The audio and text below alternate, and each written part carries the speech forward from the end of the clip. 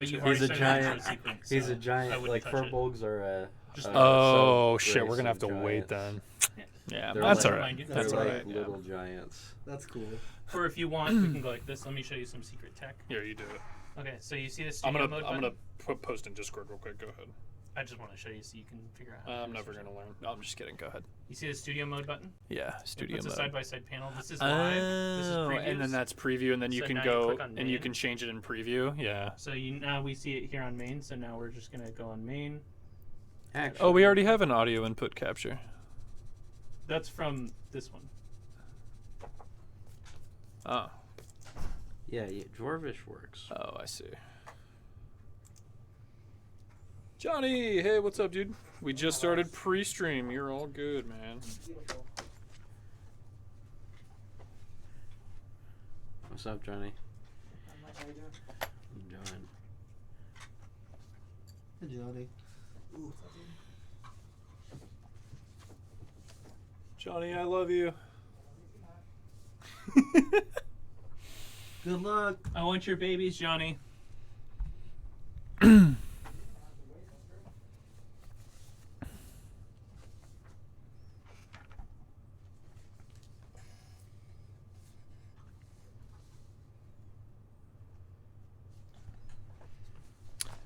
Yeah, I think we should extend the timer from 5 minutes. I don't think it gives people enough time to come in. Hey, what's up, Def Noise? What's going on? I think 5 minutes is a pretty good amount of time. Wait, I thought you said we don't have any audio on pre-stream. We do. We have mic audio. We don't have desktop audio. Yeah. We were saying there's no music. Yeah, which we can. Well, we can do it in the next future. time. This is episode 1. This is episode 1. This is episode 1. Def Noise. We're about to place some inaugural D&D. It's gonna be fucking great, dude. Oh, this is interesting. Jeff missed. Oh wait, Jeff's about to get a segment. Okay. Huh? It's after this one. I don't know. I know you guys probably aren't watching pre-stream, but there's actually a lot of gold in it. Oh, nice. There's also cutouts of people doing stuff and there's things. questions. There's actual trivia, yeah. That's really cool. I like this, dude. Yeah, Jeff, you probably want to stay glued to the screen because I put your picture up there. I hope you mind. Probably will. I hope it crushes your soul. Oh, that's a great picture of me. Yeah, you like it? Yeah. I got all 3 sides of you. Yeah. That what?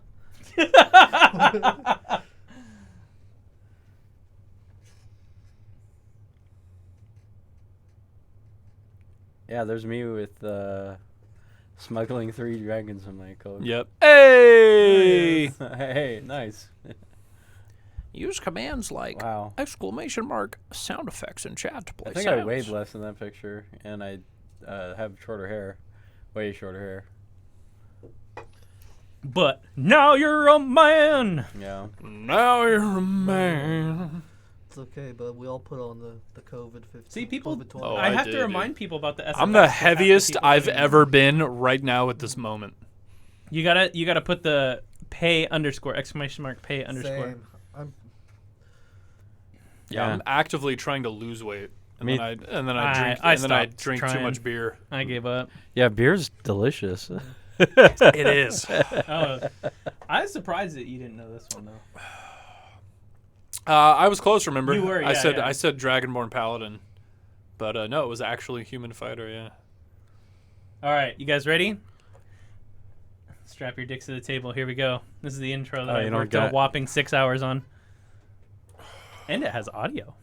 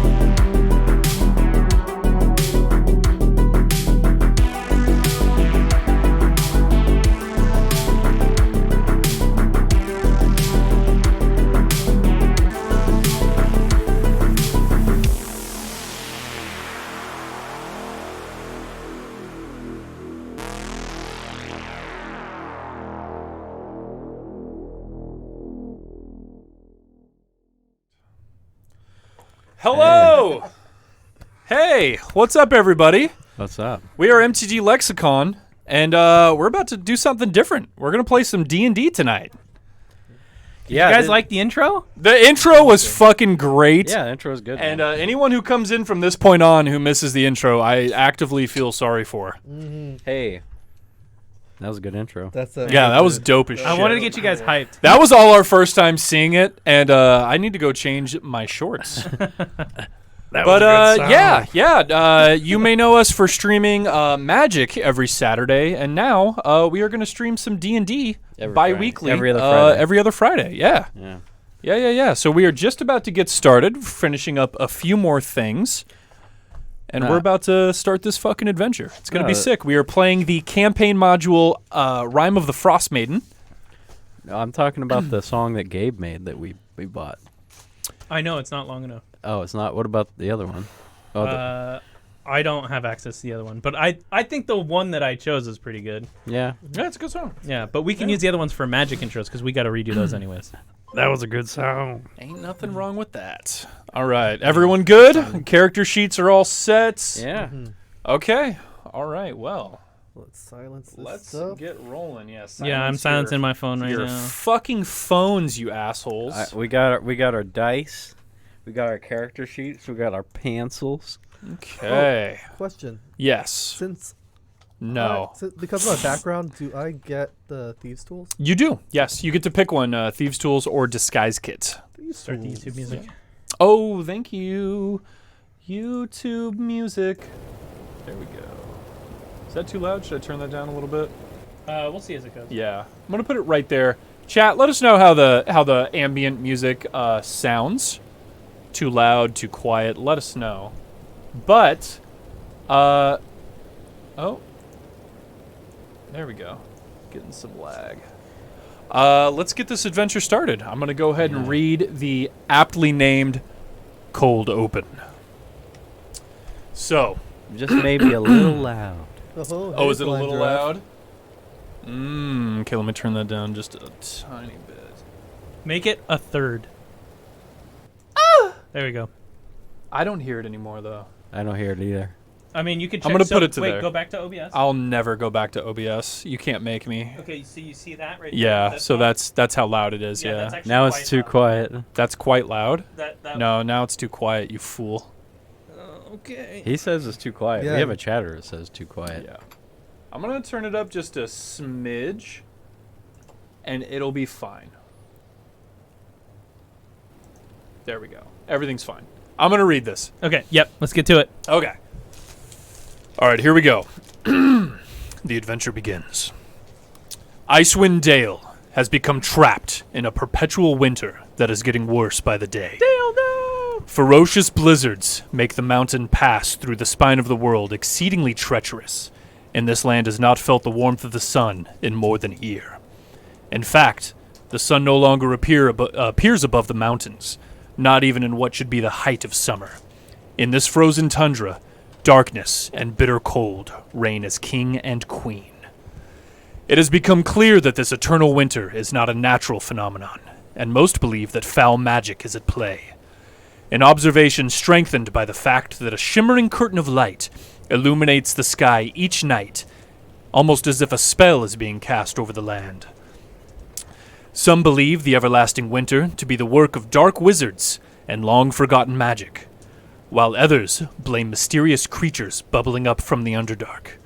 Still others believe that the everlasting winter is a punishment decreed by Oral the Frost Maiden, the god of winter's wrath.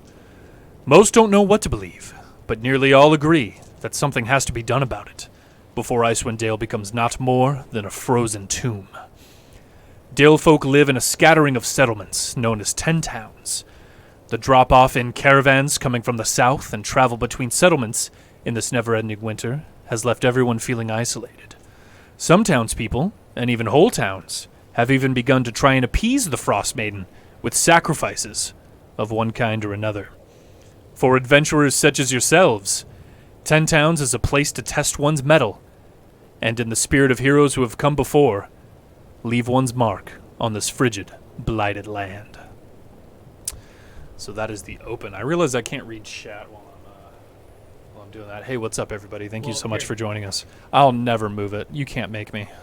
Oh, that's actually so much better. Now I can't see Dale, though. You don't want to see Dale. I'm so mad. You can see me on the other screen. So, one way or another, you adventurers have found yourself in Icewinddale. Whether it was posted on a notice board, shouted by some kind of town herald, or from a traveling merchant, you got this message. 10 Towns is in dire need of aid. Darkness and cold grips Icewinddale. 10 Towns needs adventurers, strong of arm and keen of mind, who are willing to help out as best they can. If that sounds like you are invited to meet with Speaker Duvessa Shane in Bryn Shander's town hall on the 1st of the month. Minimum payment of 10 gold per 10 day. All right. Hey, so, and Thrallmoon, thank you hey, for the thank you 16 months. Jesus Appreciate Christ. it. Thank you so much. Thank you guys for joining us. Thanks for the gift subs. Yeah, Ether. thanks for the gift subs. as So, well. as you can see at the bottom of the screen, this is everyone's name. Dale is Duckblade, Jeff is playing Mason, and Brandon is playing Funame. And they will get to introduce themselves in just a moment. But you've all answered this call separately. So, but you did arrive on the same caravan. So you guys took a caravan. There's only one that goes up from Luskin into Icewinddale. Luskin is the northernmost town before the spine of the world.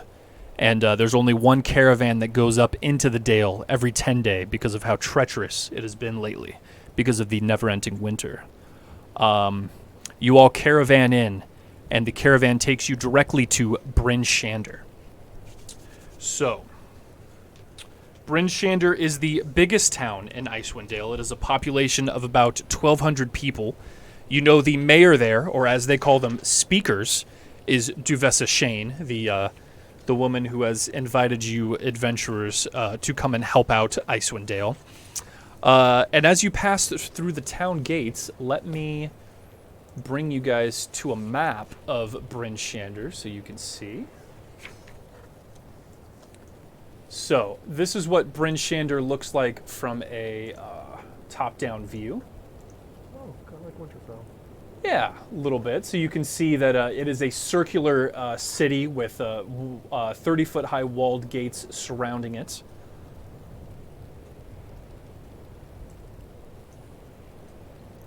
What was the mayor's name again? The mayor's name is Duvessa Shane.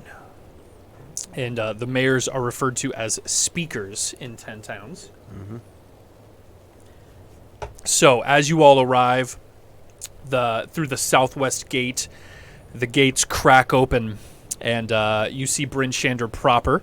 You see humans and dwarves milling around the town center, everyone huddled up in their cold weather gear, just like you guys are, knowing that you were heading into this perpetual winter. You all have thick fur coats and, thick leather breeches with fur-lined, insides all nice and comfy. But it is extremely cold. And as you pass through town, you eventually make it to the town hall, where the carriage driver lets you out.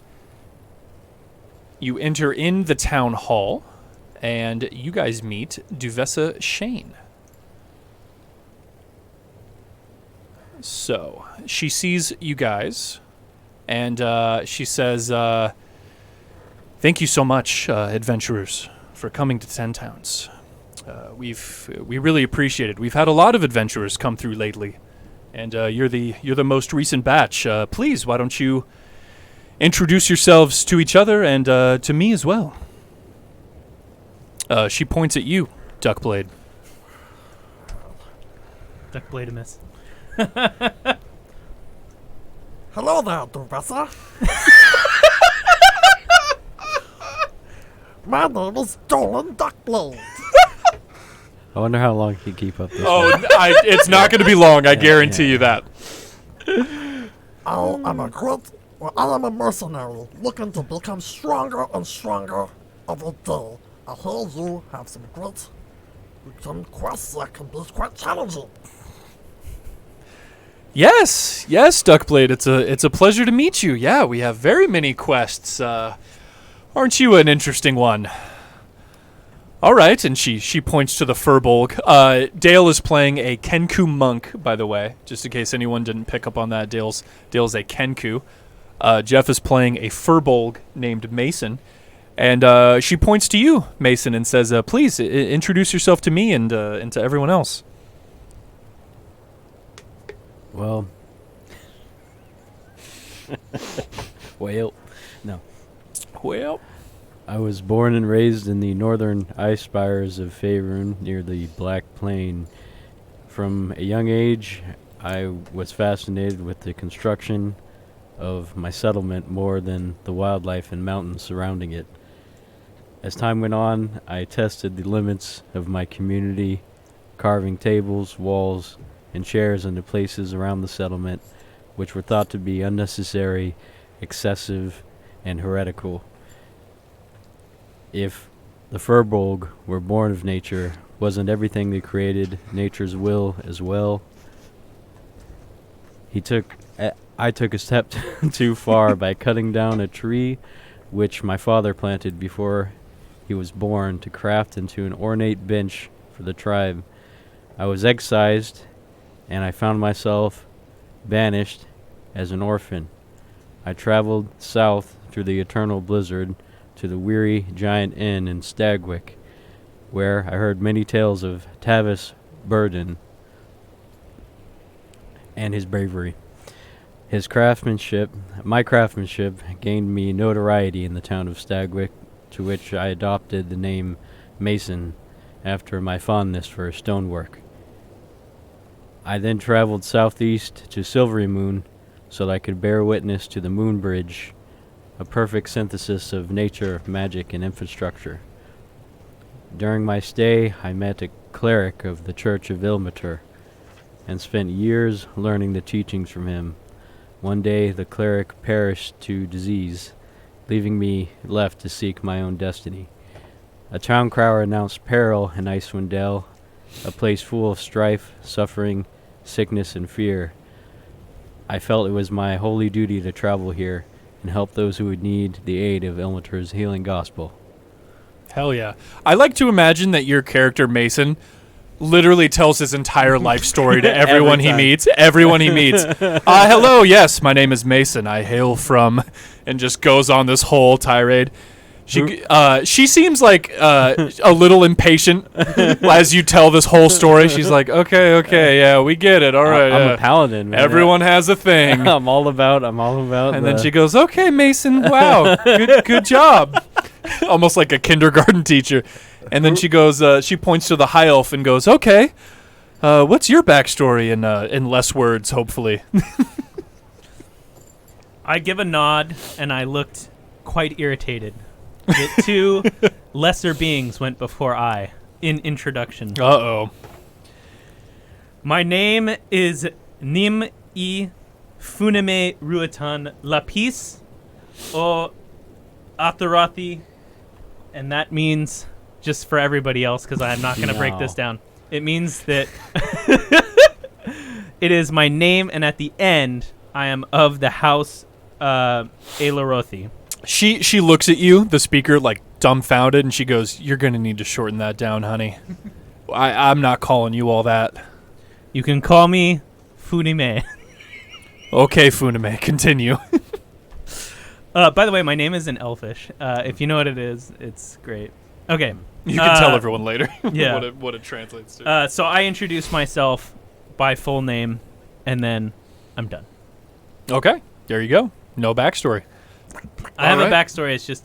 No. You do not... you are not obligated to say anything. I am a high elf. I am Schnooty, and I have no reason to tell you unless otherwise deemed needed. Darlene doesn't really know his business either. Who writes the dialogue? We do, unfortunately. Yes, it is a mixture of me homebrewing and the module campaign. Rime of the Frostmaiden. Yes. All right, so Duvessa looks at you all and says, well, as you probably know, this damned weather we're having isn't getting any better. In fact, it's getting worse by the day. Roads are becoming difficult to travel, and towns are getting desperate. People are getting desperate. And desperation breeds trouble. Some new calamity befalls one of the towns every day, it seems. Hell, I got cries for aid from half of 10 town speakers on my desk. A few 10 days passed. The councils of speakers agreed, a majority of the council anyway, that these extraordinary times require extraordinary measures. Aid from people with special talents who can look out for all of 10 towns, and not just from the towns they're from. Someone who can help put out fires as they crop up. Huh. Bad analogy, I guess, as we could use some warmth these days. And maybe even figure out what's going on with the terrible weather we've been having. Now, 10 towns ain't exactly overflowing with gold, but we're willing to offer each of you 10 gold pieces per 10 day if you stick around here and help out in any way you can. Plus, anything else you get paid along the way. Sound good? I give a nod. Yeah. And she says, well, the last adventuring group that came in were pretty similar to yourselves.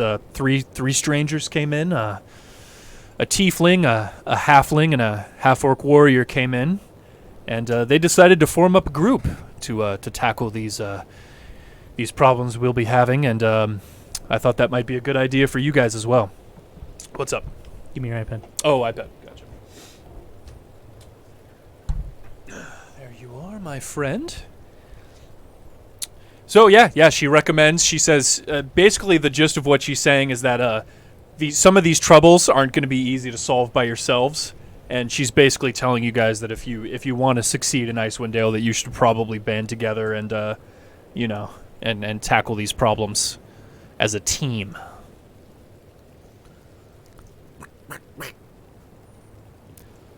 Yeah, so that's what she says to you guys. I'm going to put on the map a token of Duckblade. This will represent where you guys are. Let me shrink this down a little bit.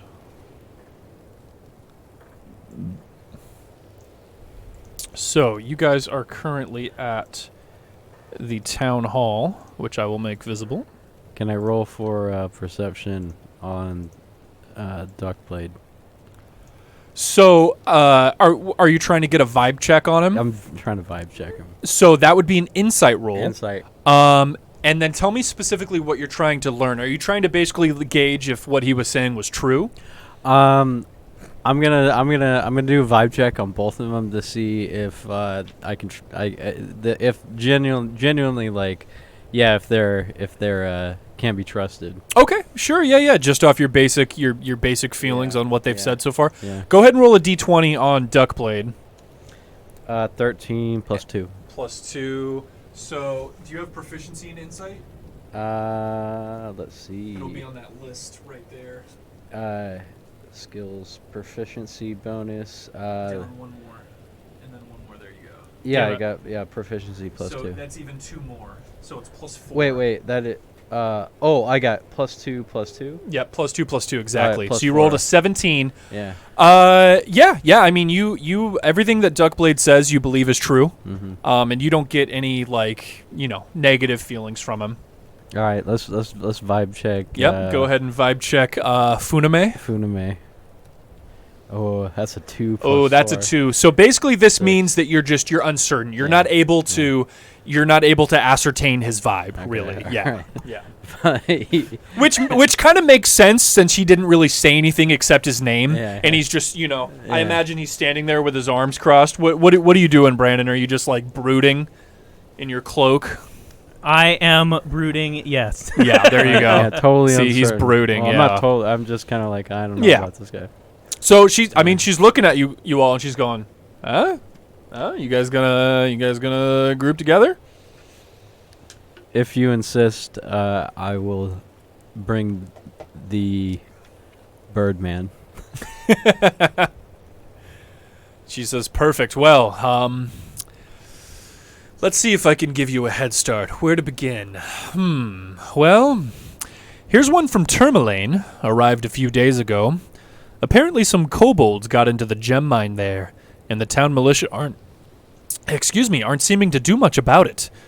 Seems about as good a place to start as any, if you're up for it." And she hands you guys a map. And somebody can hold on to this if they want. She hands it to Mason.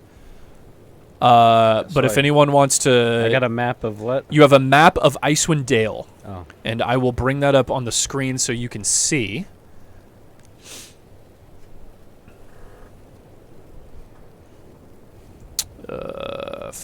If I can find it. Here we go. Icewinddale map. So this is what you guys see here. So this is the map. Oh. There we go. I'm make that bigger. So this is the map of Icewinddale. It's a little hard to see because you guys are far away. But Bryn Shander is here in the middle. And then she, on the map, marks all 10 of the towns. Kelvin's Cairn, which she says is where the dwarves live. The sea moving ice to the north is where the north ends and the sea begins. There's a giant glacier to the east, named the Reghead Glacier. And then these mountains at the bottom is what you pass through to get to 10 towns, and that's called the Spine of the World. And then the town that she just recommended to you guys, Tourmaline, is right to the northeast.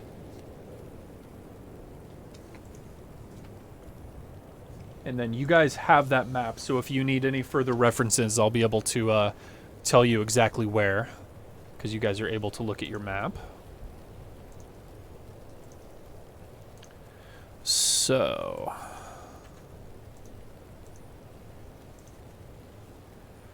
yeah, so you all are kind of just still standing there, and she's kind of tapping her toe, and she says, well, I'm gonna go now. What? Come back in a 10-day, and you'll get your 10 gold pieces for helping out in the Dale. And she kind of looks at you misfits and just, like, kind of shrugs her shoulders. Can I ask her a question? Yeah, absolutely, yeah. Speaker, what will you have us do in Termaland? Well, yes, as far as I know, the speaker left a note for me saying that some kobolds had taken over the gem mine, so I imagine what you would do is you would head to Tourmaline and talk with the mayor there, and they would fill you in deeper on the situation, of course, and I'm sure they would have some reward for you, and then, from there, anything else that befalls you. Dubessa, Yes, Duckblade. how far away is it? Yes. Tourmaline is quite a march to the northeast. I'd say it's about 5 hours on foot. You'll definitely be looking to get yourself some steeds. Yes, there's quite a few places around town where you can purchase dog sleds, or most adventurers prefer axe beaks, as they traverse the snow much quicker and don't need as many rests. What's an axe beak? Oh, yes. I imagine you wouldn't be familiar with it since you're not from the north. Axebeaks are these bipedal giant bird creatures, named axebeaks because their beak ends in a kind of axe formation. And they're very large enough to ride on. Those sound exquisite. Yes, they are. I have one myself, and her name is Buttercup. She's beautiful. But they're on the expensive side. They're, as far as I know, they're 50 gold pieces to buy. What? Yes. Speaking of which, we didn't have you guys roll for gold. No, I haven't. Give me just one moment, and we will have you guys roll for gold. So, Duckblade turns over to Mason and says, you seem to know what you're doing. You want to go and do this? I have no issues. All right. and Duckblade just starts walking towards the door. What's Funame doing? I was gonna say I was waiting for her to leave. Yeah. She's gone back into her office. You guys are just in the main area of the town hall now. Yeah. I request to see the map. Let's wait and check. Let's count our gold first, and you request. You just request to see the map. Or are you gonna Yes. ask me? Yeah, that's what I'm saying. I'm gonna request to see the map, but then you continue. How are you requesting? I'm just saying like what I'm gonna do. So okay. Yeah. Say what does your character say? I'm blanking on your name, Mason. There we Mason. go. Yeah. There you go. Yeah. You can also look over here, and you'll see everyone's name too. Okay. Mason, do you mind if I see the map? I do. And why is that? As far as I know, you're not even going on this quest, so why would I give you my map? What would make you think that? You said nothing to me, and you did not request to join Duckplate and I. A high elf does not have to acknowledge via voice if I give a nod. My nod and word is bond. Well, I do not have to acknowledge your request for my map. Duckblade is standing outside. Yeah. Yeah, Duckblade's not a part of this conversation. Let's have you guys roll for gold real quick. All right. So the monk rolls 5d4. Oh, sweet. So go ahead and roll 5d4, and that's the amount of gold you're going to get. Paladin is 5d4 times 10. Holy shit. Yeah, the monk, I mean, you don't have a lot of possessions, so... It's a 5D4. Yep, so just go ahead and roll it 5 times and just keep track of what you roll. Well, Paladin is 5d4 times 10, and the wizard is 4d4 times 10. So, Brandon, go ahead and roll 4d4. 44, you're grabbing d6. Oh, D4. D4, yep. Go ahead and roll it 4 gold. times. Perfect, yep. Go ahead and mark it down on your character sheet. You got 10 gold.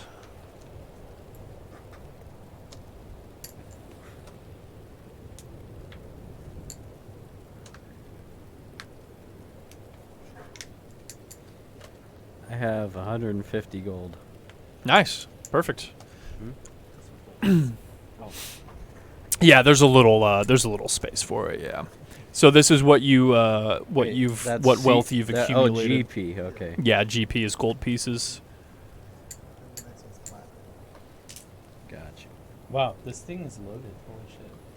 Wait, why are you roll 4d4? You've rolled so many times. Oh, I Take the was first listening 4. to hear That's him okay. saying So 10. take the first 4. Yeah, 1, 2, 3. Okay. So that's 7 times 10. So you have 70 gold. So there's a spot on your character sheet where you can write that Yep. 70. Yeah, perfect. All right, so that's the gold that you guys start with. And I had 5d4, right? 5d4, yeah. Perfect. Okay. So yeah, the monk gets the butt end of the stick. That's okay. Everyone else gets a multiplier, and the monk gets How do you nothing. spell Duvasa? Duvessa. So Duvessa is spelled Duvessa, and then her last name is Shane, Shane. Thank you. No problem. So yeah. So that's it. You guys were still arguing about the map. That's great. Love that the very first conversation is about who and who cannot see the map. Well, if that's it, I'm going to head out now. Sorry, you asked us to count gold while we were talking about maps. No, I asked before we talked about the map. We did both. You interrupted me while I was talking. Duckblade I did barges not, in but and that's goes, fine. Be patient, friend. Sorry. Why do you not trust me to view the map? Listen, If we are a party, we are unable to function if we cannot trust each other with the most basic things. So now you're a part of the party. I said I was before. You said nothing. I don't acknowledge a wordless agreement. Fine. Have it your way, giant. All right. Now may I see the map? I begrudgingly hand the map over to this fuck. I look at it and I begrudgingly hand it back. Thank you. Did you commit the map to memory? Yes. Yeah, nice. Okay. Perfect. Yeah. So you guys walk outside into the streets of Bryn Shander. You know, it's mid-afternoon. It's bustling. Majority humans and dwarves who are going around. Everyone seems pretty rugged. In the center square, you see a bunch of little shops, people selling gear, ropes, hooks, swords, shields, food. Everyone's peddling their wares in the middle of town. And you see, let's see. So, right in front of you, so across from the town hall, you see a large male Goliath, a female halfling, and a female tiefling, who seem to be talking to these group of dwarves. And they seem to like just brush him off and say, go away. And the dwarves don't look good. They look like they lost a fight. Some of them have black eyes. They're bleeding. There's about 4 of them. And they kind of just look downtrodden and just kind of stand there. And those 3 keep walking away. They look like adventurers to you guys. I mean, they have their weapons strapped across their back. The tiefling clearly has a spell book in her hand. They look like another group of fellow adventurers. They hop on their axe beaks, and they start riding past you guys. And you overhear this. You overhear the Goliath say, "I say we look for Oyamanartark. She will know what curse has befallen Icewinddale. I am certain of it." And then the tiefling with the spellbook says, "You just want to test yourself against her, which is a bad idea on its own. Besides, how is hunting down a werebear going to get us paid? I knew we should have said yes to that wizard who wanted us to look for Nethery's ruins."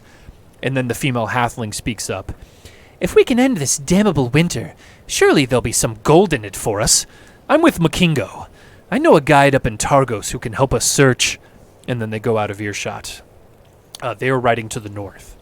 And as they pass earshot from you guys, the beaten up dwarves look up and see you guys, and they start walking over.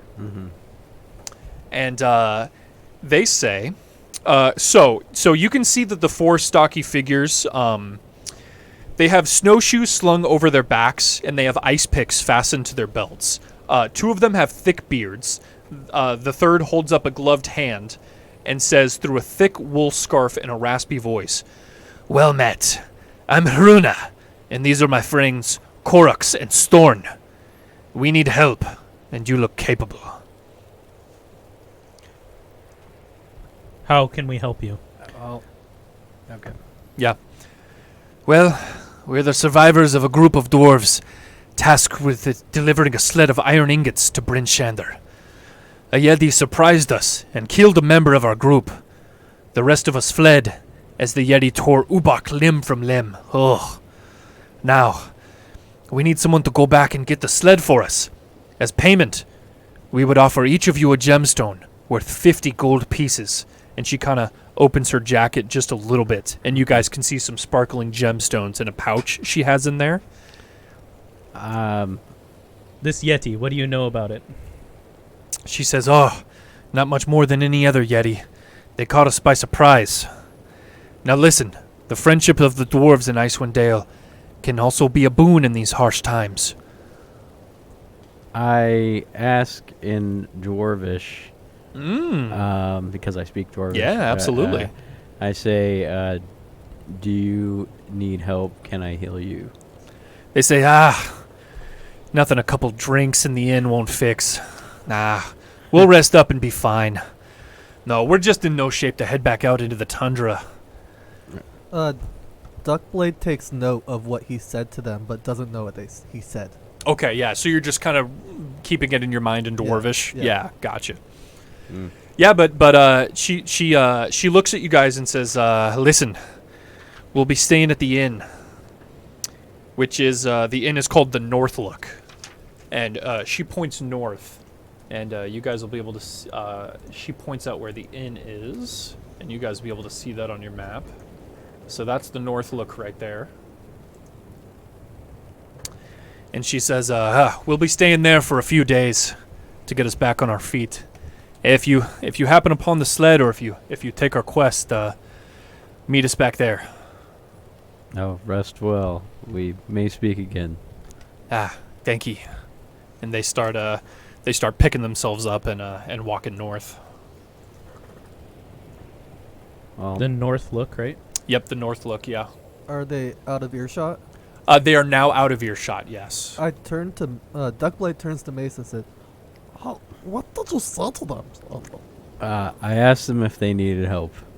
Just if they needed help? If they needed to they looked quite broken by their adventure, and I wanted to see if I could heal them with the powers bestowed on me by Ilmatek.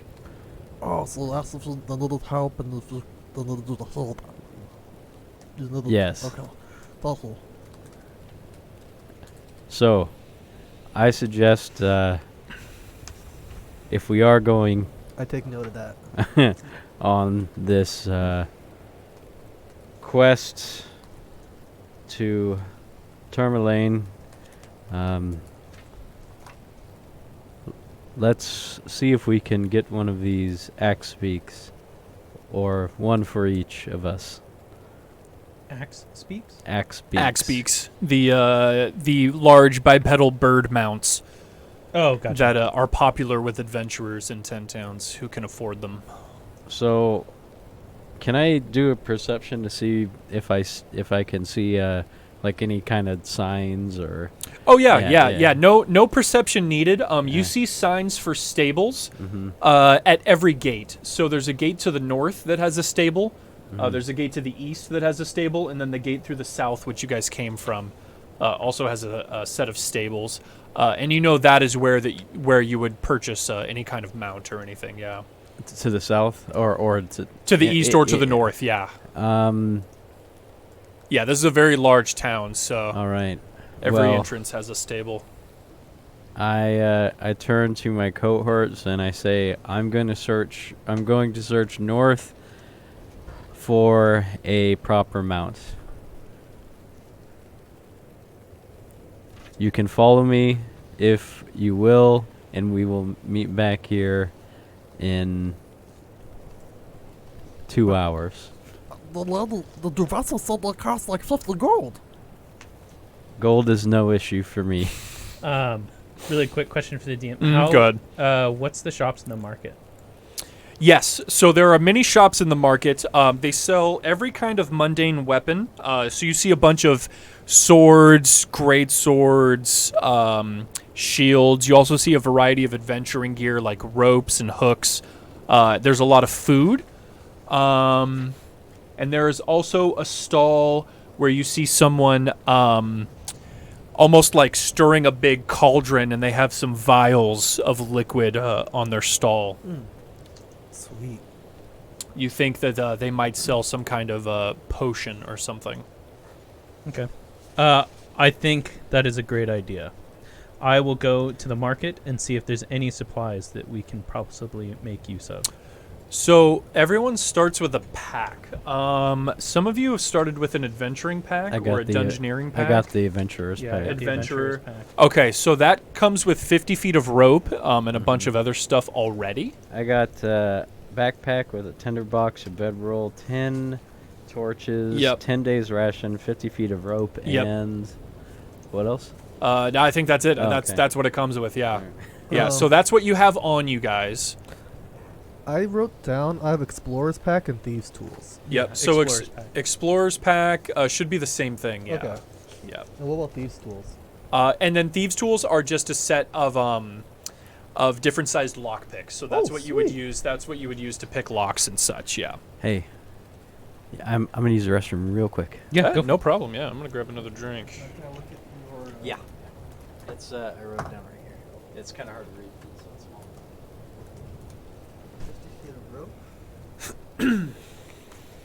Okay.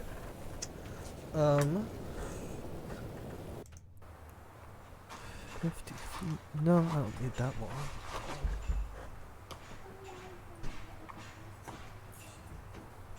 Hey, what's up, everybody? We're taking a quick break here. We're going to go ahead and get started and back on track here in a second. We're getting booze halls. We're using restrooms. We're peeing everywhere. We will be back shortly. If you like everything that's happening, let us know in chat. It's going to be a lot of fun as we carry on through this. I know not every scene is going to be gripping. Oh yeah, the beginning especially, but yes, it will pick up. So, I'd like to go to the shop or like a blacksmith shop type thing. Yeah, absolutely. I was acknowledging Jeff, so I most plan to hit the most shop. of the most of the blacksmith shops are run by dwarves, Uh-huh. and you see just a variety of iron weaponry. You know, swords, long swords, scimitars, daggers. And as you walk up, the dwarf looks up and goes, "Oh, hello. What can I get for you? What are you looking for?" He looks like he hasn't seen a Kenku before. Hello, I'm Dolan Duckload. Ah, hello, Duckblade. And then I repeat in Mason's voice using my mimicry the dwarvish phrase, "Do you need healing?" And then I give him a look like, "Are you impressed?" He looks up and he says, learned a bit of dwarvish, I see. No, I'm okay. That's good. So, I'm looking for 10 foot of, like a grappling hook. So like 10 foot of rope with a hook on it. Ah, okay, well, I have plenty of hooks. I can sell you one. I don't sell any rope here, but I know some of the other shops do sell some rope. So, is it easy to tie a rope onto a hook? Ah, yes, I make the holes big enough so that they're easy to tie onto. Oh, awesome. How much is a hook? Yeah, so for this big one here, and he holds it up, it's going to be a silver piece. So And then 10 silver pieces is 1 gold piece. okay. That's grand. And he looks at you and he gives you a sly eye and he says, "You do have money, don't you?" Oh, I am money. I hold up a gold coin. Okay, Single good. Gold. Good, making sure. By the way, these are the spells and cantrips that I have right now. Okay, perfect. Nice, dude. You got the ones marked off. Yeah, cool. Alright, I hand the gold coin to the dwarf. Yeah, and he'll hand you the hook, and then he'll give you 9 silver pieces back, and he says, "All right, Duckblade, you said. Well, take good care of yourself." Awesome. Hey, by the way, can I ask you something? Sure. How do you say hello and goodbye in Dwarvish? He'll tell you. Okay. Yeah, he'll tell you what they are. Okay. I'm going to cast Find Familiar, Yeah, absolutely. and I'm going to summon an owl. It takes 1 hour for the conjuration to complete. So while you're concentrating on a spell, you can do basic things like walk and keep simple conversation. Yeah. You just can't do anything strenuous. Yes. Yeah. So I'm going to continue to look at the shops. Do you have a list of all items? I do not. If you want to tell me what you're looking for, I can let you know if you see it. I'm just looking at swords at the moment. Yes. So they have short swords and long swords, in addition to different types of swords as well, like rapiers, scimitars, great swords, stuff like that. Yeah. And then Mason, when you walk over to the stables, you see a young human boy who's kind of keeping care of all these dogs and axbeaks, and he says, well met. What can I do for you? Did you leave a mount here earlier? No, I am looking to purchase one. Can I see the amounts for sale, please? Absolutely, yes. We have a bunch of dogs in this corner, and he points you to where all the dogs and sleds are. And then he says, and if you're looking for something bigger, we have a couple axbeaks for sale back there. And he points, and you see 4 penned axbeaks. 2 of them are speckled, black and white. One of them is yellow, like a chocobo. And another one is pink and white speckled. Okay. And he says, we do rent. We don't rent the axbeaks, but you can rent the dog sleds. Those are 10 gold to rent or 30 gold to purchase. And then we sell the axbeak mounts for 50 gold each. Okay. Can I take a closer look at the axbeaks, please? Oh, please, be my guest.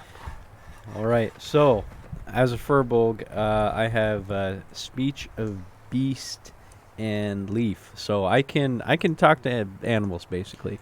I can communicate with them, but I can't understand what they're communicating back Yes, to me. exactly. Yeah, you can communicate very basic things with these animals. Yeah. So I am going to scan the room for I'm just going to scan the room, look at these axbeaks, and sort of create a moment of, I'm quiet and I'm stoic, and I'm going to create like a space for them, and I'm going to say greetings to them. I'm going to greet them. I say, "Greetings, axbeaks." And I want to get their attention. The purpose is to get their attention to look at me. Yeah. They all look at you and they all kind of go, "Quack!" and the human boy, he kind of looks over and goes, "Oh, okay." He's never like really seen anything like that. And yeah, all the 4 axe beaks are like looking directly at you. And I want to, I guess some basic things. This is pretty basic. Which among you is the strongest? They all seem a little. They all kind of look at each other and they're kind of like, eh. And then they all point. They all turn their heads towards the furthest left, black and speckled one. All right, I'm gonna. And he kind of puffs up his feathers a little bit, Yeah. and he's like, "Hey, look at me." All right, I'm gonna walk over to that axe beak. Yeah. I'm gonna ask them. I guess this isn't. That's a little bit more complex. I'm gonna ask. Do you want to come with me? Yeah. The axe beaks looks at you, and he's like, "Okay." All right. yeah. He kind of like shakes his head. Yeah. All right, and I pat the axe beak on the shoulder, and I turn to the boy and I say, "I'll take this one." He says, perfect. Yeah, we'll include the saddle and reins for free. And that'll be 50 gold, sir. Thank you, and I will gladly hand him his 50 gold piece. Yeah, you got it. And I am down to 100 gold. Perfect. 1 million ants. 1 million. All right, and then back to Funame. What are you looking for So in the shop specifically? I'm looking for short swords. Yes, you see many over across many stalls. Are there any rare or magical ones? Not that you can see. They all kind of seem like they were made in the same like dwarven mine. Like they were all made by the same person. Mm-hmm. They all seem very basic, steel short swords. I'm gonna go up to one of the vendors and just ask, how much for this fine craft? As I point to a short sword. Yeah. They said, this one, sharp as a razor. This is 10 gold pieces each for the short swords. Okay. I am going to buy a short sword. Perfect. You got it. You have a short sword. Short swords are 1d6 piercing, and they are a finesse and light weapon. All right. Anything else you guys want to do in the market? Yes. Now that I have my owl, I just assume I have. Oh it. crap! Yeah. We forgot can to say ask, an owl. Go ahead. I forgot to ask if these axe beaks can carry me.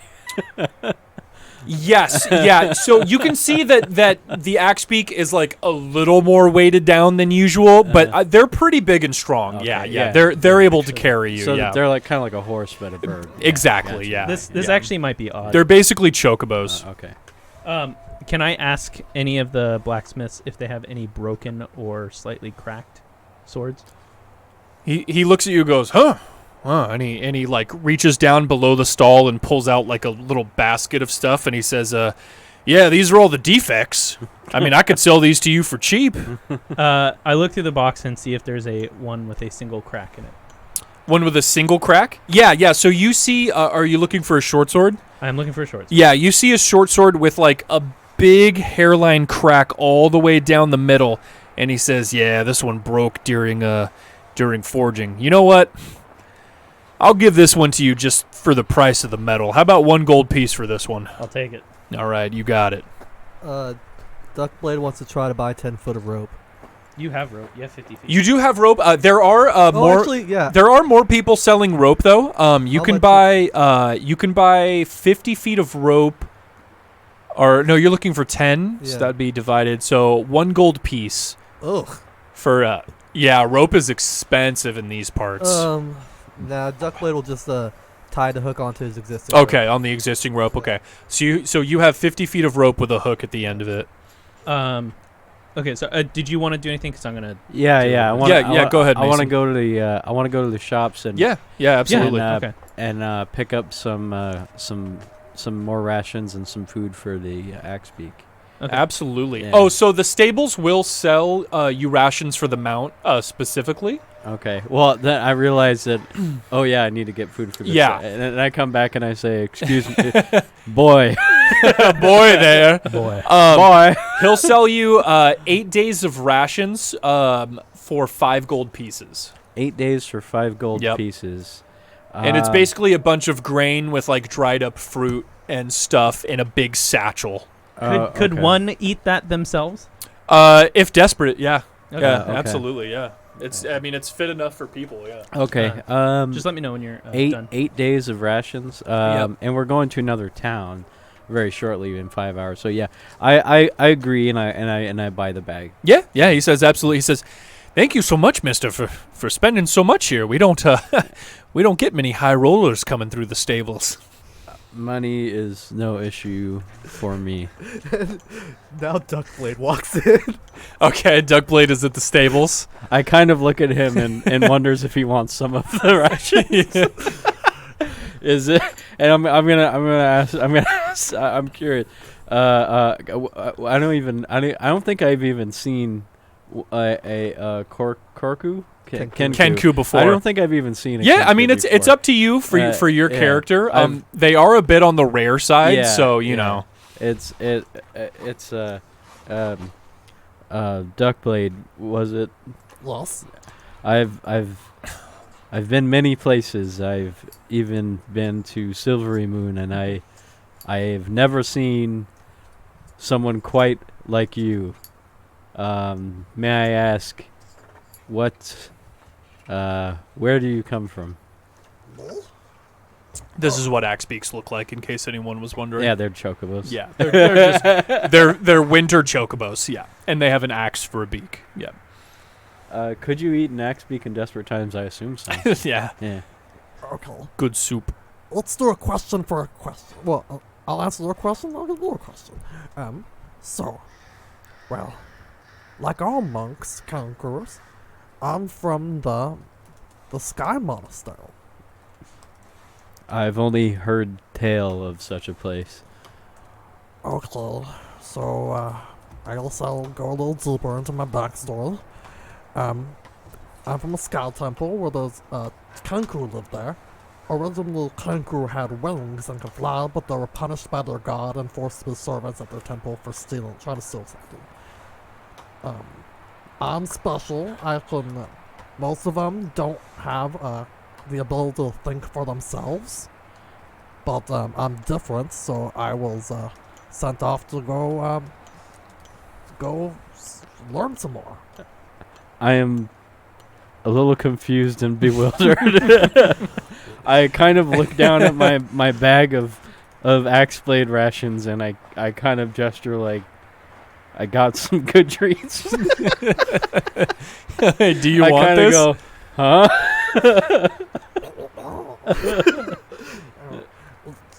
So my question is, can that axe be take 2 people? So, axe beaks can carry 2 people, but for how big Mason is, they would not be able to fit 2 people on that one. Yeah. You think though, between how light you and Funame are, you think you could definitely fit both of you onto one axe beak. I look at the axe beak, and I kind of I look at him, and I kind of gesture. You know, I think I've built a little bit of a relationship with this guy, right? Like, this axe beak knows that I can communicate. I kind of look at you, and I look at him, and I point at both of us, and I just want to see the axe beak's reaction. Yeah, it looks at you, and it's already kind of like hunched down a little bit from your weight, and it just goes, no. Yeah. I don't think that this axe beak can carry both of us. Sorry.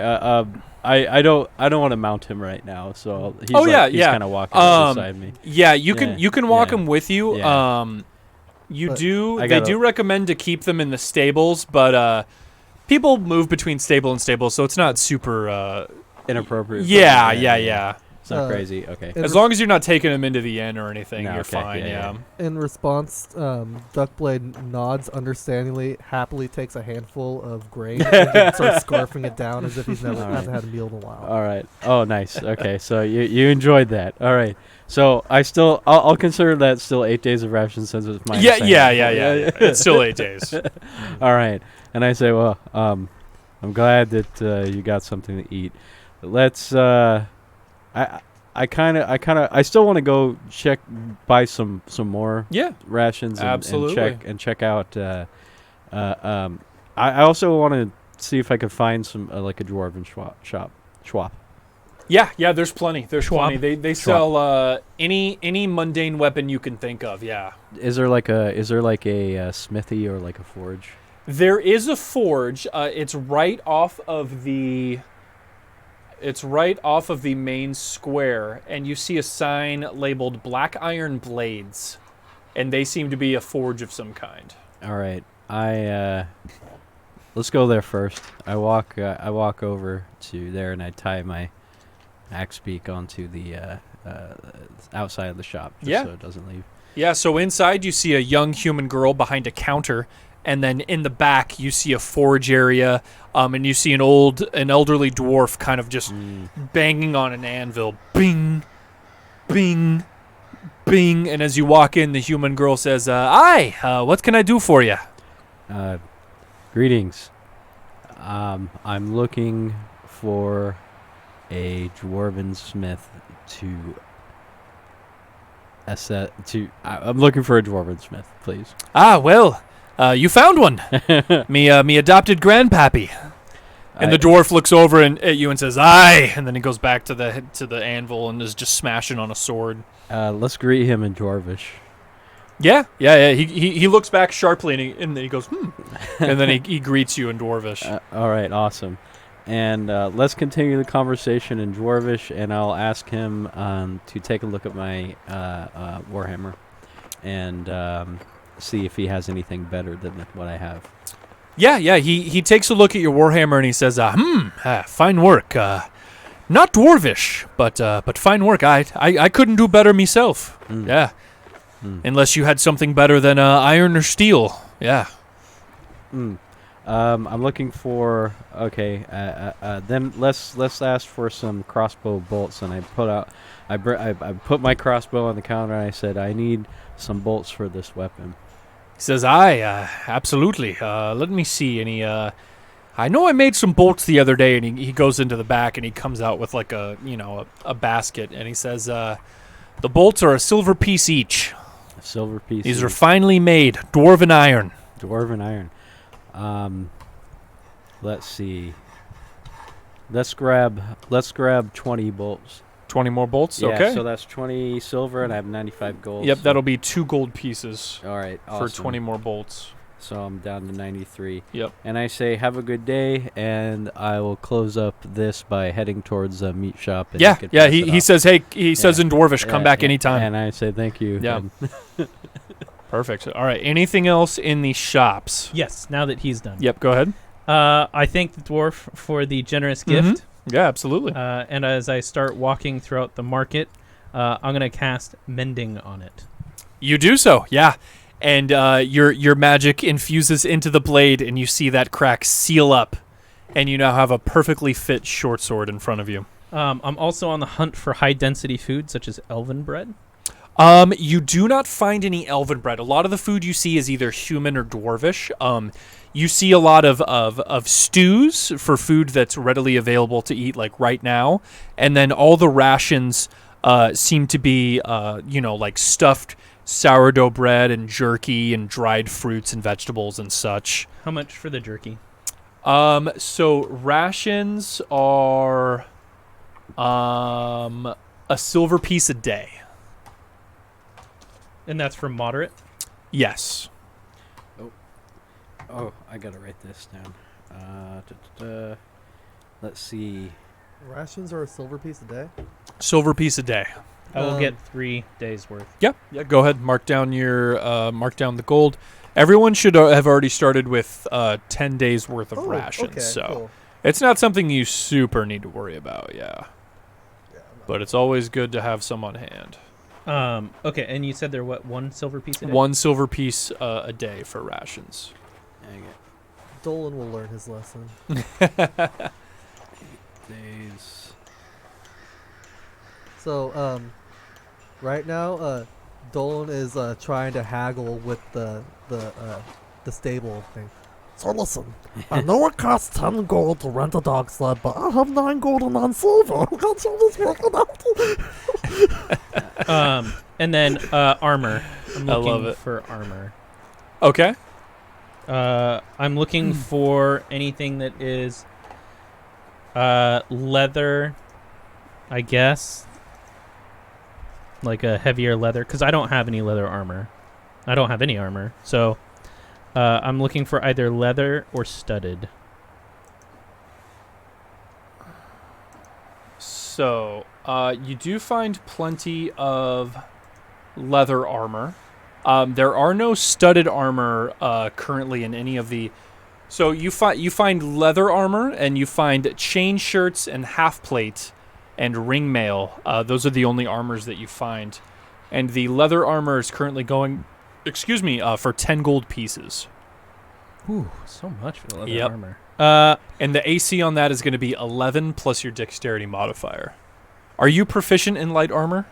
I believe I think you are because you're a blade singer. Yeah, Oh, you might not be yet because you haven't taken the blade singer. because you'll get that at level 2, I believe. Yeah, but Yeah, I don't have any armor. Yeah, but you could hold on to it for now and then put it on when you become proficient.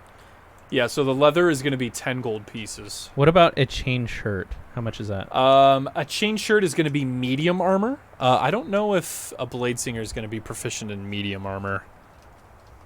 I think it's just light, but I just want to make sure. A chain shirt is 50 gold. Yep. Wow. Oh, you guys haven't made any money yet. Yeah. You're spending what you already have.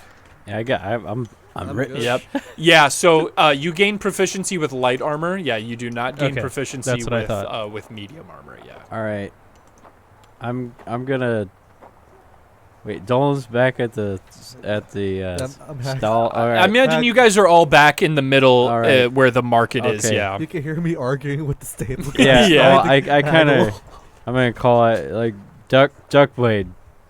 Please, this conversation is going nowhere. I don't think that we can haggle with this child. Fine, I guess I'll just walk. I ask. Sorry, go ahead. And I ask you. I'm gonna talk with Duckblade. Are you? Do you?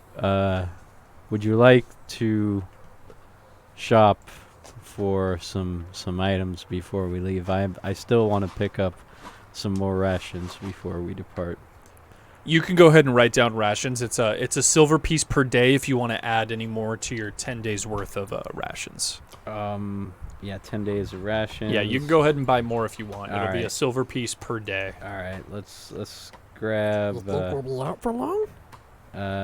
Actually, nah. I got 10 days. We all got 10 days. It's fine. But can I buy some booze? You can, yes, yeah. There are many vendors selling flasks of mead and wine. Yeah, Yeah, let's get a flask of mead. perfect. A flask of mead will be 5. What the fuck is it? Is it Copper. copper pieces? I don't know why I wanted to say bronze. Yeah, copper pieces. Copper. All right. Yeah. I only have gold on me. Can they? I mean, they'll give you the change for yeah. it. Yeah. So I walk in and I just tell the guys like, hey, can I have a flask of your finest mead? Absolutely. Yeah, and they'll give it to you. All So right. before you get there, while Yeah. you're talking to him or yelling at him to stop arguing I'm with not the yelling stable. at him. Well, I can't imagine everything's within a 5-foot Wait. proximity. I yelled. He was calm. I ask you, what was the situation with the stables? The stables. I walked in, and I purchased an act speak. You rented. I purchased. You can only Oh. rent the dog sleds. Yeah, you can only rent gotcha. sleds. Yeah. Gotcha. Yeah. You can Okay. rent the dogs or the sleds or a combination of both. And the axe beaks are not for rent; they are for sale. And I purchased the best axe beak I could find. What did you name your axe beak, Mason? Axe beak does not have a name. Does not have a name yet. Okay. I think names are No. weird. Oh, hey, there you go. Yeah. Yeah, I that's give fine. a face of Yeah. acknowledgement. And then I ask how much for the dog sleds, if you know. If I recall, it was 50, They were 30 to buy 30 to and buy, 10 to rent, and 10 to and you have to rent. turn them in when you get to the next town. Yeah. And you have to 30 gold to buy, 10 to rent, and you have to turn them into the next town, as if I recall. Thank you. And there's a child running the stables. I mean, it's like a 16, 17-year-old boy, but To yeah. me, that's a child. Yeah, it's a child. Yeah. Thank you, Mason. All right. You know, Mason, Hmm. I think Axbeak and Duckblade are gonna be best friends. He likes I'm you. going to do the same stint with the armor, seeing if there's any single damaged armor. They tell you no. They only have the pristine armor with them. They don't carry any rejects. Yeah. So how much silver? That was 5 silver? For the booze, Yeah. it was 5 copper. 5 copper. Oh my Yep. god, how do I break gold and copper? It's 10 and 10. 10 and 10. Yep. All right. 10 copper is a silver. 10 silver is a gold. Yeah. All And then Funame, did you want anything else in the market? We've been in Bryn Shander for a while. We need to. Yeah, no. I'm pretty much done. I'm Cool. going to go to the stable and I'm going to rent a dog sled. Yeah, absolutely. It's only 10 gold pieces. 10 gold pieces, and then whenever you arrive to your next town, they said they have a person in every town who you can turn the sled into once you get there. Is the town more than a day's ride? It depends what town you're going to. If you're going to Tourmaline, they said it was 5 hours by foot. If you are on Mount, it'll be about 2.5 hours. So I got 5 copper, 9 silver, and 92 gold now. All right, Okay. right? I am not going to Yeah. purchase rations for my. Is EP anything? EP is Electrum pieces. They're not as widely used as the other ones. So you probably won't have to worry about it. I gotcha. If you do though, they're the same value as silver pieces. Okay. Yeah. Wait, no, that'd be 10 silver. Sorry. Right? Am I doing that right? So currently Duckblade and Funame do not have mounts. So Mason is going to be substantially faster if you guys leave the city. Can the dog sled take 2 people? The dog sled does take 2 people. Yes. Would you Well- like to go in on a dog sled, Sir? I'll God, tell how you. do you say your name? Oh, wait. That's Duckblade, My right? name is Duckblade. Dolan Duckblade. Dolan. Well, okay. I chime in. With a haven't you people ever heard with of? a, haven't you beef? Axe blades. Anyway, buying a goddamn axe blade. I say, well, if this is, if we're all sticking together, I don't see it. I don't see how you two are going to fare the weather on foot. Let's see. How does it looks like these axe beaks are fairly strong creatures and can carry 2 people. Myself am much larger than you two, and my axe beak can only carry 1 person. If we purchase another axe wing to travel alongside me, for the both of you, would that be substantial? Time out. I said I was getting a dog sled for the both of us. We're not walking. He's offering to help pitch in for a axe beak. Because you said we're walking, and I was just like, Well, no, have a dog he was sled. saying instead of walking, yeah, Or but instead of yeah, renting. And there's a lot more dogs to take care of than just one. Yeah. He has a point, yeah. It's a lot more. I'm renting it. Well, for if you're a single- renting a it, then dog sled, yeah. But there's more dogs on a dog sled than there are one axe wing. Nelson, Yeah. That's fine. We're only going 5 hours by if foot. it doesn't take an hour, I'll pay you back. Sorry, I'm not responding. I'm just trying to figure out what you're asking because I'm a little confused when you said walking. I'm willing to help you to purchase an axe wing Oh, okay. I turn to or axe Dolan. beak. I keep calling it Axe axe beak, wing, yeah. please. Yeah, I turn to Dolan and say, Dolan, how do you feel about going in on an axe beak? Remember that if we are away from the town where the stable is, we are liable for charges. That's not true. What? No, it's a you buy it, you don't rent it. That's what I'm saying, but you still have to keep it somewhere. You do, yes. Yeah, the stables cost about a silver piece to stable your Axebeak for the day. Oh, that's not When bad. you arrive at a town, yeah. Yeah. That's okay. I'm trying to minimize overhead. Sorry, Dolan. So you're gonna get a fucking dog sled with like 6 dogs? How many dogs are in a dog sled? It's actually I think it's 10. 10 I think dogs? it's 10 and dogs it's, and for it's a one dog way. sled. We're only going to the Oh, city so next door. You're gonna rent it, okay? Sure. Yeah, that's why I said all right. renting for. All right. Well, it's okay. I'll just rent it. Just yeah, rent it. all right. just rent it. It's your. Okay. Yeah, it's your- yeah. All right, so yeah. you and I are Your going to choice. split the dog sled then. Split it. So that would be 5 gold each if you were going Yeah. to split the dog Much sled. cheaper than a $50. Or 50 gold piece. Well, you only have to pay that one once. Yeah, true. I only have 9 gold on this, sir. I'll tell you what, Doland. I am happy to float you the 5 gold pieces. You know what? I'm gonna take most of that. For a 5% APR Over 45 years. over 45 years. Yeah, High Elves definitely. Hey, thank you in- for the sub in- profit. Appreciate it. Invented interest. Yeah. All right, so what are you guys doing? Yeah, so did you want to take You the got- sled with you me, guys are or gonna did you rent- want- Did you want him to buy you an Axebeak? Let's do the dog sled. You guys Fuck can it. both fit on an Axebeak because you are a little bit lighter than Mason is. Yeah, of course. But I weigh like nothing. Yeah, so that's up to you guys. a bird. He's got bird bones. Exactly. You guys are both Yeah. very light, so you can both fit on an I Axebeak. do have bird bones. Okay. Then So dog sled? we'll just do dog sled. Okay, dog sled for now. Okay, I'll pull 5. So that's 5 gold from each of you. 4 gold left. Doland, I can float you the 5 gold until we complete our first I adventure. have the 5 gold. Just tell me. So I'm Wait. gonna bring you guys to, I nod to by your Icewinddale willingness proper. to pay up front. All right. And the Northlook Inn is in this next town we're gonna visit. The Northlook Inn is in the same town. Oh, okay. That's the inn for Bryn Shander. Yeah. Okay. Do you guys want to rest before we leave, or?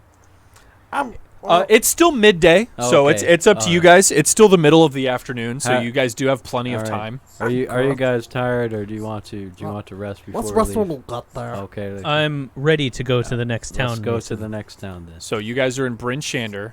So, just so I know what you guys are doing. So the dwarves who asked you guys to retrieve the sled of iron from the Yeti that attacked, and they had to abandon the sled. They said that they abandoned the sled around here. So this area right here, labeled the Dwarven Valley, All right. that's where they had to abandon the sled.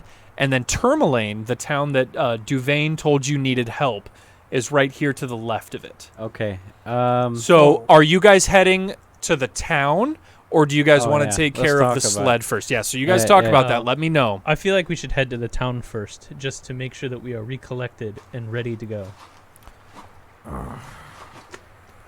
what do you guys think? Do we know what the weather is like outside? Currently, it's not too bad. It's a very light snow currently, as you guys are standing in the market in Bryn Shander. There's just, a little bit of snow falling over you guys. I suggest we head for the sled and then the town. I think we should try and get that sled before it gets snowed over a little. Yeah, I agree. Okay. Well, then I go and I rent the sled and do that. Sorry, quick question. Yeah, Is yeah, there go ahead. any oil in the market? Like a flask of oil? There is, yes. Okay, Yeah, I'm gonna buy a flask of oil You can right buy now. flasks of oil. That will be 1 gold piece. Okay, I'm only going to buy one. Yes. Yep. You are more than welcome to. Yeah, the torches that you guys have already come pre-soaked in oil. But yeah, more oil is never a bad thing. Yep. I'm ready to go, gentlemen. Perfect. All right. So Alright. you guys set out towards Tourmaline, but from my understanding, you guys are going to try to go for that sled first, and then see if you find that, and then head to Tourmaline after. So you guys head out. You guys head out on the main road, and head out towards where they told you that the sled was at. Wait, are we going to the town first or the sled first? Sled first. They Okay, voted. okay, They okay. voted sled first. Yep, gotcha. So, as you guys near the Dwarven Valley, where Hlun told you where they got attacked by that Yeti. The snow's starting to get worse. Visibility is getting bad. And the next thing you know, a blizzard descends on you, reducing visibility to 20 feet. And Kelvin's Cairn, that big mountain that was just in your view, disappears as the blowing snow and howling winds engulf you. As you guys keep traveling, I'm going to need a group survival check to see if you guys are able to stay on course. Wait, I have a response to Go this. ahead. Yes, please. Okay. The blizzard is howling. Can I still see him? Is he ahead of me or behind Yes. me? No, you guys are traveling together. So you guys are mushing the sled, and Mason is traveling right next to you in the axe beak. You guys are about the same speed. Yeah. What's the visibility on the axe beak? Like Better than the dogs? Just curious. No, I'd say it's the same. Yeah, The same. it's the same. Mason, would you like to lead? Sure. Okay. And then I'm now going to say, Mason, do you mind if I do something a little invasive? It's called message magic. It allows us to speak freely between each other without the use of our voices. Meaning that if we get lost in the blizzard, I agree. Okay, I'm going to cast message, and I'm going to point at my target. Yeah. And Absolutely. I'm going to use the cantrip message. All right, cantrip message. Can you hear me? And obviously it's in your head. Yes. Okay. I'm going to explain that Doland cannot hear us, and I dictate to Doland what your responses are. Okay. Yep. Oh, okay. I'm going to shorten that, just to make it easier right now. Sounds good. So for everyone wondering if you're not familiar with D&D, this is the cantrip that Funame just cast. All right. Yep, so you can basically hear Funame in your mind now, Mason, I'm- as you guys are traveling through this blizzard. I'm a little weirded out, but it's nothing too beyond. Yeah, what it's I've nothing seen. you Yeah, haven't yeah. seen before. You know from your training as a paladin that paladins practice in a little bit of magic. Yeah, you know, yeah. it's nothing too crazy. It's common Crazy. magic. Yeah, very common. Nothing crazy. Um, Never done it before. But now It's my I first need time. you guys to roll a d20 and tell me your survival scores. So survival is going to be the very bottom ability on the skills list.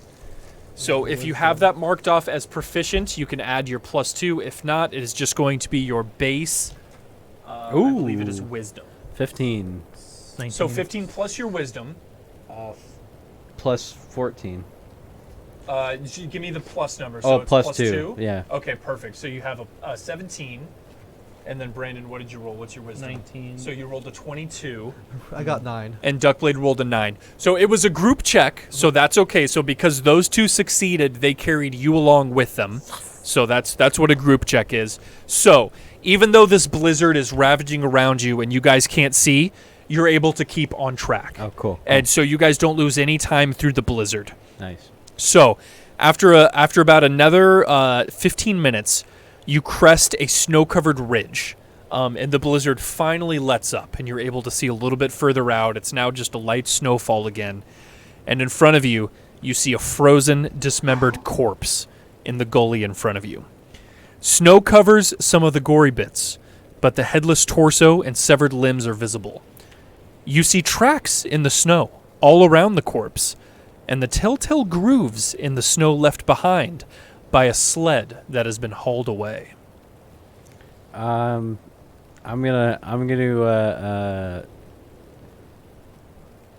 gonna insight or a vibe check. I'm gonna see if that's the dwarf. Oh, hang on, give me just a second. I move. Oh I love my how you God. just say vibe check. I love that term for Oh, it. that's so bad. I can't move this. Oh my God, what is happening right now? There we go. Jesus Christ. You don't need to roll. The corpse is obviously a dwarf. Mm-hmm. You can tell that for sure. They didn't give you any like defining features or descriptions, but the corpse is definitely a dwarf. All right. Yeah. So I'm Yeah. gonna communicate to. I'm sorry, I forget your name. Just call me Funame. Funame. You can also, I don't know if you might not be able to see up there, but you can also see the names up there too. Yeah. That must be Ubak, the dead dwarf from the dwarf adventurers that they were talking about. That must be Umbach. Can I make an investigation check? You absolutely can. Yeah, Go ahead and roll investigation for me, and I'll let you know what you see. What do you want me to roll? A d20. Yeah, okay. I think I'm +4. 'cause I have it, Investigation yeah. is right there. Yep. So you get a +2 from that, and then your intelligence is +4. So you get a +6 roll What are you investigating? to your investigation. Oh, He's investigating the scene, basically, Okay. the bloody. Oof. So what's that? 6 6 plus plus- 4, so 10. yeah. Yeah, I mean, so you definitely see that the body seems to have its arms ripped off, and you can see that most of its internal organs seem to have been eaten. So you definitely think that they were right in assuming that whatever attacked them was a Yeti. Other than that, you don't really determine anything else. You definitely do see, as everyone else does, the sled tracks that are kind of leading off into the distance, that are hurriedly being covered up by the snow. I say to Funame, let's track down this sled. Agreed. All right. I turn to. By the way, are we talking in voices We're- or in our head? We're talking in our head. Well, you're all right there, yeah. I mean, well, you I'm can talk. repeating back Yeah. to you then. I'm Well- still talking in the voice because it's cool. I'm at the corpse and I'm saying in Dwarvish, do you need healing? Oh, yeah. Unfortunately, no response from the dwarf who has his intestines eaten. But yeah. By the way, sorry. As a part of the Yeah. investigation, how frozen is it? You think it's been in the snow maybe less than a day? Less than a day. Less than a day, yeah. Hey, Thank Horse you. Father, Important. thanks for gifting the subs. Hey, Johnny. Thanks, Johnny. Oh, thank you. Yeah, Alright, yeah. So the tracks lead off in an obvious direction to the north. So I hear what Duckplate says, and I feel a little sad.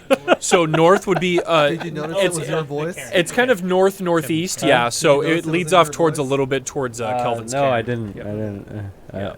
Was it in my voice? Yeah, it was in your voice. It was in my voice. Oh, if it was in my voice, then I'm kind of like, huh? That was. I'm not sure what to think about that. I'll probably ask you about it later. I agree, Mason. All right, let's go. Let's go find this sled, baby. All right. So you guys haul ass after the tracks. In about 30 minutes, you finally catch up. So the creatures you've been following appear to be goblins, based on their stature. All 6 of them groan, grunt, and curse loudly as they haul the bulky sled toward what appears to be a 20-foot-tall wagon parked in the snow. Harnessed to this conveyance are 2 roaring polar bears that don't look happy. And I'll show you guys the scene that you see in front of you on the map. Give me just a moment. So, this is the scene that you guys see. Dun, dun, dun, dun, dun, dun, Yep, dun, you're good. dun.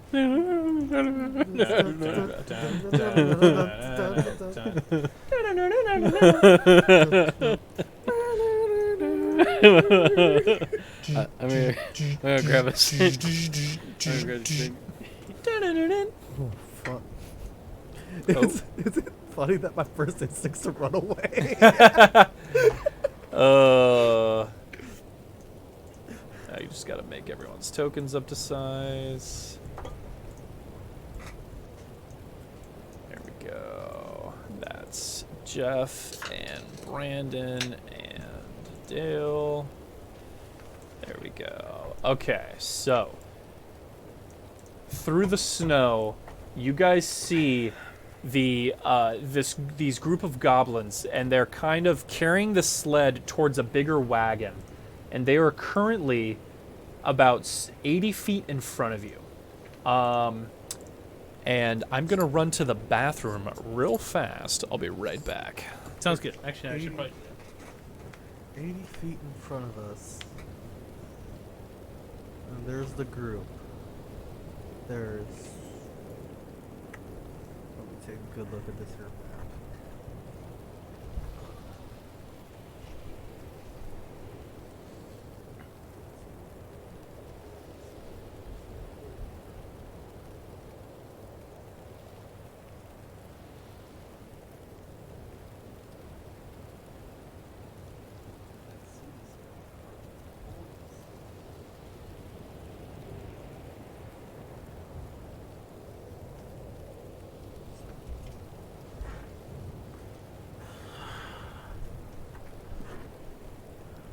has to be.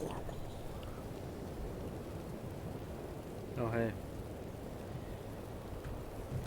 Just reading the host chat on the Discord. Oh. I guess there's a game that Nick backed on Kickstarter that wants us to promote it. They didn't give an offer. Why is he asking us to do that right now? No, this Okay. was at like 7:40. Gotcha. I guess. YouTube channel is perfect to promote our new game, and so we would like to work with you. What do you think about this offer? Blank development team has developed a new game called this. It will be released in 2022 and is currently closed in beta testing. More information about the game you read on stream. Are you interested in working with our company? We are waiting your reply to discuss the details. Look forward. What do you think about? There was no offer made in this email. It just says, "What do you think about this offer?"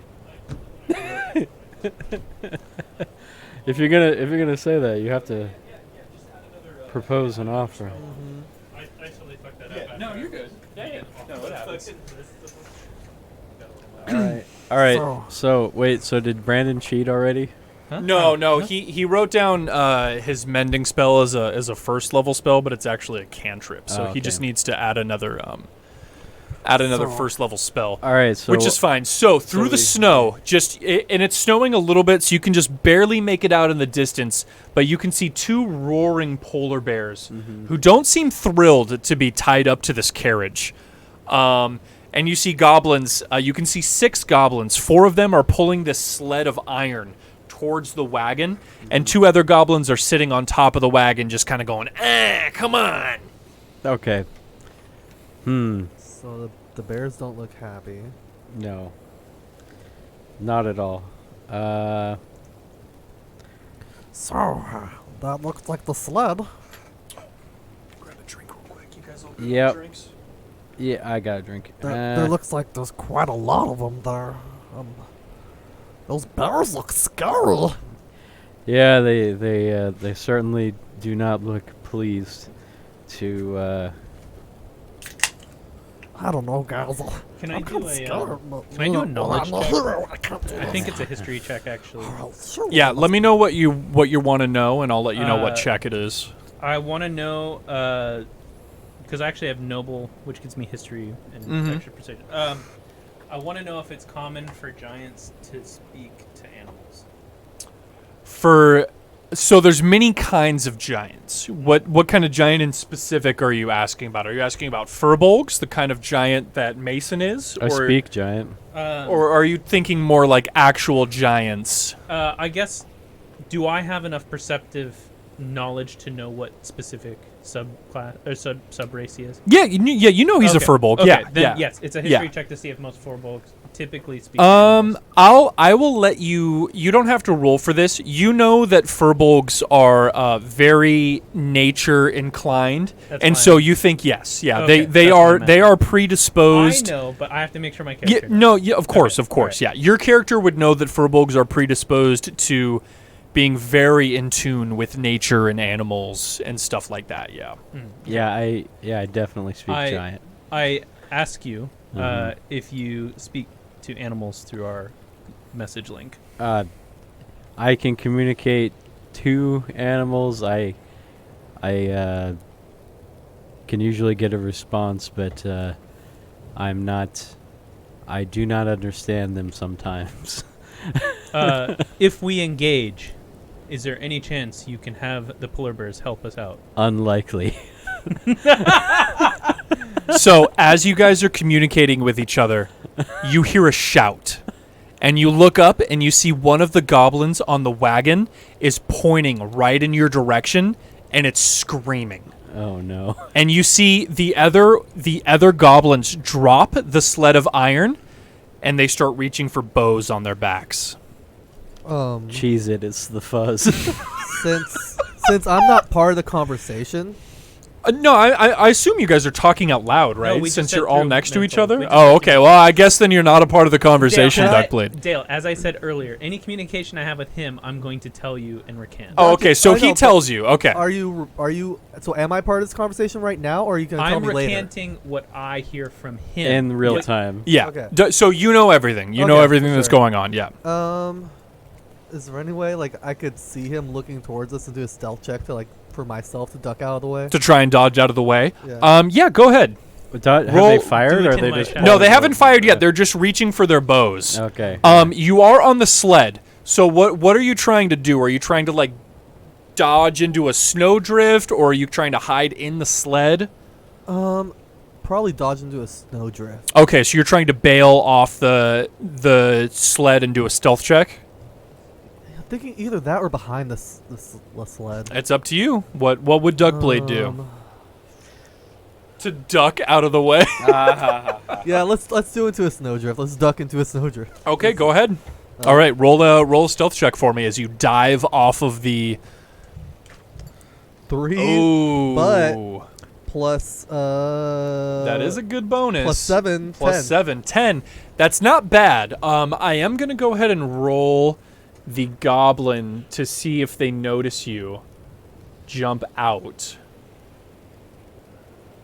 So let's see. So that's a 9. Let's go ahead and roll that. Oh, what was that sound? That was me rolling the dice. Give me just a moment, though. So I have a question with my owl. Yep. Because I can see through his eyes. Can I get like a spectral vision of the battlefield? Is that okay, Mr. DM? Give me 1 second.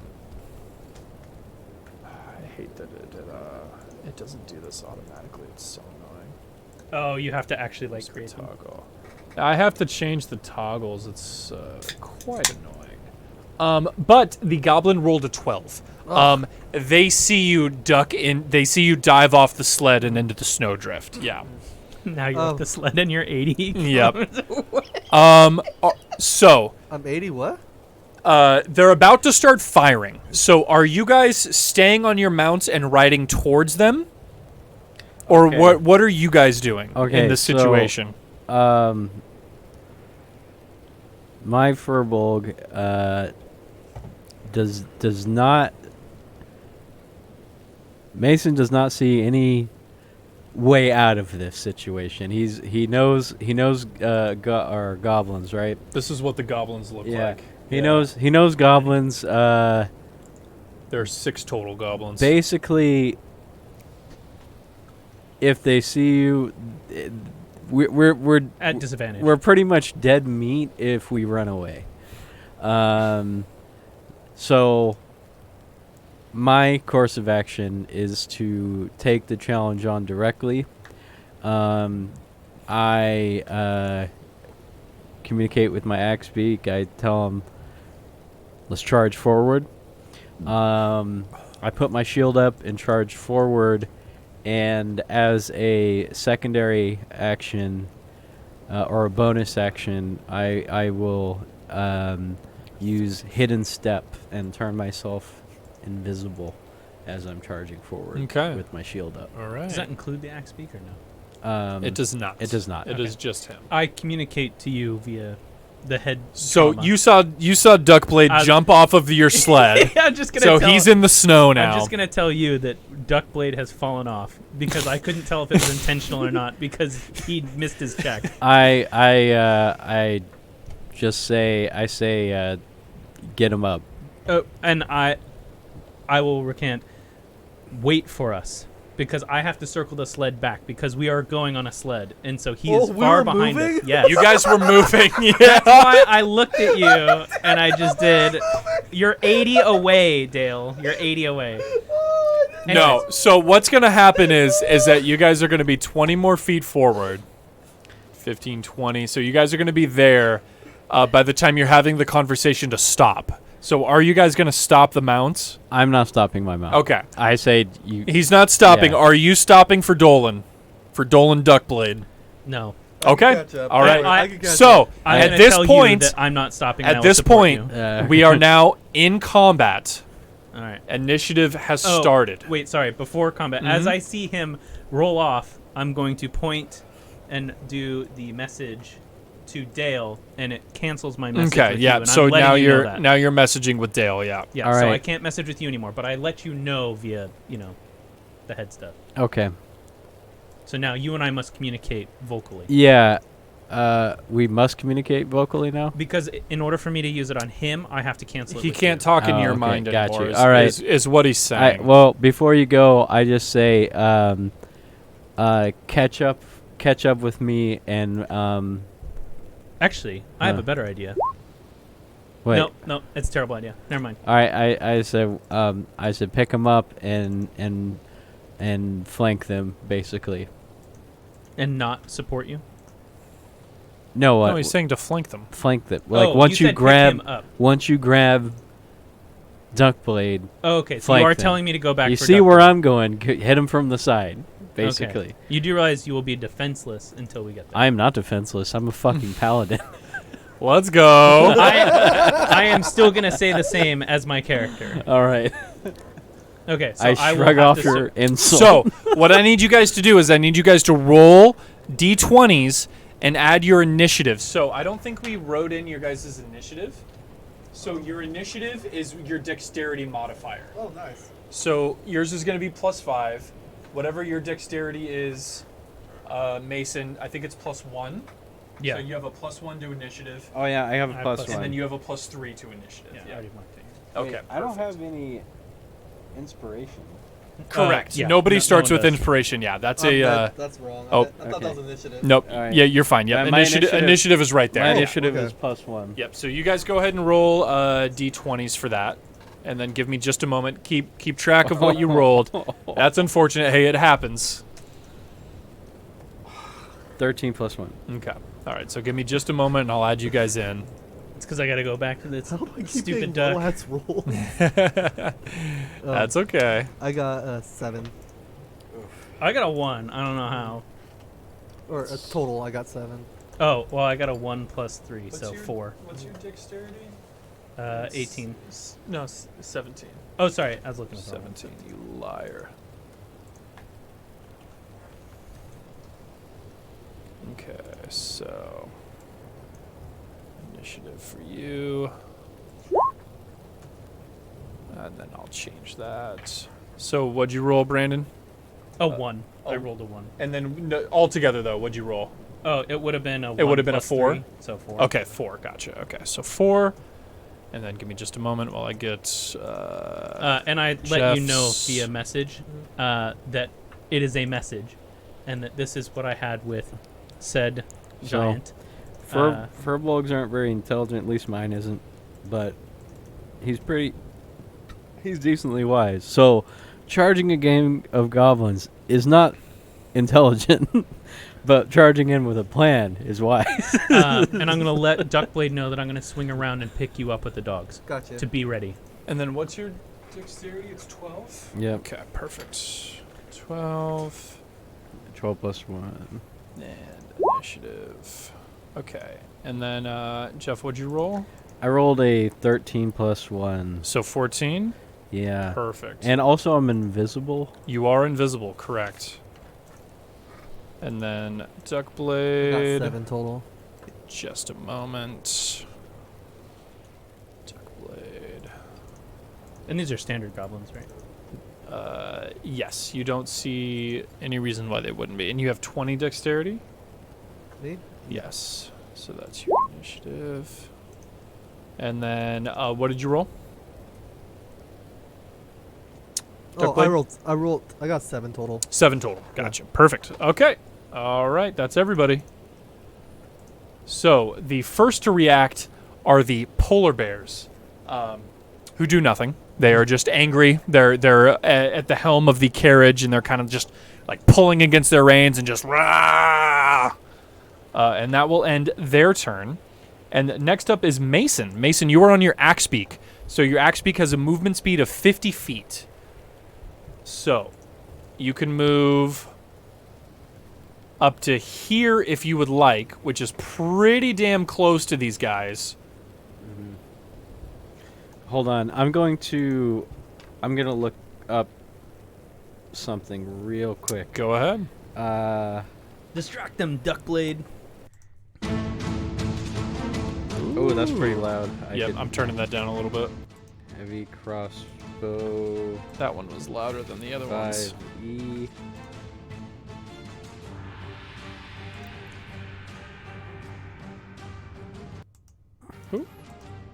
There we go.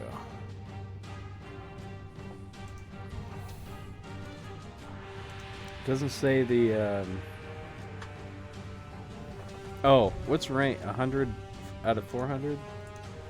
For what? Your crossbow? Yeah. So the first number is the range that you can shoot normally, and the range, the number that comes after that is the range you can still shoot, but at disadvantage. Okay. So 100, I assume, is 100 feet. 100 feet exactly. And how far away are these guys? They are 80 feet away from you. All right, so they're within crossbow. They are range. within crossbow range of you. All right. Yep. So I am going to head. Let's see. So you can move 50 feet I'm gonna on head. your axe beak, which can get you pretty close if you want. Let's head 50 feet. Can I get behind that peak right there? Yeah, you want to go up into the snow No, to the to the left. Yeah, over to the here. You left. want to go like right there. Yeah, I want to get Perfect. behind that peak, and I want to shoot at the closest goblin to me with my crossbow. Absolutely. Go ahead and roll a d20 and add your crossbow to it. So it's gonna be A D20? I thought my crossbow is 1D10. Yes, so you have to roll the hit first. Yeah, D20. So that's fine. So you want to roll a d20 first to see if you hit, and All right. then you roll for damage after that, and Oh, that's okay. going to be a d10. Okay. All right, hold on. Let me. This is how I'm slowly figuring out how. Oh, you're stuff- good. No worries. 1D8.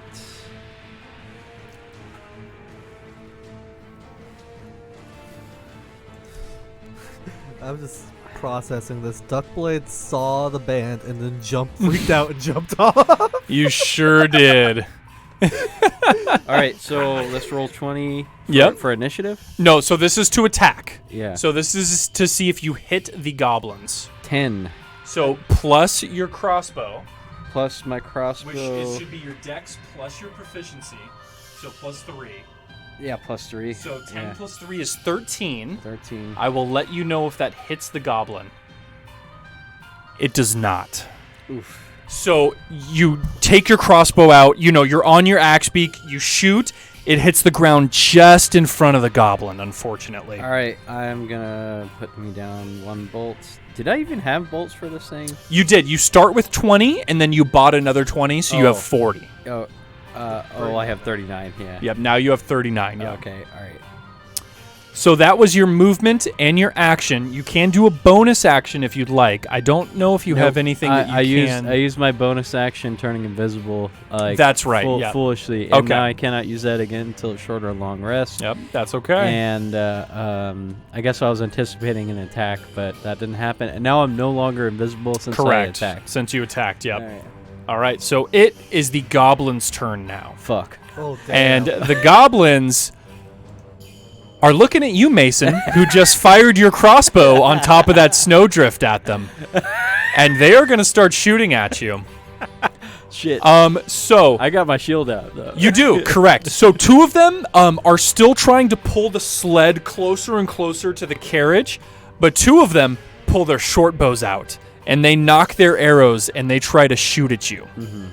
So let's see. Let's see if they hit you. Here we go. Here come the goblins. Gobby boy. I need to fix that real quick. Sorry, give me just 1 moment. Advantage toggle, whisper toggle, auto roll. So the first one rolled an 11. Does that hit your AC?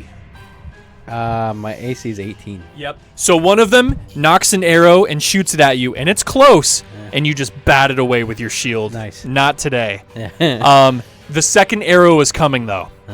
And this one is a 14. Does that hit?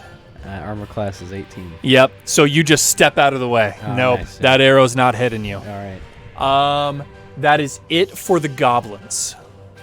So my armor class is what on my chainmail and Plus your shield. plus So my you have an AC of yeah, 18. Yeah, Yep. yeah. Okay. So I'm Yeah. I'm a beast. Oh, paladins are a beast. So now, you guys notice that there's one goblin in particular who seems to be calling the shots, and it's this one who's standing up on the carriage.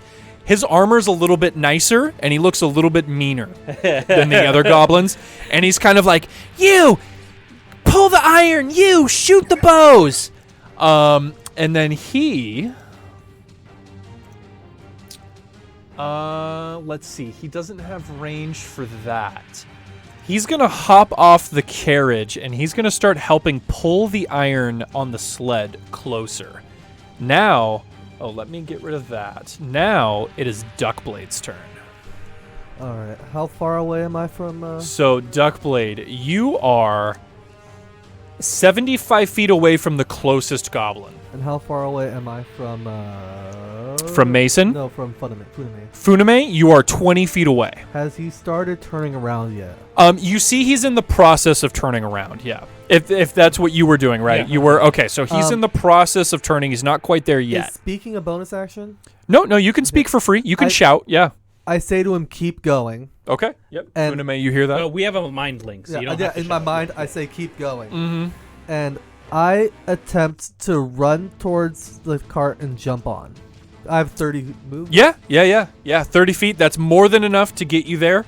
So you use your monk abilities to kind of just and just run, and you're able to hop back on the sled with Funame. You forgot to roll initiative for my owl. Does the owl have its own initiative? Uh, Find Familiar? I believe so. If so, I will roll for it. No worries. I think it goes after you. Duckblade goes, keep going! And then it climbs has on. a 2. Let's see. Acts independently of you. Oh, okay. It rolls its own initiative. Gotcha. Okay, no worries. And you conjured an owl, is that correct? Yes. Okay, give me just a moment. Let me get the owl sheet in here. Owl, boop.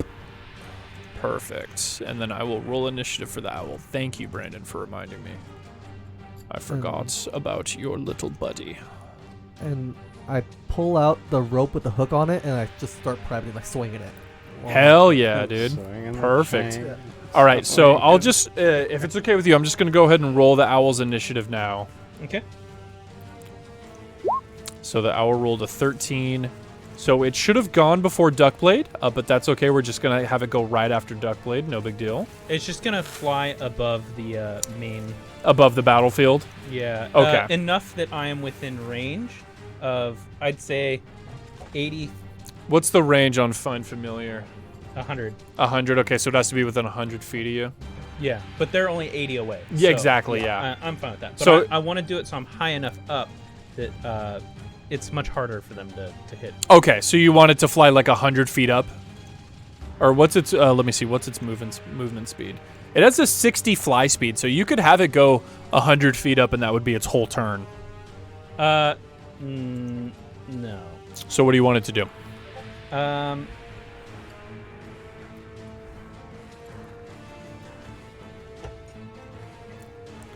Ooh. Let's do 60 feet above Mm-hmm. and 80 feet out. 40. 40. 40. Okay. Oh, wait. I have to do linear, but it's already above me. So if Yeah. I just send it, So it'll be here and it'll be 60 feet in the air. but what is it in the air now, I guess? It is 60 feet in the air. It was right on your shoulder Okay. when you were, yeah. Okay, then Yeah, that's yeah. fine. That's Okay, fine. perfect. So, All right, so Duckblade, you used your movement.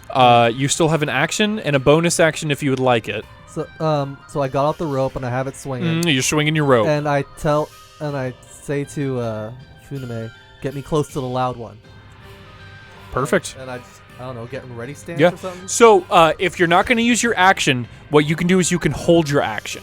So if you decide to hold your action, you can basically set a series of circumstances, and if that circumstances gets met, you can use an action. So what do you want to do when Funame gets close to the goblins? I want to try and grapple the talkie one. Okay, perfect. With the grappling So you're gonna set your reaction to if you get close enough to throw your rope at the boss goblin, Yeah. you're gonna do that. Yeah. Okay, I perfect. hooked on his armor or something. Yeah, perfect. Okay. All right. One thing, That is Duckblade's turn. It is now Funame's turn. I gotta ask you a question. Yeah, go for it. All right, so how do I determine like my carry weight? Because I'm carrying a lot of shit. So carry weight, I'll let you know. If I don't play it super strict. If I think you're carrying too much, I'll let you know. Otherwise, don't worry about it. All right, You're totally fine. Right, because I do have a powerful build. Yeah. I'm a pretty big, strong. You're a big guy, yeah. If All right. if I ever think you're carrying too much, I'll let you know. But honestly, I wouldn't worry about it. Cool. Yeah. All right, Funame, you're steering the dog sled. Duckblade has miraculously jumped back in after jumping out just mere seconds ago. Imagining you jumping off and just fumbling in the snow Yeah, as you like. and then just super speed Like a running ninja. back in. He monk ran And back. I have out a rope with a hook and I'm swinging it. Yep. I I need to say see get the me close to battlefield. the. Yeah, so This is this my this is the battlefield. So your familiar's here, so you're able to see everything. Yeah. Okay. You can see the goblins up here, and then you guys are in the sled here. You have a speed of 50 feet on the dog sled. I have about 50 feet of rope, so if I'm within 50 feet of range, I can. So you can get to about here with the dog sled. This is 50 feet. And I'm asking you to get me close to You're it. off your mount because you shot your crossbow. No, Or you did He's on still on his axe beak. He's just up here on a snowdrift. Yeah. I'm still on my axe beak and I'm pissed. And their attention is on him right now. Yeah, Mhm. they're Yep. They're looking at Mason. they're very yeah. much want to kill me. Dick Nose is on top of the thing, right? And these two are flanking on the side, and these two are pushing this guy. What is that guy doing? This guy's still on top of the carriage. Oh, that's the one that's on top. Yep, this is on top of the carriage. Bossman jumped down, and he's helping to pull the sled of iron towards the carriage now. Okay, so he's in action. Yep, and then these two are shooting short bows at Mason. Yeah, exactly. You're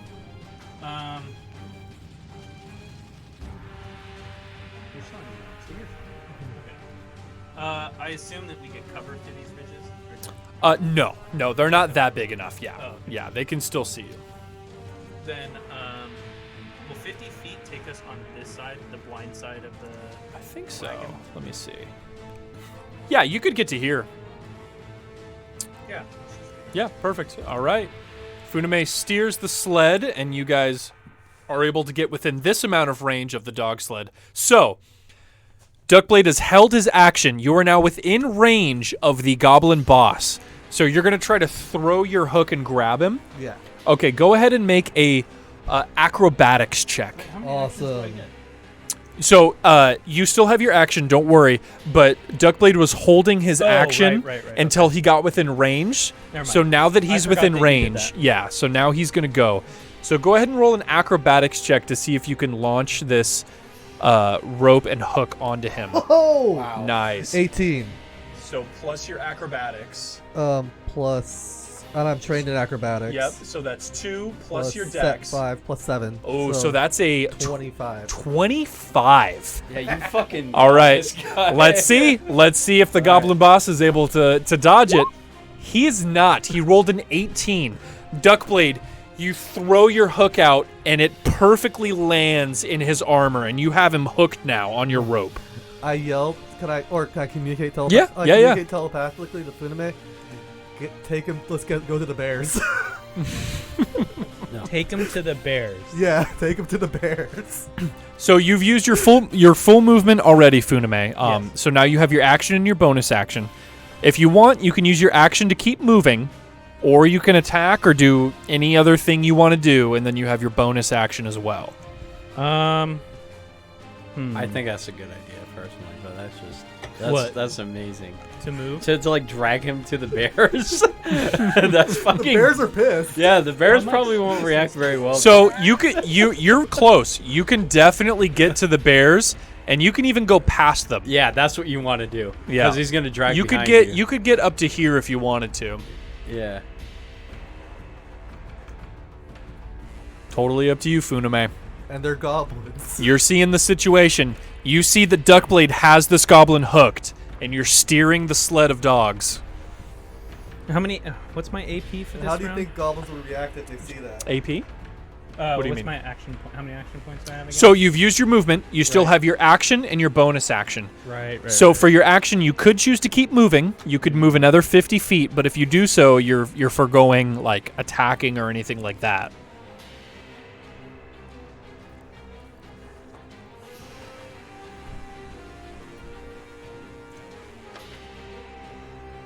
We're sitting right in front of them. Mhm. How Yep. many feet from us to the other goblins that are shooting us? So the goblins about 20 feet. They're about 20 feet in front of you, and then to get past the polar bears, you could get to So a. if I take my movement, I can't use my bonus action to attack, right? Yeah, you could use your. You bonus. you have your bonus action, but I don't think you have any bonus actions that let you attack currently. I have spells that I can use. You could that use. will. spells. So if you do have a spell that costs a bonus action to use, you could. Yeah, they're all one action, so. Yeah, exactly. So that would not be a bonus action. Yeah. Yeah. Yeah, like for example, if you use your action to move, you would not be able to cast Fireball. Yeah. Just to I give got you an you. example, yeah. No worries. All right, Funame, what you gonna do? I guess I'm gonna circle around. If that makes Okay, sense. So yeah. I'm gonna drag them past. You're gonna head this way, Yeah, and then head turn. and around. then circle around like that. Right, but I'm Okay. gonna keep them. So because I'm only going, I want to start my circle, but I Mhm. want to be right in front of the bears. Okay, So, so like, you want to from start all- your circle and then end like here? Yeah. Okay, perfect. All right, so Duckblade, you have the goblin secured in your rope, and Funame leads the dog sleds around, and you're dragging the goblin boss behind you. He's frantically trying to grasp at the hook and get himself up, and he's just sliding in the snow. And as he passes, oh, go ahead. Can the bears hear me from here? Probably not. Huh? They could if you shouted. Okay, I'm Yeah. gonna shout to the bears using my speech of beast and leaf. I'm gonna shout at them, be like, "We got one for you to like. We got a snack for you." Yeah. Okay. Yeah. Oh, they hear you, and you don't think they need any they need any Motivation. motivation. Yeah. As soon as you're dragging the goblin behind you and the polar bears get within reach, this polar bear right here that's next to the goblin immediately lunges at it, and he's gonna swipe at it.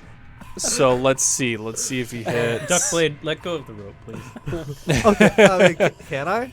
Yeah. After it Okay. gets hit, you can absolutely let go of the Okay. Yeah, rope. that's Yeah. probably Okay. a good idea. Okay. So here we go. The goblins. So that's a 21 to hit and 17 slashing damage. So that hits, and it hurts the goblin so badly. Is it dead?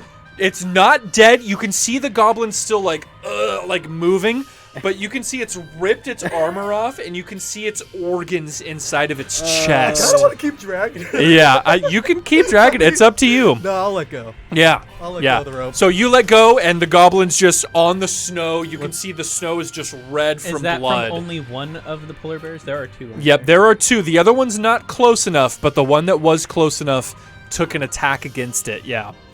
Wait, I thought we positioned it so that we left the goblin right in front of both of them. He's so currently you could only get this far, so he's Oh, only in gotcha. front of one of them for Gotcha, now. gotcha. Yeah. And then Funame, you only have a bonus action left. Would you like to do anything else, or are you done? I mean, all my stuff takes a full action. Yeah. Most stuff does. I don't think you'll have anything You as a can bonus swap action. equipment Yeah. or something. I mean, I already have the sword. Yeah, which you do need to write in, by the way. Oh, It's yeah. it's a +5 to hit, and it's 1d6 piercing instead of 1d4. Yeah, 1d6. There you go. Cool. Hey, what's up, King Baka? In the middle of some D&D. Everything you missed will be up on the YouTube on Sunday, my friend. I guess I'll just defend myself. Yeah, no worries. All right, so Funame ends his turn. Dude, that was so awesome. That was pretty cool. And guess what? That was pretty cool. It's the polar bear's turn. Yeah. And what's right in front of the polar bear is that dumb, stupid goblin. So the polar bear is going to take another swipe at it. That's a 13. It missed. It does get 2 attacks, though. It is going to now try to bite it. Ooh, unfortunately, the goblin evaded the polar bears. It's kind of just rolling around in the snow. Because the polar bears are harnessed onto the carriage, they are unable to move. So the other polar bear is not able to attack. And that is it for the polar bears. Mason, it is your turn.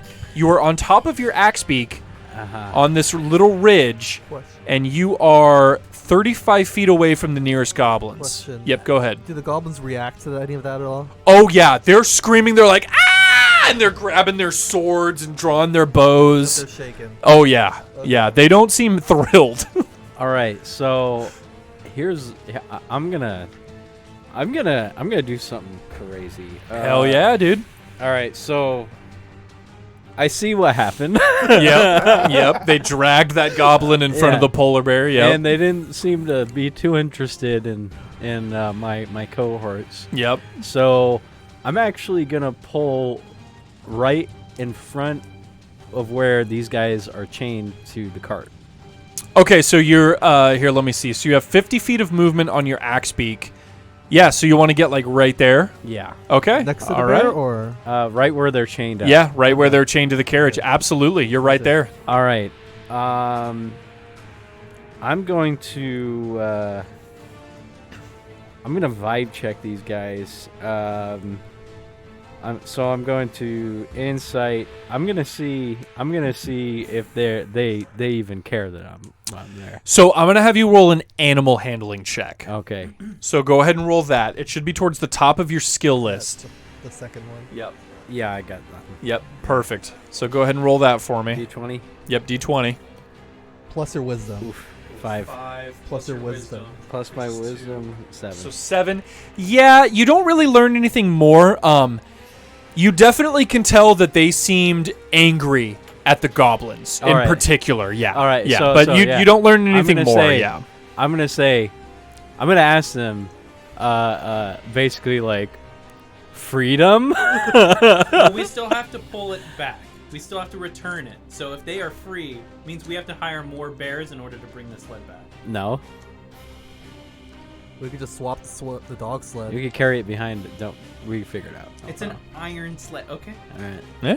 Yeah, if they got a plan. Yeah. And the town's not too far away. The polar bears don't seem like they're really listening to you.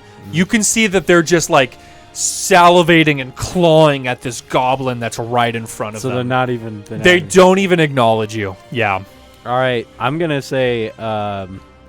I'm just gonna yell at him again and be like, "I'm letting you guys out, and I'm cutting that fucking rope." Okay. Yeah. Yeah, You take or your the- warhammer and go, Yeah. bam, and the chain snaps. Yeah. Are you gonna free both of them? You can if you want. Yeah. I'll free both of them. Okay. Yep. Yeah. You take your warhammer and snap the other chain. Bam! Both polar bears are now free.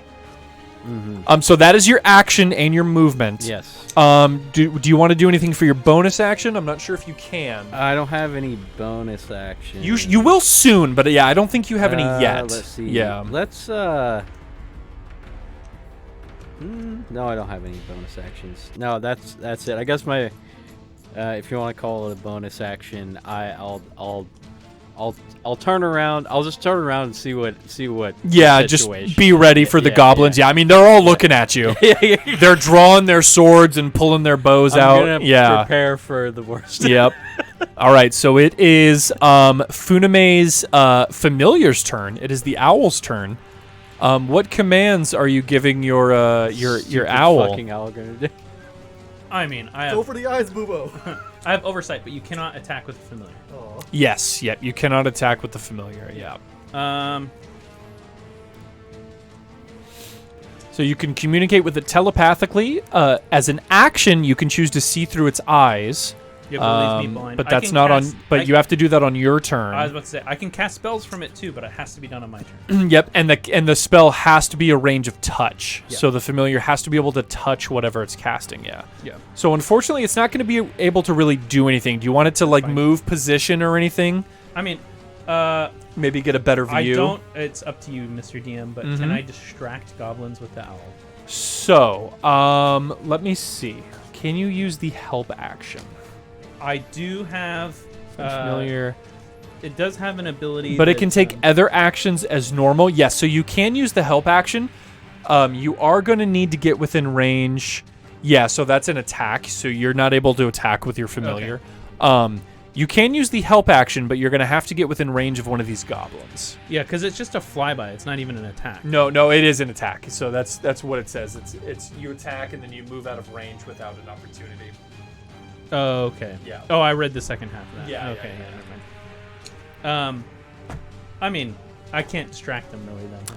It's tough. Yeah. Yeah. Okay. Well, I'm just gonna Yeah. leave it as oversight. Yeah. In case Yeah. Absolutely. Do you want to move it like a little bit closer? Yeah. Just immediately. Kind of get over like us. a Okay. Yeah. Get like a Can't make it range of yell what's going anything or on. anything like that? I can make it screech. It's an owl. It's an It's owl. Yeah. It's fucking useless. Well, it's a familiar. It took you an Yeah. hour to summon this useless bird.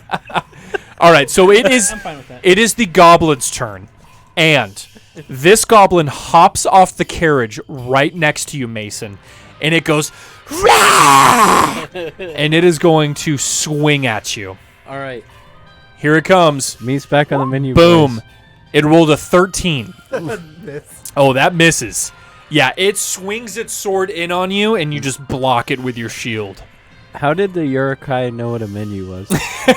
That is true. They would have to have knowledge of menus, right? Yeah, go ahead. Yeah. Okay, so these so the other two goblins that were pulling the sled, they stop pulling the sled and they run next to you and they are now surrounding you, Mason. So you're going to get 2 more goblin attacks. All right, let's do it. Boom, boom. Oh no. So one of them crit you Oh no. and hit you for 14 slashing. Oh my gosh. Oh wow. That kills me. All right. I'm dead. Mason, you are down. So this goblin gets a lucky hit while you're distracted, and it slips through your armor and slices into your chest. And you feel the life slip from your body I'm at -2. as you health. fall into the snow. Yep, you are at -2. The other two goblins. That's fucked up. That was a very unlucky crit. The other 2 goblins are going to shoot their short bows at the sled. So this one is coming at Duckblade. Do they Does even have visibility through the polar bear? they do? Yes. So they the polar bears aren't that tall. They can shoot around it. Oh, okay. So does 17 hit you, Duckblade? Nope.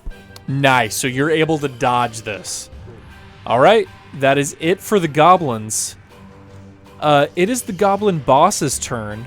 The one who was dragged in front of the polar bear. Is he still tied up? He is, but he's going to use his action to free himself from the hook. Oh my god, this guy's a savage. And he's going to try to run away from the polar bear. The polar bear is going to try and hit him as he runs away. So let's see if that hits. Ooh, it is a miss.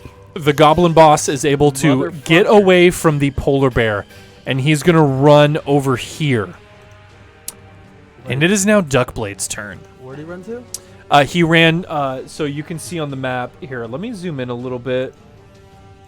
So the goblin boss is right here. I mean, you could get deeper into that. Oh, no, it's fine. This is good. Yeah, crit goblin is real boss. Yeah, goblin. that was crazy that he crit you, dude. That was so unlucky. Do we know if he's bloodied or not? Oh, he looks... His intestines I'm were hanging fucked. out. He looks almost dead. Yeah, this. Both polar bears are freed. And both polar bears are freed now, yeah. Both polar bears are freed. The goblin's over by the polar bears. The boss is running away. I think I should probably finish off the boss. Do it. Yeah, so you can jump off the sled if you want. Their morale. Am I able to grab my rope while walking past it? Yeah, absolutely. Cool. Yeah. Yeah. My speed is 30 feet though. Yeah. So you are within range of... You could get to him if you wanted to. But there are a lot of goblins. There are. And one of them will definitely hit you Yeah. as you go past it. Yeah. Or it will try to hit you, yeah. Yeah. So it's up to you. And we're going around the cart right now. Yeah, currently Funame is taking the dog sled in like a Tokyo Drift formation. How close to dead is he? He looks like he's like an inch away from death's door. I mean, literally, his intestines are falling out of his stomach, and he's like holding them in. Yeah. I'm gonna stay on the cart, and actually, I'm gonna throw a dart at him. Yeah. What's your range on the dart? 20/60. Okay, so if you throw the dart further than 20 feet, it is going to be at disadvantage, and the goblin boss is 25 feet away from you. Dang. So if you do throw your dart, it is going to be at disadvantage. Can I jump on top of the cart? On the carriage? Yeah, then yeah, throw one? absolutely. Okay. So that's what I'll do. I'll jump on top of the carriage. All right. So Duckblade jumps off of the dog sled and onto the carriage. So you're now on top of the carriage. And now am I within... You are now within range, yes. Now I'm going to throw a dart. All right, go ahead and roll it. D20. Let's see if that hits. 7 plus 7. 14. So 14. Let me see if that hits. It does not. Oh, dang. So it actually does hit, but you see it hit his shoulder pad, and it just like sticks in it, and it doesn't seem to hurt him. And he looks up at you and he says, "Ah!" Dang, I snapped my fingers. He's, all right. this goblin's as good as fucking dead. Though. I don't think we need to worry. He got the last laugh, but he will die. Wait, I thought his armor was But gone. I can do... I have a bone. It's like slight. It's mostly for description, if you get what I'm saying. Like I tried it's definitely. yeah, As it's still there. Using attack action, I can use an unarmed as a bonus. You attack. can. So so you're not within range of anything, but you do still have 10 more feet of movement. You are within range to jump off the carriage and attack one of these goblins if you want to. You could go for. You could jump off and kill. You could try. Yeah, you absolutely could try. You know, I'm gonna do it. Fuck it. Okay, I'm gonna, all right. Can I jump off and try to kill? Yeah. So you can jump off to here. So you see your character, and you are within range of the boss. Do you want to try and hit him, or do you want to go for one of the other goblins? No, I gotta finish that boss. Okay. off. All right. Roll that d20 for your unarmed strike. Just gonna punch him to death. Why he's got his. Oh. Wow. I jump and I miss. I Yep. You Yeah. punch You yourself. punch yourself. Yep. Yeah. You're just like you're there, but you're unable to follow through, and the goblin just kind of and just gets out of the way. Dang. Yeah, okay. you. All right. You fucking. Duckblade he rolled a is 1 out on of that. actions. Funame, it is your turn. You are on the dog sled still. Currently, you are sliding through the snow. Can you fucking help me? I'm dying. You do see that Mason is lying on the floor now. I'm fucking. He's lying in the I snow. have -2 health. Yeah. Man. I am fucking. I'm almost. I'm like. I'm seeing Itlamar. Take me. I'm gonna grab a drink. I am fucking. Pretty good. Yeah, I'm good. I am at death's door right now. I'm kind of hoping the polar bears will save me. No. Well, I did not equip many attack spells here.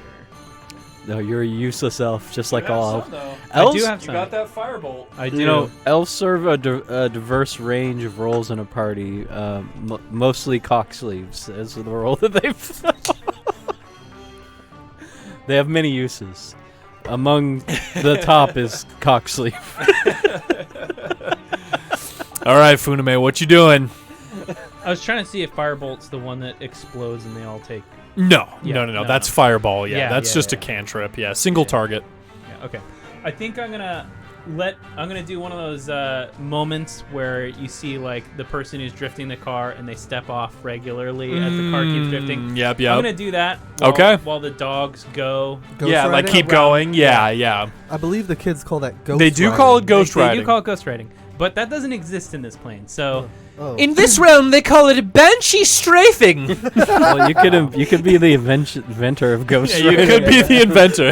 Ghost rider. I'm gonna go right up to, I guess, since I have 30 feet. Yeah, you do have 30 feet, so I'm you gonna can stand right over. you can get to the boss. You can get to any of these Actually, I'm guys. just gonna stand right over.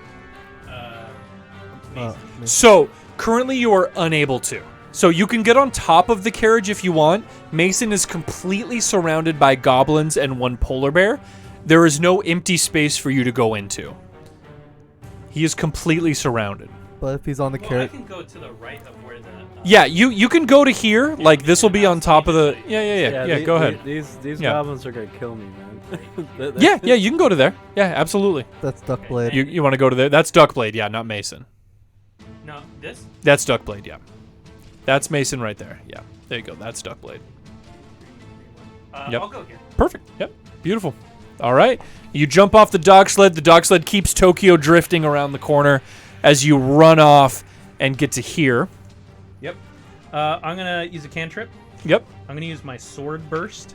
Oh, sword burst. Let's find out what this does. 5e sword burst. I'm not familiar with every single spell, of course, so I have to look Honestly, some all up. the Blade Singer stuff is brand new to me. Yeah. And I'm trying to build it. So this is a cantrip. You create a momentary circle of spectral blade that sweeps around you. All creatures within 5 feet of you must succeed on a dexterity saving throw or take 1d6 force damage. That's cool. Are they within 5 feet of him? So I'm gonna take 5 more feet past him then. you want to go to here? Yeah. 'cause Okay. I'm at 25, Yeah, and that'll put perfect. me That'll at, put you at 30. Yeah, perfect. Okay, that will absolutely hit the goblin. Yeah. So he's gonna make a Yep. 1d6. So well, first he needs to make his dexterity save. I think I can make a dexterity save, Brandon, if you want to do Really? More. You yeah. think you can? I have +7. Okay, then yeah. I'm just Okay. Gonna stand right All there. right. So, it's gonna hit So this will hit Duckblade, the regular goblin, and the goblin boss. Just like Correct. say telepathically, like yeah, duck. like duck. Yeah, yeah, like okay. Duckblade, duck. Okay, so we'll do Duckblade first. Duckblade, go ahead and roll a dexterity saving throw. So this is going to be +7. Okay, no ones, no ones. Third.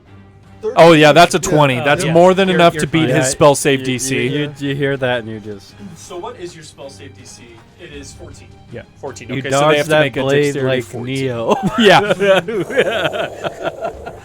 You still want me to If roll? there's one thing Duckblade No, can no. do, You don't have to it's roll. So duck. the goblin is going to roll, the regular goblin. Mm-hmm. He rolled a 3, so he'll get hit. And then here comes the goblin boss. Goblin boss is going to roll a 15. So he's going to beat it. This little wily motherfucker. I know. He won't die. But the regular goblin is going to take damage, so go ahead and roll a d6.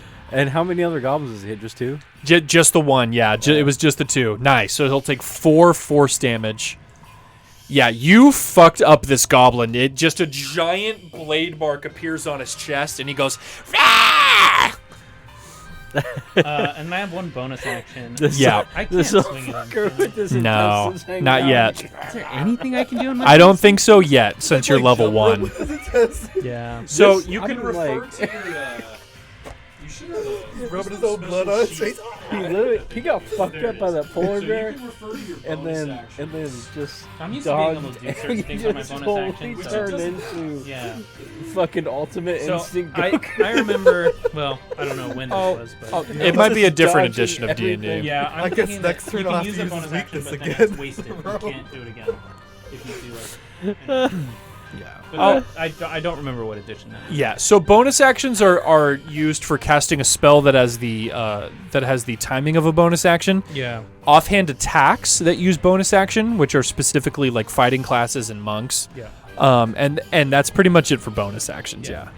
Yeah. Okay. So Why that, am I the Yamcha in this situation? You're the Yamcha, dude. Hey, Wolfang Fist, man. That's it for my Yeah. So that is it. So it is the polar bear's turn. So the polar bears freed from their chains. Since Mason, hey, thank you so much, Corrupt, for the 47 months. Much hey, appreciated. thank you. 47 Yeah. fucking months. Salute to you, and that gets So cheers. the polar bears freed from their chains. Hey, cheers, boys. Yeah. Hey, Yeah. hey, D&D guys. Indeed, this is so fun. Polar Go bears on. I'm freed from their excited. I'm chains. excited. They stand up on their hind legs and go. "Rah!" This one runs around and starts trying to bite this goblin that's right in front of it. Yes, fuck yeah. They don't even seem to be looking at you guys. They're just pissed, yeah. So this polar bear is going to attack. So that's a miss. It's going to attack again. That's a hit. And you guys see this polar bear hit the goblin so hard with its claws that the goblin literally seems to explode. Like his torso leaves his body and he just eviscerates. Damn. So that goblin is gone. The other polar bear is going to move down And it is also going to attack another goblin. And this one picks up the goblin in its giant maw and just crunches down, and you see legs and arms just fall out of its mouth as it completely destroys this other goblin in front of it. Nice. So that is it for the polar bears. Mason, Yes. you are lying dead on the ground. I need you to make a death saving throw. Can I? Oh wait, go ahead. You can't do anything. Until I do this. What you Okay. can do is roll a d20. Oh, okay. If you roll a 10 through 20, that is a success. If you roll a 1 through 9, that is a failure. All right. So, I'm fucking. So what'd you roll? One. so Wow. a critical fail on a death saving throw is 2 failures. Oh no. So what I need you to do is on the failure point, fill in 2 of those bubbles. If you fill in 3 bubbles on either one, you are either dead or alive forever. Oh no. So Wow. that is it. That's a. Wow. Yep. No, So that is it for Mason. I got fucked. You Just- did. Just so you know, most of the time I can't think it's up to him, but if you die, we just make you a new character. And we haven't- Yeah. we Of haven't course. gone Of for course. Man, Yeah, I yeah. put a No, lot of you'll effort. roll up a new character, but it's not over yet. Don't give up hope. The fight is still young. It is the owl's turn. It is your familiar's turn. Brandon, are you doing anything else with your Can familiar? y'all Jesus like give Christ. potions or heal or something? So what you can do is you can run up to your teammate and you can stabilize them. Okay. Yeah. So stabilizing, you roll a medicine check, DC 10, and if you succeed, you save them from dying. Dang. But the problem is it's just the owl, and the only thing I can do through the owl is spells. There's nothing I can do to save him through the owl. Yes. Yeah. So what do you want to do anything special with the owl, or should we? I'm gonna have the owl land on the goblin boss. I fucking Okay. rolled I a don't 20, know, a crit 20 died and rolled a 1. No, okay, he's My just gonna say God. that in holding pattern. Yeah. Just flying around, just Yeah, looking just at everything. Yep, Yeah. that's it. Yeah. I got the Okay. worst luck. Jesus. So it is the goblins' turn, and they are panicking. They've seen their goblin allies just being eaten and clawed apart by these polar bears, and they're going, "Rah!" They're just freaking out. This one is going to run around and attack the polar bear. Oh, really? Wow, bold move. Yep. After he saw his 2 Um, cohorts explode. Yeah. He does hit. He does hit the polar bear for 8 slashing damage. He gets his short sword into the polar bear and pulls it out, and you guys see blood fly. Oh, my God. And that is it for that goblin. The goblin up here up top is going to take its short sword, and it is going to swing at Duckblade. Bring it. So here comes a Duckblade. It rolled a 20. Oh no! And that is 8 slashing damage. Alt? Okay. Wow, I got 17. Yeah, dude, it crit you. Oh, or not Yep. 17, but 15. So erase the Yeah. bottom number, About yep, 6. and then you are at, 6. I'm Perfect. All right. The other goblin is going to take his short sword out, and he's going to try to jab Funame with it. Ooh, but he critically failed. He fumbles getting his sword out of the scabbard, just in absolute off his fear own of these thumb. polar bears. Yeah, he's unable to attack you. It is the boss's turn, and he's holding in his intestines, but he has his sword in his other hand, and he goes, "Curse you!" And he is gonna swing at Duckblade. Naturally. Ooh, he rolled a 22 for 6 slashing damage. Ooh, I'm down. Oh my God. Duckblade is down as his sword pierces your rib cage, Duckblade, and you see your vision turn to black as you fall to the snow. It's up to you, you fucking Duckblade, toxic. it's your turn, but unfortunately you are down. I need you to roll a death saving throw. Don't roll 1 like me. 20. Nice. Oh, wow. So that's a critical success. You fill in 2 of those success bubbles. Nice. And it is Funame's turn. Funame, you are the sole member of your party that is standing. This fucking goblin boss, he's legit like that orc boss in Lord of the Rings. You see Mason and Duckblade laying in the snow, red snow filling around them. You are the last one standing. I'm not taking chances. What is Funame doing? I'm casting Chromatic Orb. Absolutely. I would move. Like, I wanna obliterate this dude. Oh, good. The goblin boss? Yeah. Okay. He's a problem. He is a problem. And I would try to put the goblins between you and the polar bear. Yeah. You can't yeah. do shit but Like die. move out of the way, yeah. Like me. So, Chromatic Orb. You hurl a 4-inch diameter sphere of energy, and you can choose acid, cold, fire, lightning, poison, or thunder, and then make a ranged spell attack. So what are you choosing out of those elements? I can't. Huh? I can't. You can't what? I require a diamond. So, how this works is I can alternate for gold. for the first spell. No. So for the first spell of each type you have, you will automatically have the components for it. Okay. Once you run out, later on you can rebuy those components. So you have what you need to cast the spell if you want to cast it. I mean, if I just do the blade again, I'd be fine, right? The sword burst. Well, it depends. Yeah, it's up to you, man. It depends if they make their save or This is a not. pretty dire situation. Yeah. I wouldn't Yeah. risk I'm just anything. gonna do the orb then. Okay. We're gonna All go right. for overkill. And who are you going for? Are you going for the boss? The boss, Okay. yeah. All right. The boss. Go ahead and roll your ranged spell attack. So your spell attack modifier is +6. So go ahead and roll a d20 +6. And then get back on that sled. 10 + 6 is 16. That hits, my friend. Yes. I'm 2 feet So- in front of the man. So Yep. Well, hey, you never know. Sometimes round you could foot. miss. You'll Um, get your eye out. So that is 3d8 damage. What damage type did you choose? Did you? What did you want to do? Do I have proficiency for the You know, weakness? you Can don't I make a know. check? For What you can do is you can roll an Arcana check. I would assume Arcana I or have- Arcana or I actually have- History. Arcana, so Yep. So go ahead and roll it, 6. and I'll let you know if you know that if they're weak to anything. 13 + 6. 13 + 6. 19. You're fairly confident whichever one you pick, it'll all hurt the same. I'm Yeah. gonna do acid. Just There to you make sure go. there's nothing. Oh Fuck yeah. This guy. Go ahead and roll 3d8. Roll your d8 3 times. This guy is Yep. he's just melt him. 6, Wow. 3, and 8. Yeah. So, Funame, you cast your spell, and this blob of acid appears in front of you, and you just throw it onto this goblin in front of you, and you just see the goblin's face dissolve into its skull, and it's just, and then it just stops moving, and it just lays there. Is there any splash damage on that? Or No, I no, can't. Unfortunately, Yeah, there is not, wow, yeah. but the goblin boss is dead. Finally, You've killed it. You have your movement and your bonus I was action gonna say how much overkill did I if you would just- like. That I mean, who knows? It was you don't know. overkill, but you know this guy was consistently Yeah, I'd move out fucking there. us up. Yep. He's So just this dodging is this is the battlefield. You're right here.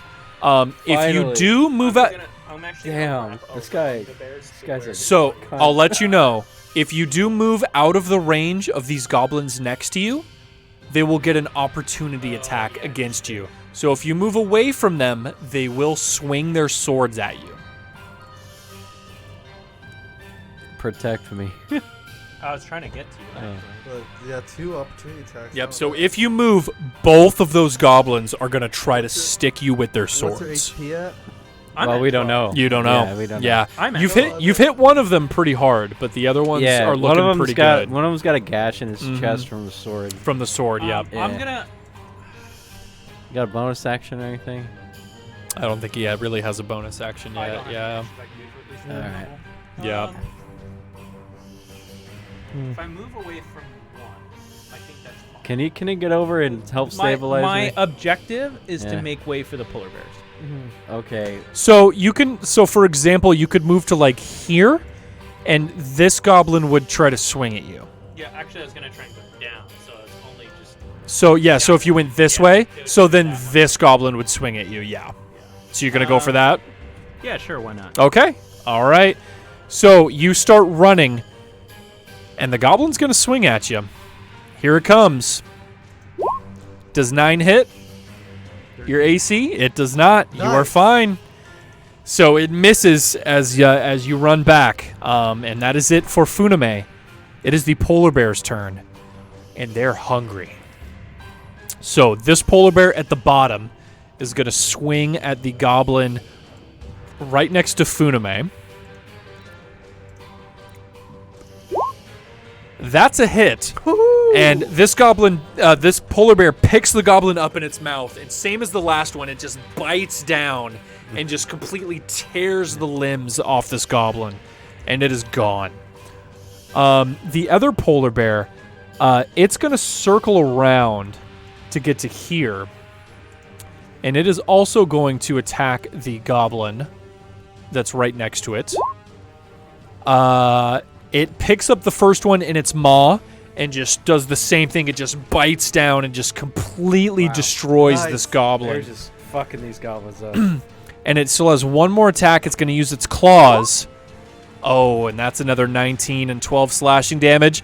This polar bear just boom and just swats the head off this goblin. And the goblin's head just goes flying off into the snow. And all the goblins are dead. Yay. And the polar bears walk up to you, Funame, and they give you a sniff. And they tap your chest with their nose. They go, and they walk away. I say thank you. Yep. And Hey. you guys are out of combat. I'm gonna go pick them up. Yep. And Funame, you are able to walk over and kind of just like, bandage their In a wounds a terrible little video bit. game, like just kind of like Ye- press them yeah. with the hand and it Exactly. appears. Yeah. And just stop them from like bleeding out. And after about 10 minutes, Duckblade and Mason, you regain consciousness with 1 hit point. Here's a question. Yep, go ahead. Do my failures still stick? They do until your next long rest, Okay. until they go away. All right. Yep. So Successive keep them marked Okay. for now, All right. just in case you get into combat again. Okay. But they will go away. Yeah. All right. So I'm at 1. Oh, that's HP, that's rough. Okay. So, Good job, guys. Hey. Whew, that was rough. The goblins put you guys in a tough position. But All right. freeing those polar bears yeah, was yeah. the smart move. I Good call, think dude. so. Yeah, smart. Is it whose action?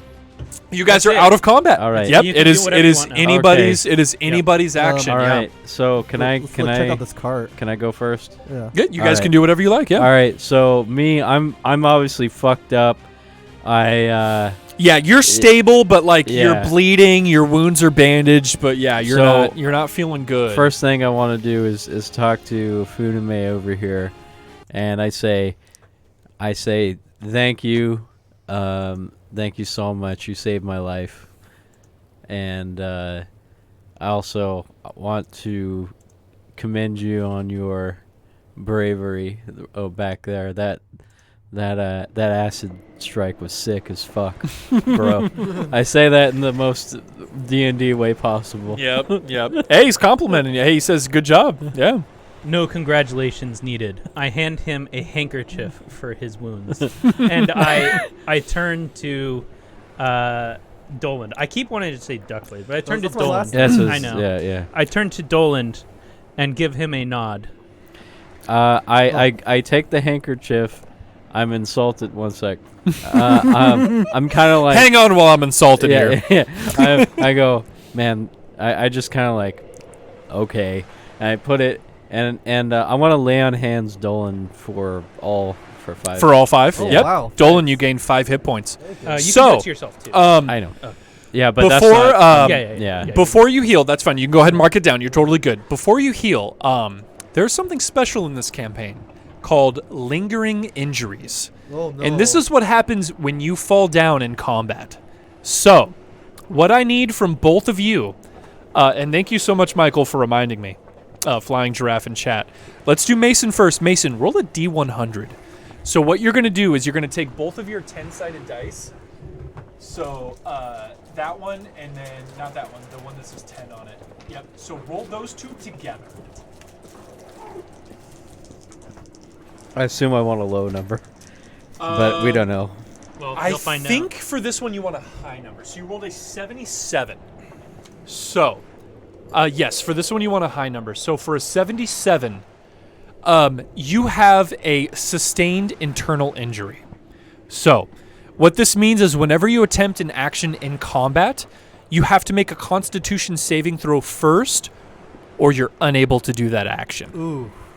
So basically what it means is you got hit so hard that your internal organs are fucked up. Is there any way I could get Yes. healed? Yeah. Okay. So you can either take a long rest and like really focus on getting yourself better, Yeah. or if you receive magical healing of any kind, Got you. you'll be able to be fine. All right. Cool. Cool. So that includes your lay on hands. If you Yeah. lay on hands yourself and Ah, magical okay. heal yourself, Yeah. you'll be fine. Yeah. So Duckblade, go ahead and roll your D100. I'm out of my lay on hands. Did right you- now. You could save one Yeah, of did those. you wanna You save could do one? one of those for yourself, No, and that would heal you. That's not in character. Okay, Yeah. so he's going to heal you, Duckblade. So go ahead and roll your D100. 73. 73. So that is a punctured lung. Oh my gosh. So what this means is you can either take an action or a bonus action on your turn in combat, but not both. Gotcha. And then this, similar to the internal injury, this will heal if you receive any kind of magical healing. Still got healed. Yep, so you're fine. You got Okay. healed from that. Gotcha. But Mason, you are currently suffering from your internal injury. So I'll keep track of that just in case that comes up. Thanks. But yeah. So you guys are kind of just in the snowdrift. The carriage is in front of you.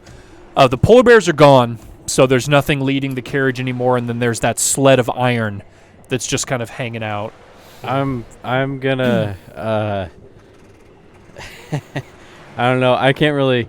I'm pretty fucked up. You are very fucked up. Yeah. I'm just gonna. Just chill there for a minute. Yeah. I'm gonna go pick up my rope and hook. Yeah. Absolutely. Yeah. I'm gonna call the dogs back. Yeah. Cool. Yeah. Oh, yeah. They were kind of waiting around after the Hey Tokyo guys, drift. what color is a goblin asking for a friend? Like they're either green or brownish gray, right? They can be multiple In types. D&D, they are actually yellow skinned. Yellow Yes, skin, okay. but in other forms of fantasy media, they're obviously like a whole bunch of different Really? colors. Yeah. Okay. Yeah, green, like brown, blue. green. Yeah. Yeah. I'll make a suggestion. I think that both of you should head back to town, the closest town, which is one we were heading With to. Tourmaline. Yeah. Tourmaline. Tourmaline. You should both head back to Tourmaline. I'll bring you guys to the town and, map. get some immediate health services. Where's and my I will- axe beak? Is it right? Oh, it's still there. It's All right, hanging on yeah. the. It's hanging on the little ridge that you were on. Oh, yeah. okay. Yeah. I will it's right stay there. here with the carriage. All right, you're just gonna check it out and see Yeah. if you can bring anything with you No, I'm gonna have you two go to town to get polar bears to bring the thing back. to get polar bears to bring anything back. Can we switch the dog sled over with this sled? It's an iron sled. Are they super dogs? So you think you could try? You're not sure how much weight they can carry. You do think maybe if the sled and the axe beak were attached to it, they might be able to pull the We iron. can give it a try. Yeah. You guys could definitely try. It's an iron sled that someone can like clearly jump on top of, and it's large. yeah. It's a large. Yeah, it's I can't carrying about imagine that it's 200 light. pounds of iron. I mean, yeah. I'm all with making one trip. Yeah. Is there let's give it a any? try. Yeah, let's make one. Is there anything inside the sled? I think we have to inspect. yeah, it it's first, not ours, let's Yes. do an so- inspection. So, Yeah, I it's kept on not. What this? door. Hey guys, this sled isn't ours. Let's just not even.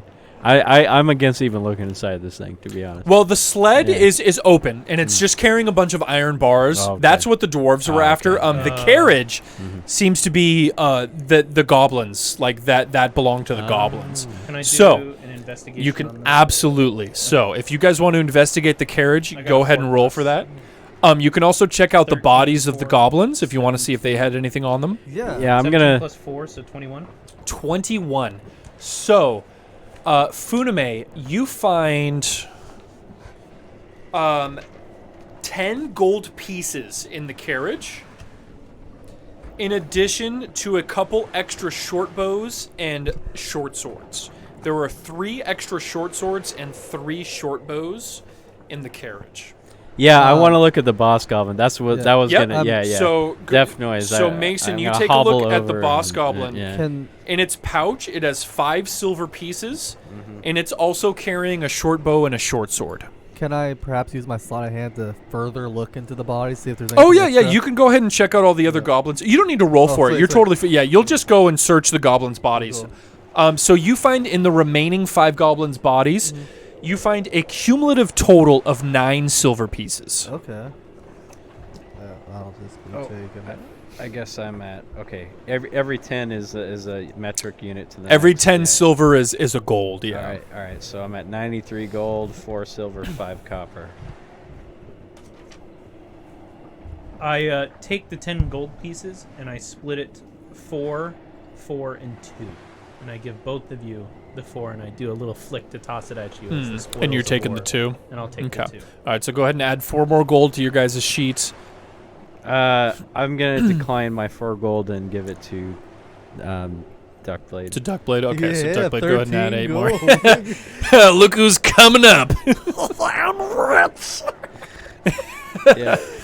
I'm gonna decline it. So so you guys attach the sled and the axe beak, or the dog sled and the axe beak onto the iron sled.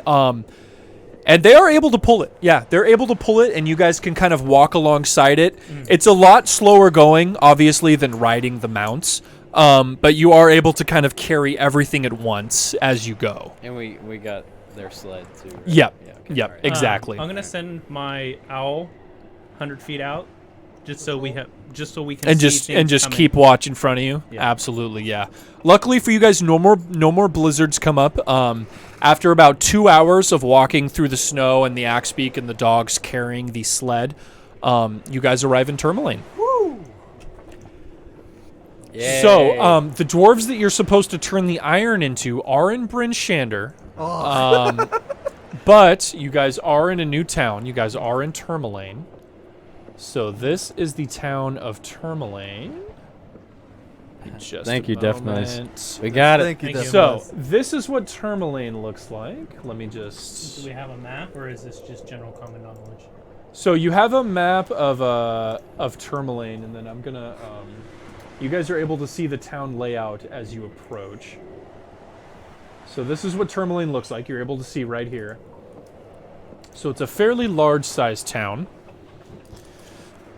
Give me a moment while I go to Tourmaline. Thanks for a sub, Death Knights. Yeah, thank you so much, Death Knights. Thank you. Much appreciated, my friend. So we have to head back to To turn in the iron to the Yeah. dwarves. If you want to complete that quest, Uh, it would be returning to Bryn Shander. I think we should rest at Tourmaline. first. Yeah. So, the town of Tourmaline, you guys know, has a population of roughly about 600 people. So it's about half as small as Bryn Shander. The speaker here is named Oris Masthew. And you know that he is a half-orc. He is the half-orc mayor of this town. Oris Masthew. Oarus Masthew. Sorry, last part of that again. Masthew. Thank you. No problem. So, and this was the town that Duvessa told you was having trouble with kobolds in their they gem sold mine. their gem mine. Yeah, I wrote that Exactly. down. Yep. Exactly. I've been writing stuff down. Yeah. Hey. No. Perfect. So, it's almost twilight as you guys approach the town. You know, you guys have spent a long time journeying out into the snow to get the sled, and then hours dragging that sled back to Tourmaline. Sundown is just about to hit as you guys enter Tourmaline. There's not many people milling the streets. You do see a couple humans, a couple dwarves kind of just walking around, going to their various houses.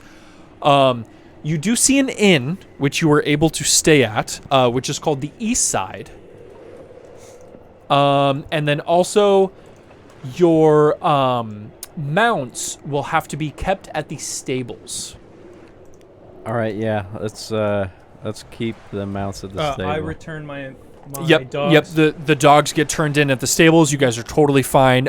For you, Mason, it'll be 1 silver piece to stow your axe beak for the night. And you guys also have a sled with 200 pounds of iron bars on them.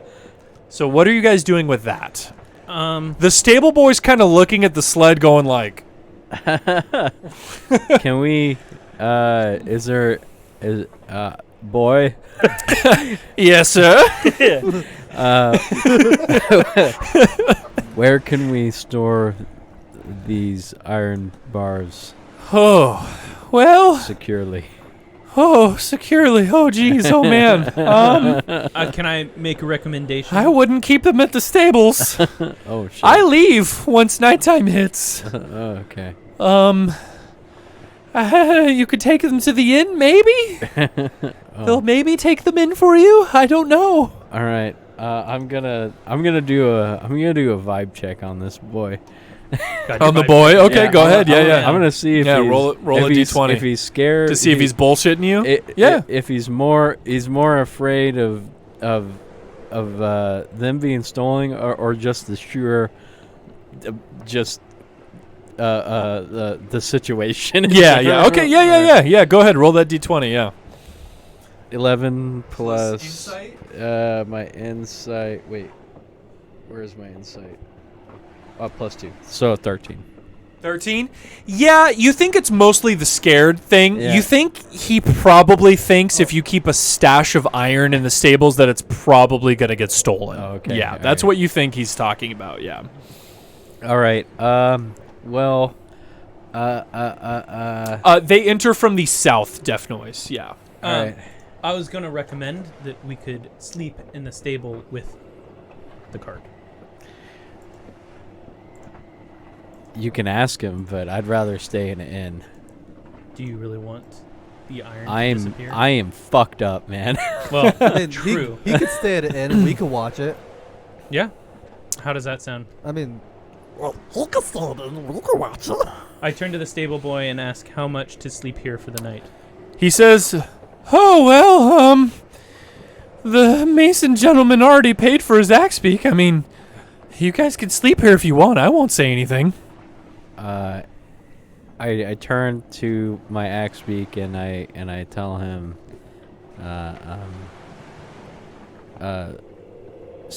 rest cautiously. And I kind of point at the cart and be like, "This is really important to me." Yeah, he Yeah, kind of yeah, nods his head, yeah. and he Yeah. kind of like goes down in his little stall, and he puts his like beak like over the lip of it, and he's kind of just like looking Amazing. at the iron. Yeah. I give him a nice pat, and I give him his daily ration. Oh yeah, absolutely. Yeah, go ahead and mark that off. Yeah. Yep. So then you two are gonna stay in the stables, and then Mason, are you gonna go to the inn, or are you also gonna sleep in the stables with them? I'm going to the inn. Okay, you're going to the inn. I feel like I've had a day. Okay. All right. Yeah. So you guys stay in the stables.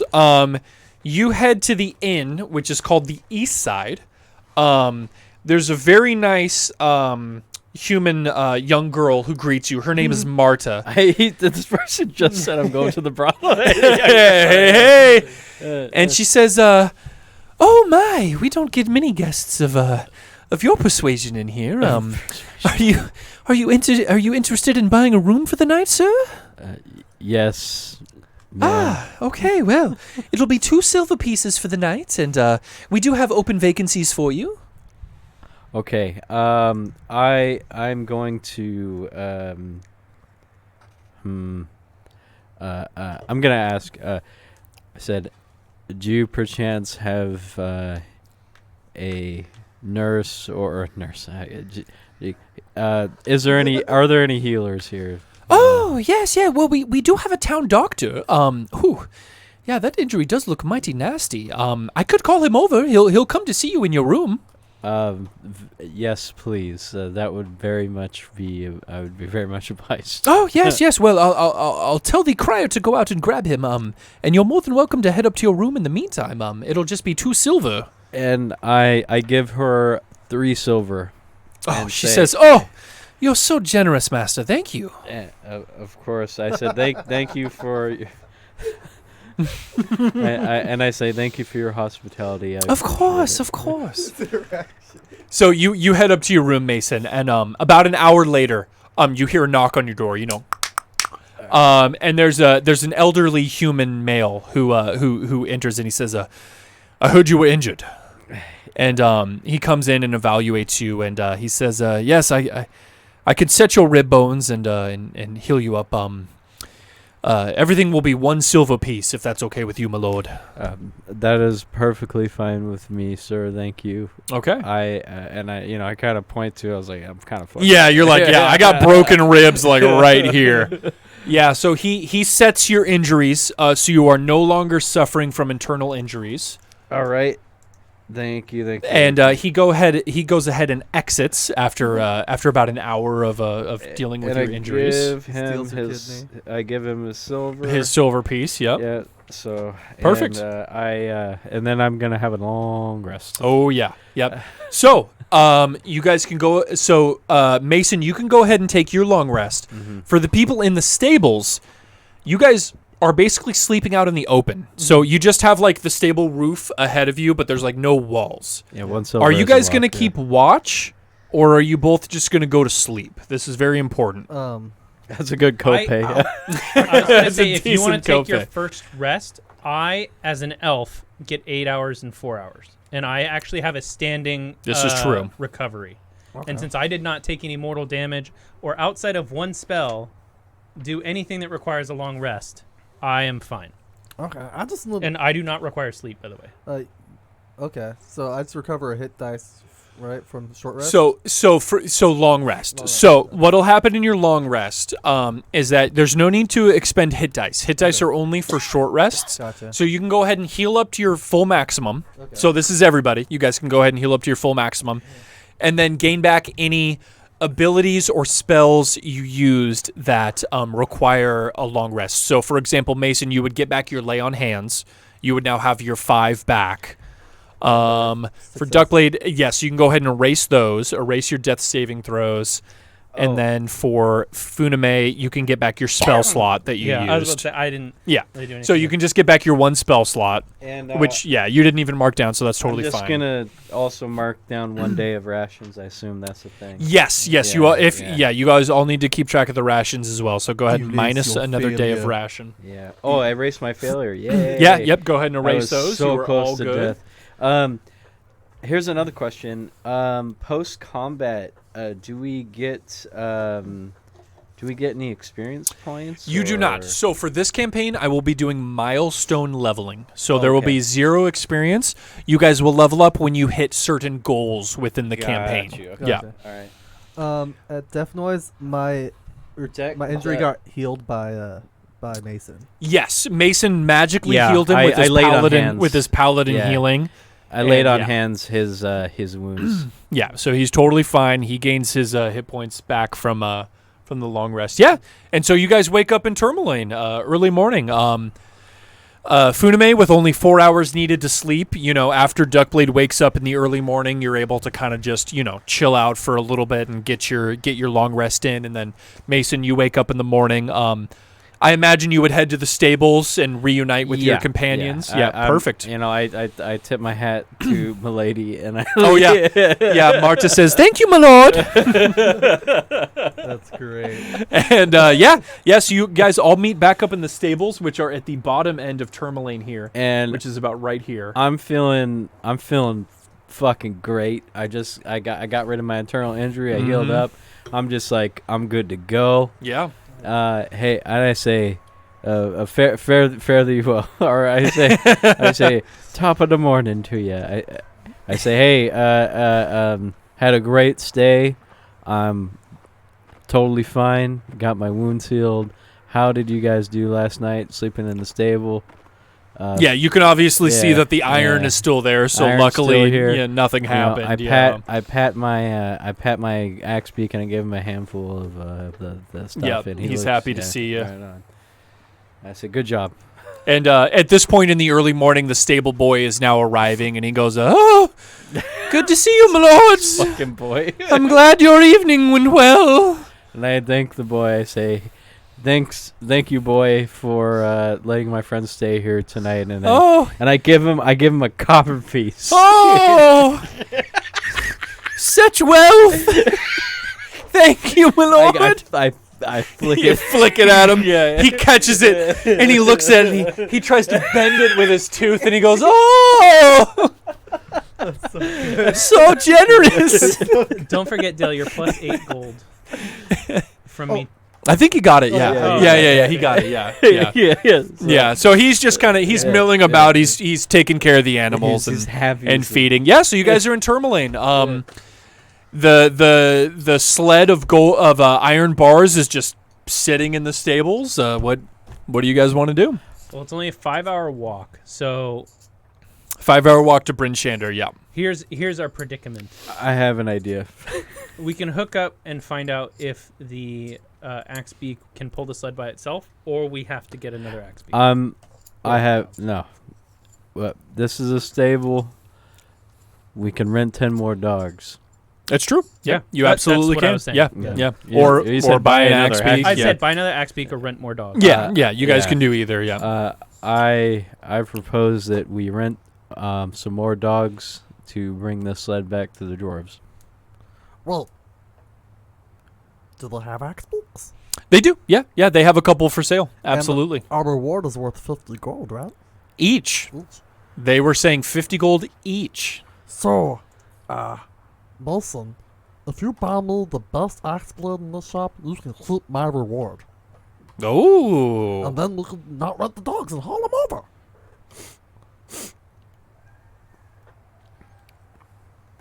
Fair. I suppose. So the 10. I assume like this Axebeak has like the roughly the pulling strength of 10 dogs, right? Yeah. Oh, yeah. Yeah. Yeah, It's about on yeah, par. yeah, Yeah. on par. They're very large creatures. Alright. Yeah. All right. Okay. I'll shake your hand, and I kind of brush off the fact that I was like,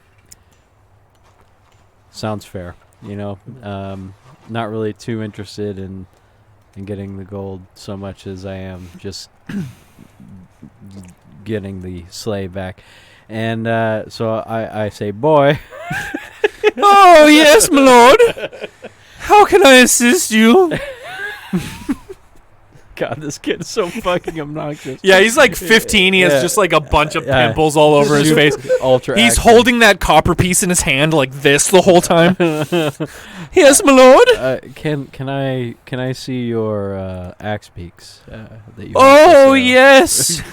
We have 2 fine axe beaks available for purchase right behind you. And you see a speckled yellow and black one, Mm. and another speckled pink and white one. All right, I'm gonna bring my axe beak to this exchange. Yeah. I sort of I put them in front, you know, kind of like let them see each other, and I say, like, this is axe beak. This is my axe beak. There are many like yeah, it, but this there one. is. But this one is mine, I kind of like, and I kind of since this guy's done pretty good, I kind of asked him. I said, "Hey, which one of these guys would you want to travel with?" He sniffs both the axe beaks, and he points towards the pink speckled one. Pink speckled. And he one. nods. All right, Yeah. all right. So let me, and then I boy, Oh, my lord. Yes. I'm going to purchase this lovely pink axe beak over here. Oh, my lord, you are so rich.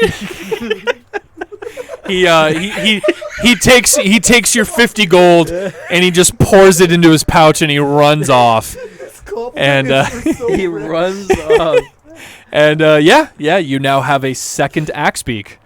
Oh, okay. You have so much money. My lord, I'm down to 43 gold. you which are is- the richest person I've ever met. I'll reimburse you, don't worry. I'm well down to 43 is not a Yeah, bad amount of gold. It turns out he didn't even work there. Wait, that's fucked That's a up. funny comment. That's fucked up.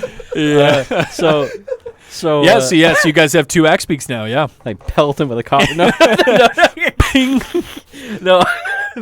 Okay, so Oh. I you know, and of course I get my 8 days of rations with that too. Yeah. And Yeah. so I turn to Dolan and I say, you know, said, well, here you go. Take good care of this axe beak. Here are the rations. Don't eat them yourself. They're for the mounts. This is for the this is for the mounts. And yeah, that's it. Duckblade grabs the sack, looks at him sincerely, gives him a hug, says, "I'll pull her back." All and right. then grabs a handful and eats it and walks away. All right. I So think- you guys are heading out of Tourmaline to go back to Bryn Shander. Is that correct? I want to know what services exist. Yeah, I kind of want to check out. The Yes. town. Yeah. So you guys check out town before you go. So you find the building that you believe the speaker resides in. So kind of the town hall, if you will, which is kind of in the center of town, as pointed out there. And then you guys also find the tavern as well, where they serve drink and food. That is called the Blue Clam. You guys see, that signpost kind of hanging outside. Other than that, there is a small marketplace. There's vendors, selling much the same as Bryn Shander, various weapons and shields and food. There's also a vendor who's kind of she's a young girl with very tan skin with an eye patch, and she's kind of swirling a cauldron around, and she has a couple bottles of red liquid. You think she's some kind of potion shop that's kind of hanging around. Yeah, I want to check out the potion shop. Yeah. So you guys approach, and she says, welcome, adventurers. I sell my patented healing concoction at this shop. 25 gold pieces per vial, if you're interested, adventurers. 25 per vial. Jesus Christ. That's steep. Oh, I promise you, if you're lying in the dirt, dead by your adversaries, this potion will pick you up on your feet. Are there any jewelers in this town? Any jewelers? There are not. You do not find any jewelers. You know what I'm going to do? You did see some back in Bryn Shander. Okay. None in Tourmaline. You know what I'm going to do? I'm actually going to, vibe check the fuck out of this chick. I'm going to detect magic. Oh, okay. Yeah. Sure. I'm going to see if these are really fucking magic. Do you have detect magic? Yes, I do. I have my Frobolg magic. I have cast detect magic and disguise self. Oh, that's right. Using Yeah, wisdom. Cannot cast again until short or long rest. Yes. Yeah. So I can Okay. detect magic. So you mark that off. You can't do it again. Yes. You do detect a bit of magic in each of those vials of potion that she's selling. All right. I'm still gonna fucking vibe check her. Yeah. Roll an insight check. Yeah. All right. That's 12 plus 2. Wait, are you trained in it? Yeah. Do you have insight marked down? Yes, 12 plus 2. So 4. Oh, 12 plus So 4. 16. Yeah. Yeah. I mean, you believe everything she's saying. You think she's definitely a legit. potion She's seller, legit. and All right. yeah. Is for I don't all you wanna know, she's. I want that heady shit. I don't. Yeah. No, for sure. Yeah. No, you definitely believe that she's legit. Yeah. All right. I pleasantly offer her those 25 gold pieces. Okay, perfect. And I get my. Go ahead and put in your inventory 1 potion of healing. All right. So when that's you drink 20. that is going to be 2d4 plus 2 healing, I'm down to 18 gold. which I'll remind you of later. So yeah. no need to write that down. Just write 1 potion of healing. How much does it heal? It heals 2d4 plus 2. Wow. All right. Or is it 2d4 plus 4? God damn it. Hang on. I'm second guessing myself now. Give me just a moment. Potion of healing. Yeah, 2d4 plus 2. I was right. Yes. Nice. All right. That's not bad. That's not bad at all. All right. Hey, if someone forces that down your throat when you're dead, Yeah. that'll pick you right up. Even if it's just 4, that's still a lot. Yeah. Okay. Anyway. All right. So. She hands the vial over and says, "Adventurers, Thank thank you for helping out 10 towns. Good luck." Thank you. I salute her. Yeah. Yep. All right. Let's check out some.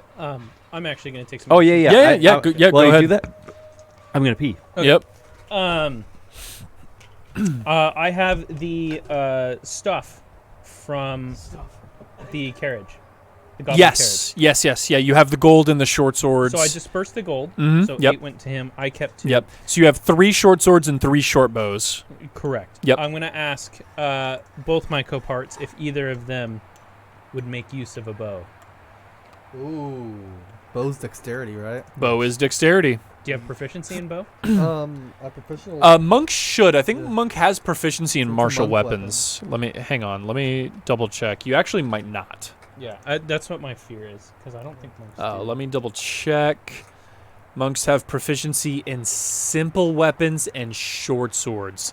You do not have proficiency in short bows, unfortunately. Yeah. Yeah. So, okay, and then I will ask my co-part who has a crossbow. Which, so I He don't has know. no need of the short bow, yeah, Yeah. because crossbow he is better than the short bow, yeah. I will sell 3 short bows and. What do you have? Oh, you're not allowed to use weapons. I mean, Well, he can use weapons; they just have to be simple weapons. Yeah, it's a short sword. so Oh, it's I'm not- sorry. Simple ranged weapons do include the short bow. I had to Oh, look it up. Okay. So yes, Duckblade, you absolutely can use Would a you short like bow. A yeah. short bow. Sure. What's its stats? I'm sorry. So I can't it hear is you say yes. a short bow is Oh. the same as your dexterity plus proficiency, so plus 7, and then it's a 1d6 piercing. So you can go ahead and write that in. 1d6 piercing for the short bow.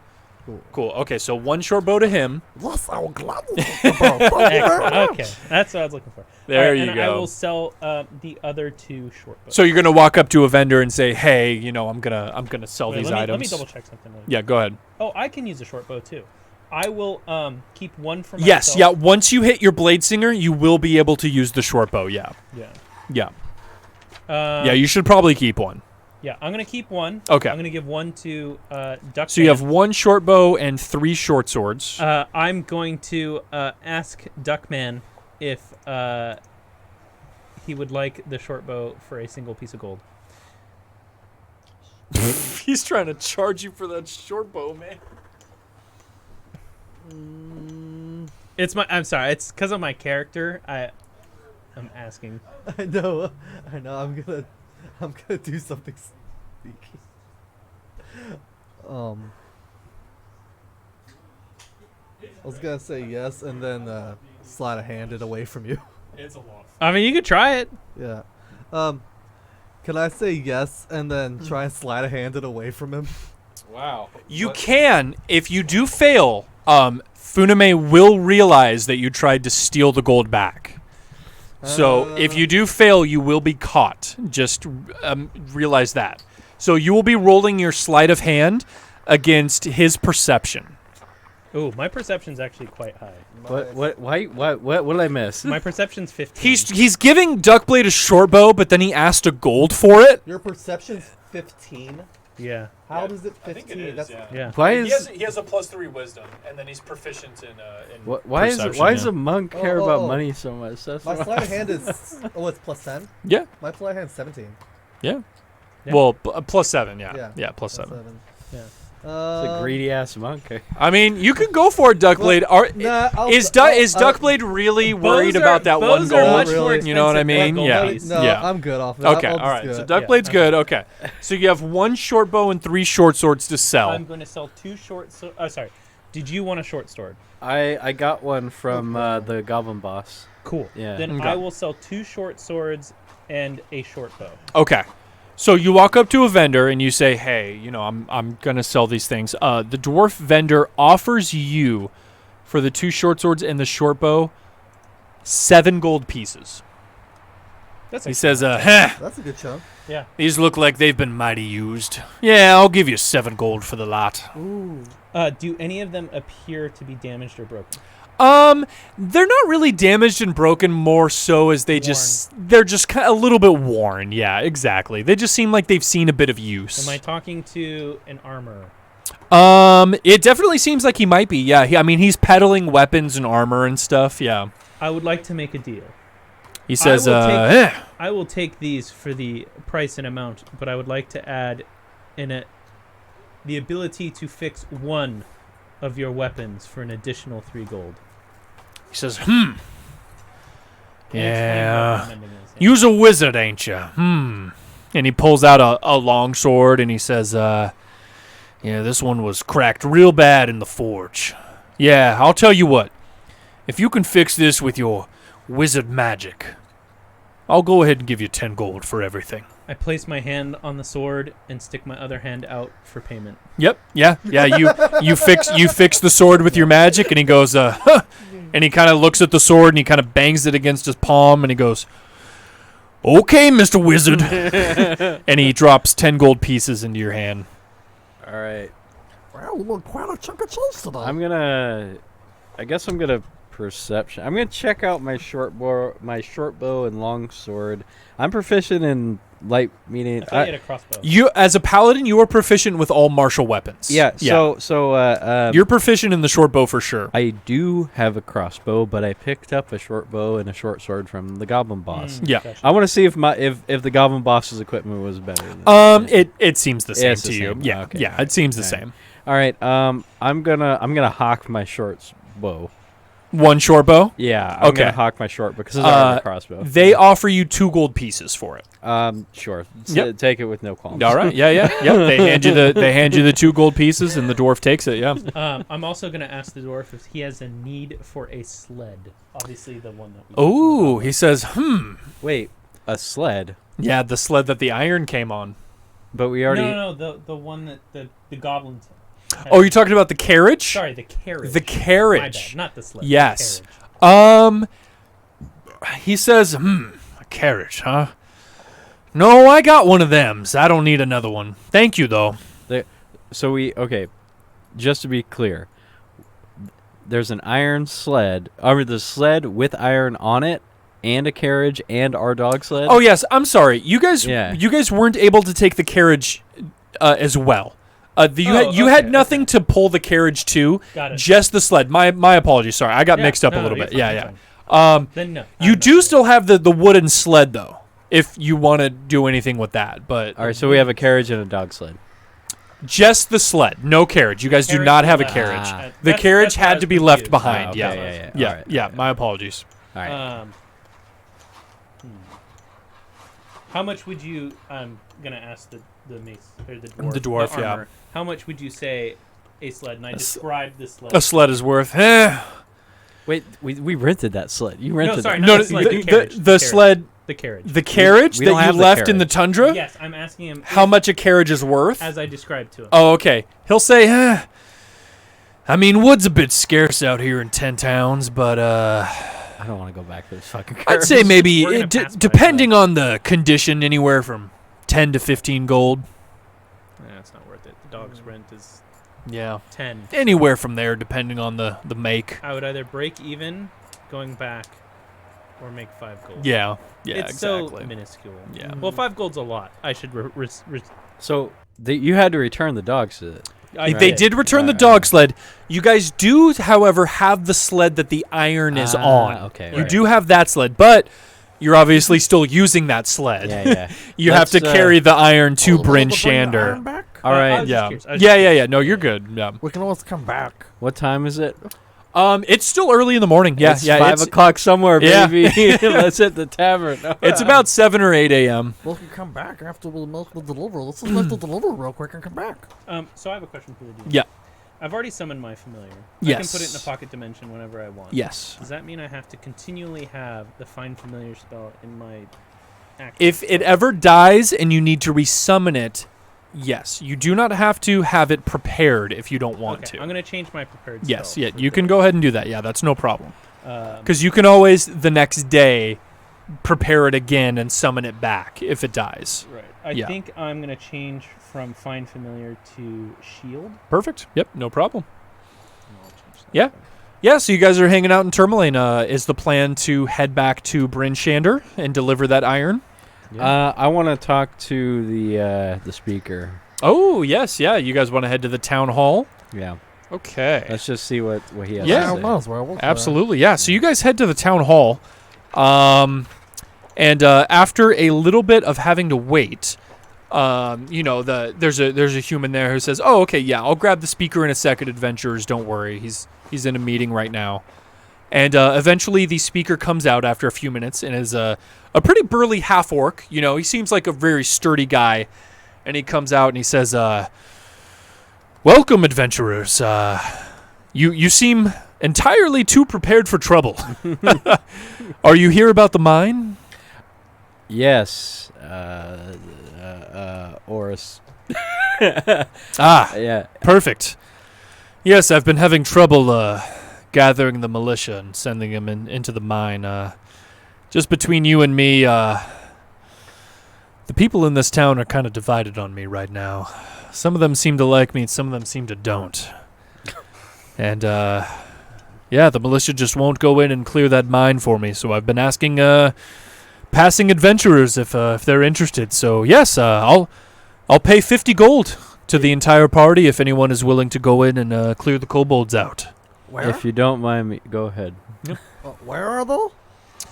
Yes, yeah, right. Very close to the east is a gem mine, and we mine gems there. We have a whole mining community, and recently no one's been able to enter the mine. There's been a few kobolds in there causing trouble, and every time miners go in, they either have to run out screaming or they never come out at all. If you don't mind me asking, Oris, what seems to be the contention with your position currently? Well, I was elected town speaker fair and square, but as of recently, I don't know. I give orders to the militia, and half of them just don't seem to follow. I don't know if it's because I'm a half-orc or... I'm going to vibe check him. Yeah, absolutely. Go ahead and roll. He says, I don't know. I'm going to see if he's telling the truth. Yeah, or he says, knows I don't know what's if it's because I'm a half-orc or... I critically fail. If it's because... or if it's because somebody else is interfering, but yeah. Rolled a 1. This dice is loaded. you're unable to just get a good vibe on him. This dice is fucking loaded, man. You don't know if he's lying or telling the truth. But yeah. I'm gonna get a dice cup because two 1s in one session. Come on. Hey, you can roll a different Yeah, D20. We got another one right here. Yeah. So that's what he says. He says, if you guys are willing to enter the mine, let me know. I'll there is a reward of 50 gold for clearing out the mine. Brandon, you need to talk closer Yeah. to the mic. Yeah, I You read it say already. I adjusted it. All right. Well, okay. I'll tell you. I'll tell you this. Well, we accept this task. However, we do have to return some iron, and the and Bryn Shander. Bryn Shander. Yeah, he says the mines aren't going anywhere. So when you come back, if you could get around to it, that would be great. All right. Duckblade pulls out the map and says, Can you show me where the mines are? Yeah, he'll absolutely mark it for you. Yeah, so he marks just northeast of Tourmaline. It's about an hour's walk away. It's very close. And when we go back to the map, he'll mark it for you. Cool. But yeah, All right. you'll have it marked on your map. All right. Cool. And thanks, Oris. We're gonna return this iron now. Appreciate it. He says, yeah, All right. yeah, no problem. Let me know when you get around to it. All right. Take care. You guys want to head back Let's to Bryn Shander? do this. I got a duck to pull. All yes, right. I am happy to head back. All right. Let's go. So We hook those two axe beaks onto the iron cart. yep. It's and- more than enough to pull it. right on. You guys do have to walk beside the cart, unfortunately, That's fine. which does delay the travel time a little bit. All right. I'm going to go ahead and mark on the map where the gem mine is. Give me just a moment here. Going to mark it right there. That's where the gem mine is, that red X. I'll zoom in a little bit. Yeah, on I the- can on the- barely see Yeah, that. yeah. So it's you can see the red X right there is where the gem mine is. Okay, Yeah, yeah. just on the edge of that forest. All right. Yeah. Yeah, all right. So you guys are heading out for Bryn Shander. Let's do it. All right. So you guys head out. The axe beaks are carrying the sled load of iron, and the trail is calm today. Yeah, no interruptions. The snowfall is very light. Thank God. No blizzards. And at about 2 p.m., I would say you guys arrive at the gates of Bryn Shander once again. All right, let's go head to the North Look Inn. All right, you guys head to the inn. Oh, let me fix. I'm so glad you remembered where they were. I don't fucking know. Yeah, I wrote it down, and I even wrote down their names too. You did, yeah. Hey, there you go. I'm keeping up with this. So you guys head to the inn, and you have the axe beaks outside with the sled of iron, and you see Hlyn inside. They're enjoying a nice lunch at the bar, and downing flagons of mead, and they see you guys come in, and they go, "Oh, don't tell me." You did it, didn't you, you fools? You got the iron. I can see it on your faces. And I give them a nice smile, and I pull out my own flask of mead, and I cheers them. They go, "Oh!" Duckblade. And they run outside, and they see the sled of iron, and they just like fall down into the snow, and they go, "Thank ye gods!" Duckblade pats one on the back and goes, Just put it on our bill. What? They look at you and they say, "We don't know what you mean, Birdman, but here's your reward." My character rolls his eyes so hard they nearly fall out of I his give head. my share to And Mason. Duckblade, they put 3 fist-sized gems into your hands. They're green. They look like emeralds, and they say, "Oh, adventurers, thank you so much for delivering our iron, and more importantly, avenging our fallen dwarf who fell to that yeti and those damned goblins. Now tell me, what do you call yourselves so I can go around town and proclaim your goodness? I mean, every good adventuring group has a name, don't ye? What do you call yourselves?" I haven't thought of it. We're the flogging mollies. Aye, I hate that and might be love it. that might be copyrighted. We might not be able to accept that name. The flogging molly. How about the flogging axe beaks? Can we meet like halfway? What about the flogging? That's not a bad one, actually. The flogging axe beaks is pretty good. That's a good one. all right. I'm into that. Mason is ambivalent. Yeah, flogging axe beaks. Yeah. Okay. All right. Hlyn looks at you guys and says, "Flogging axe beaks, I'll never forget ya. And listen, if you see me or any other dwarves and you run into trouble, tell them Hlyn sent ya, All right. and I guarantee the dwarves will have your back." How do you spell his name? I assume it's a she, and it is sorry, Hlin. Oh, Yep, Hlyn. I thought it was HLYNN. Does it have a last name Battlehammer. Hlyn Battlehammer. I give 2 gems to Mason and 1 to Funime. Yep. And I said, Put this on your bill. All right. Good job, guys. I'm going to run to the bathroom real quick. You'd be 10 gold short 4. for him. What? They give you 50 gold worth of gems. No, they just gave us gems. They Yeah, give 50 gold worth of gems, and then that was the price of the 3 axe gems. beak. I gave 2 to him, 1 to you. Right, so One to you're you, still yeah. you're still short on giving him his money back. Aren't they worth? No. Axe Beak's 50. No. The axe beak's 50, and the gems are worth 50. Oh, sorry, Yeah. not 3 gems per person. It's 3 gems between all of them. Hlyn, Yes, so 1 gem Got it. per person. Yeah. Hlyn Battle Axe? Yeah.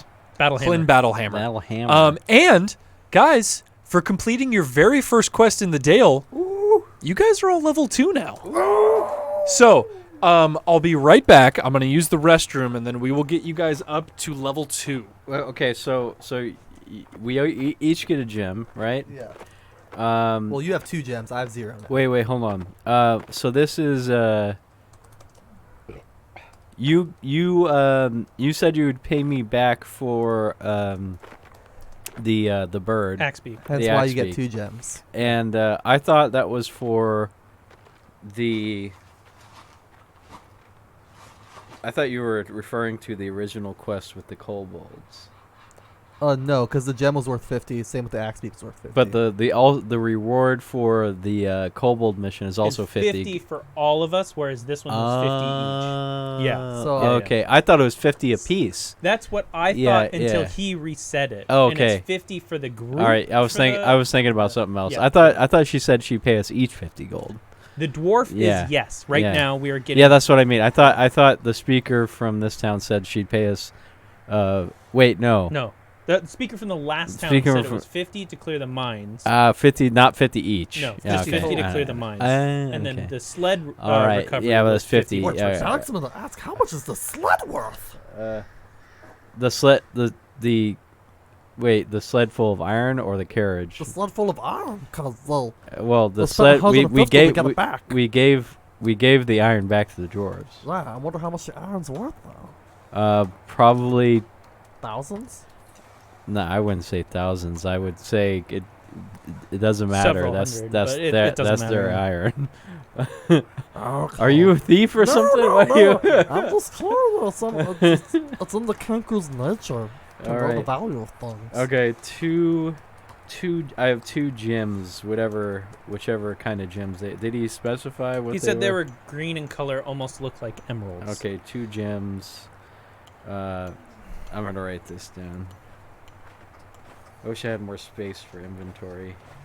I guess I'll write it over here. Treasure. Okay, I'll print in treasure. 2 green gems. So, second level is going to be... You said that these are clearly green gems, right? They are green, Yeah, yes. So, let's start Hey, off Drew, we with just leveled up. Duckblade. So, starting at second level Duckblade, you have harnessed the mystic energy of Ki. Yes. So, at second level, you have 2 key points. So, you need to make a note of that you have 2 key points. Well, I put that.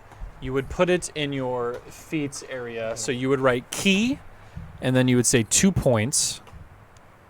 And that's a very important thing that you need to keep track of. Okay. Because you will be using your key for a lot. And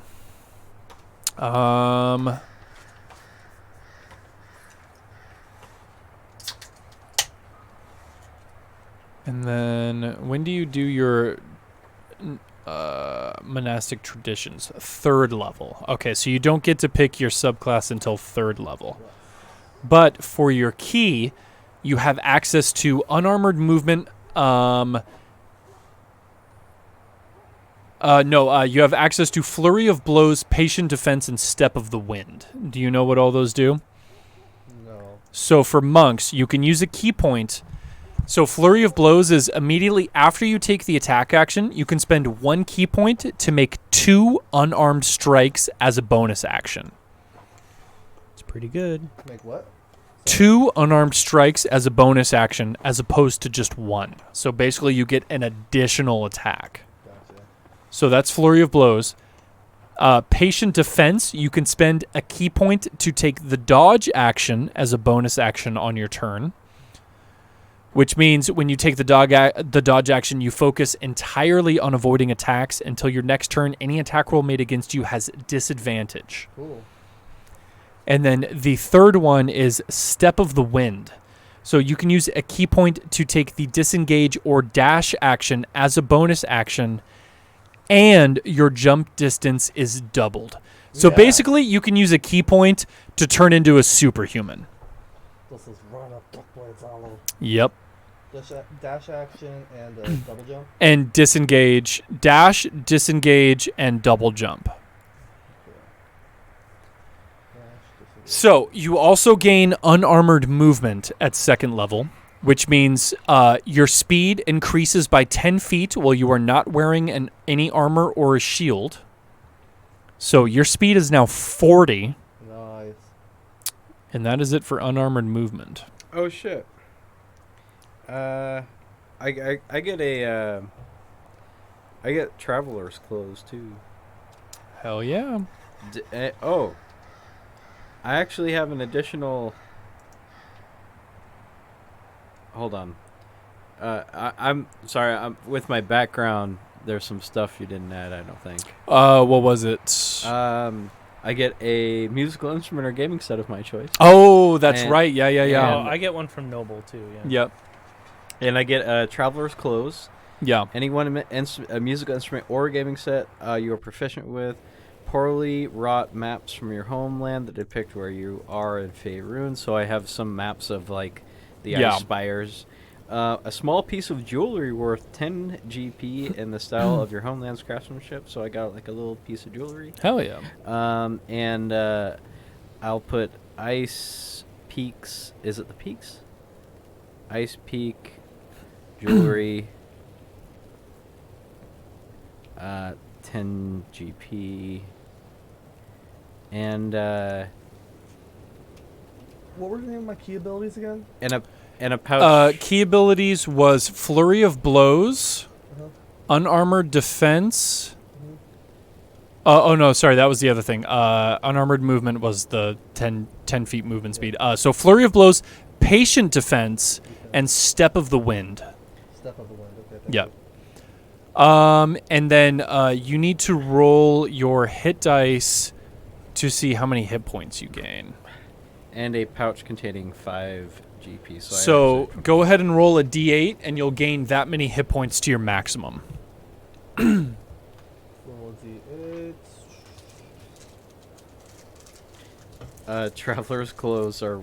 I mean, I guess I'm just wearing those with my armor. I don't know. 3. You have them with your armor, so now your hit point maximum is 16. So you can go ahead and change both of those to 16. Okay, so now we are on to Mason. So Mason, you gain a lot from second level. So you gain a fighting style, which is first. Okay. So these are the fighting styles you can choose from. Where do I put this down? Just anywhere in your feats, or you can put it on your second page. So the first fighting style is defense. So while you are wearing armor, you gain a +1 bonus to AC. So that's one of them you can choose from. You're going to choose one of these. Mm-hmm. The other one is dueling. While you are wielding a melee weapon in one hand and no other weapons, you gain a +2 bonus to damage rolls with that weapon. Great weapon fighting. When you roll a 1 or 2 on a damage die made for an attack roll with a melee weapon you are wielding with 2 hands, you can re-roll those dice, and you must use the new one. Or protection. When a creature you can see attacks a target other than you that is within 5 feet, you can use your reaction to impose disadvantage on the attack. You must be wielding a shield. So those are your 4 choices. Defense, dueling, great weapon fighting, or protection.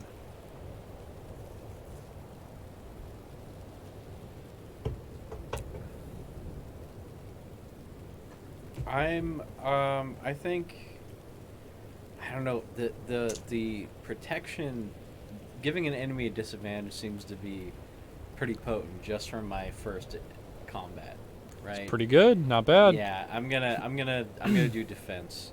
So let's write that down. So you're going with protection? Yeah. Okay. So go ahead and write protection.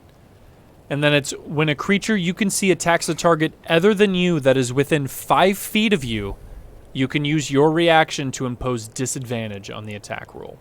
Oh, within 5 feet though. The ally does have to be within 5 feet of you. Correct. You know what? That seems less than optimal actually. If it's within 5 feet, because if I'm not next to somebody, then I'm powerless. Then it's not going to do useless. anything. Yeah. You know what? Let's try.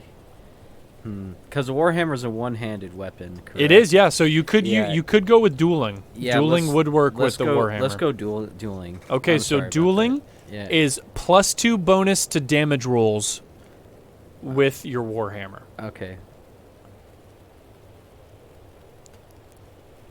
So +2 damage. And that seems good. So on your main sheet where you have the damage like 1d8, it is now 1d8 +2. Mm-hmm. With one-handed. Okay. Also, you now have access to spell casting. So Yay. at second level, you have access to 2 first-level spells from the Paladin. You can do that on your other sheet. Attack. Wait, I have an attack bonus +6 with my Warhammer already. Yes, so this is damage. Oh, okay. So your damage is 1d8 plus your strength, now +2 additional, and that's just for your Warhammer, Okay. not for anything else. Yeah. Plus my strength +2. So yeah, okay, I got Yep. you. Perfect. So yeah, it'd be +6. Wow. All right. So now you have spell casting. Spellcasting. But let's do Divine Smite first. So starting at 2nd level, when you hit a creature with a melee weapon attack, you can expend 1 spell slot to deal radiant damage to the target in addition to the damage. The extra damage is 2d8 for a 1st level spell slot plus 1d8 for each spell slot higher than that. So Divine Smite, you can expend a spell slot to do an extra 2d8 damage. And I'll do my best to remind you of that when that happens. And then you also have access to spell casting, which I will give you the spell list for Paladins. How many spell slots do I have? You have two spell slots. Where are my spells? They'll be on your 2nd sheet.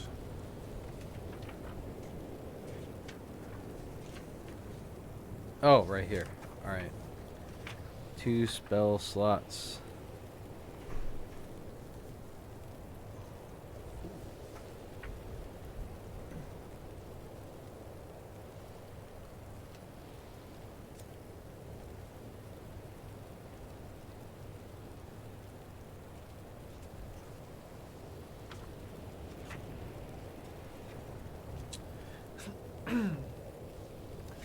So Paladin spells you have access to are Bless, Command, Compel Duel, Cure Wounds, Detect Evil and Good, Detect Magic, Detect Poison and Disease, Divine Favor, Heroism, Protection from Evil and Good, Purify Food and Drink, Searing Smite, Shield of Faith, Thunderous Smite, and Wrathful Smite. Wow. I know. That's a lot. It's a lot of bookkeeping. I'm going to try to simplify this a little bit for you. Yeah. So, Bless is, I'll just go through these as fast as I can. So, Bless is a spell you cast with 1 action. You bless up to 3 creatures of your choice within range. Whenever a target makes an attack roll or a saving throw before the spell ends, the target can roll a d4 and add that number to the attack roll or the saving throw. So you could basically choose yourself and both your party members. Cure Wounds is a healing spell. Bless is really good, yeah. Command is you can speak a 1-word command to a creature you can see within range. The creature must succeed on a wisdom saving throw or follow your command. Oof. So, for example, you could say drop, and the target drops whatever it's holding and then just stands Does there. that kind of stack with my speech of beast? If it was a beast, yeah. So command Creature. So creature is like anything non-human. No, creature includes human too. Creature is basically like just everything. Okay. Anything that can understand what you're saying. Yeah. Wow, that's pretty dope. It's pretty good, but it is a sucker save zone, so they do get to do a wisdom saving throw to see if they do it or not. Yeah. So that's command. Cure Wounds is a healing spell. Detect Evil and Good basically lets you detect if you sense anything evil or good within a mile. Detect Magic lets you detect if there's anything magical around you. Detect Poison and Disease is the same thing, except for poison and disease. So. Yeah. Divine Favor is a concentration spell. Your prayer empowers you with divine radiance. Until the spell ends, your weapons deal an extra 1d4 radiant damage on hit. So it's just a power up. Purify food and drink. Yeah, self-explanatory. All non-magical food and drink within a 5-foot radius become purified. They're free of poison and disease. And then Shield of Faith is a good one. A shimmering field appears and surrounds a creature of your choice within 60 feet, so you can choose yourself too. And they get a +2 bonus to their AC while you concentrate on this. So that one's also pretty good. So those are the spells you can choose from. Let's just go with Bless. Bless is good, and you get one more too. Oh. You get 2. I already got Divine Smite as... Right. So that's an ability. That's not a spell. So you can just ability. do that shit. Oh, wow. Yep. That's You awesome. can put it in your cantrips, I guess. Okay. Let's go. Okay, bless is Bless is a good one. and that does 1d4. 1d4 to attack rolls and saving throws while you're concentrating on it. And I'll remind you of what that spell does when you cast it. And then the other ones were Command, Cure Wounds, Detect Evil and Magic, Divine Favor, Heroism, Protection from Evil and Good, Purify Food and Drink, Shield of Faith. Yeah, let's do the Shield of Faith as well. All right, good choices. Bless and Shield of Faith. So Shield of Faith you have to concentrate on, but they gain a +2 to AC, which is very good. And then go ahead and roll your hit points. I believe a paladin is a D10. Okay. +2 to AC, 60 feet. I'm writing all this down. Yep, 60 feet. And then I'll remind you of the specifics if you ask for All right, it. Yeah. and 1d10. I think so. What does it say on your hit die? I think it's 1d10. It'll be Go down. It'll be below that, next to the death saving throws. Total 1 d10 hit dice. Yeah. Oh, it's a D10? No way. Hold on, let me look. It actually might be a D10. I think it is. It is a D10. Okay, so go ahead and roll a D10. 1d10. And this is plus your con modifier. Oh shit! Did you get plus your con modifier, Duckblade? I'm sorry. From what? For your hit points. Plus my combat? So you rolled a 3, and then your Constitution is +2. Okay. So that's actually 5. So you're actually at 18 hit points. My Nice. apologies. It's okay. Yep. So go ahead and roll a D10 plus your con, which is a +1. That's my d10. Yeah. Yep. I think so. Yeah. Yep. That's One. good. This is Oh, one. right. 1 to. That's 10. That's a 10. Yeah. Okay. That's a 10. Okay. I guess I'll call tomorrow right now. All right. This goes my total. Yep. Ooh, 6. that's 6. Plus your con is 7. Yeah. Yep. So you are at 19 hit points now currently. 6 plus 7, but my total is the adds to that. 12. Yep. So 12 plus 7. Yeah. So you're at 19. Oh, okay. Yeah, Yep. gotcha.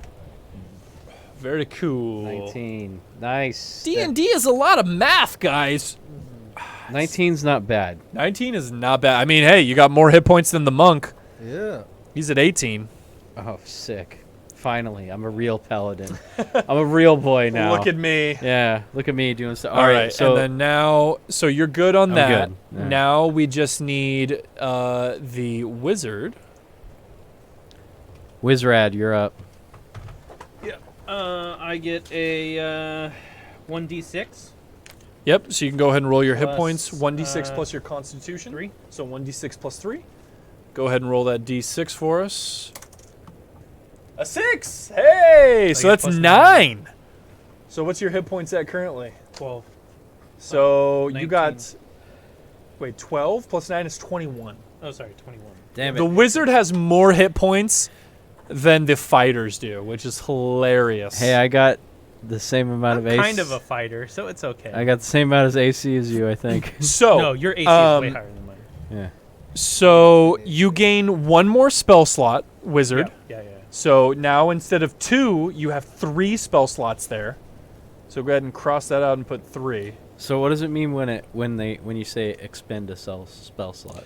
So basically, you have 2 spell slots, You can right? use mine as an example. if you want. So, on your sheet, so let's say you cast Bless. Mm-hmm. That means you have 1 more spell slot left, right? So you used 1 of your 2, and then if you use Shield of Faith, you're now out of spell slots, and you can't cast any more spells. But I can cast Bless like 2 times. You can cast Bless 2 times. You can Or cast Shield of Faith 2 times. Or you Got can cast you. 1 of each. Uh-huh. Or you can use 1 of those spell slots and do your Divine Smite instead, which gives you 2d8 on your hit.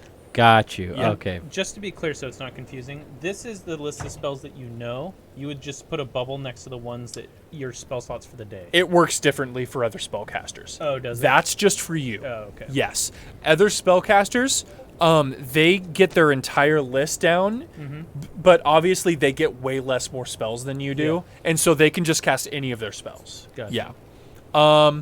So you get your Arcane Tradition, And I which get- is Blade Singer. And I get them back after a long rest? After or- a long rest, correct. Okay. All right, so you get your Blade Singer stuff, Brandon, at level 2.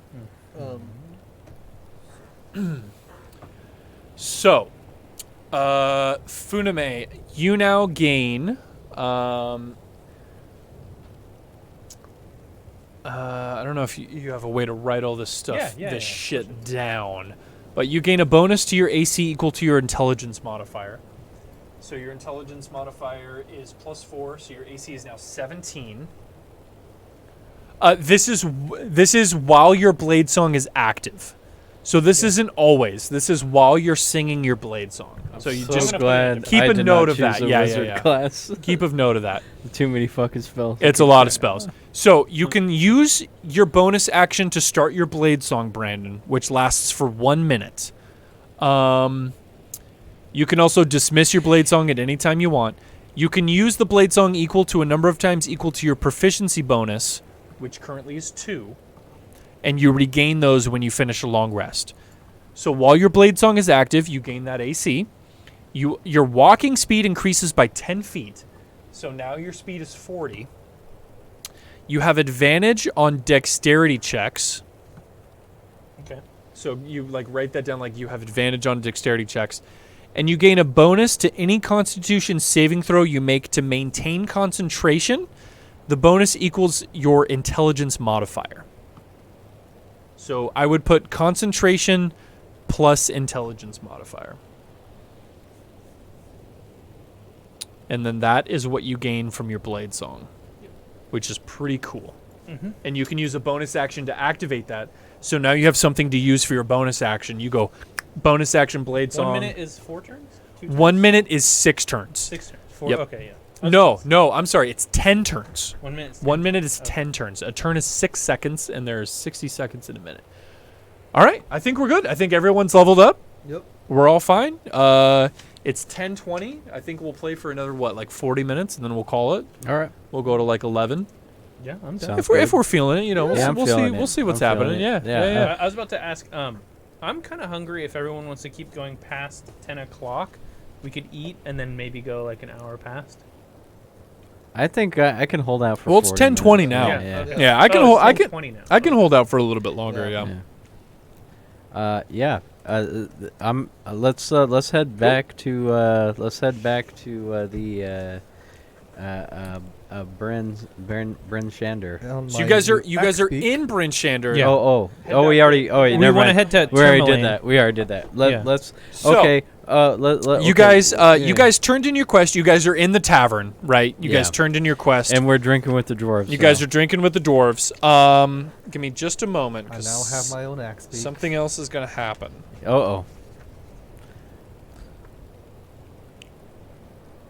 Yeah, the dwarves are pleased as punch, and so am I.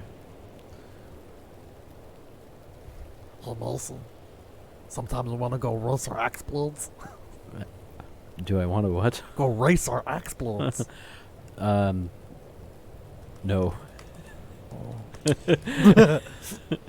So, so you guys are sitting in the tavern. They gave you guys your reward. You guys are all drinking. Everyone's happy.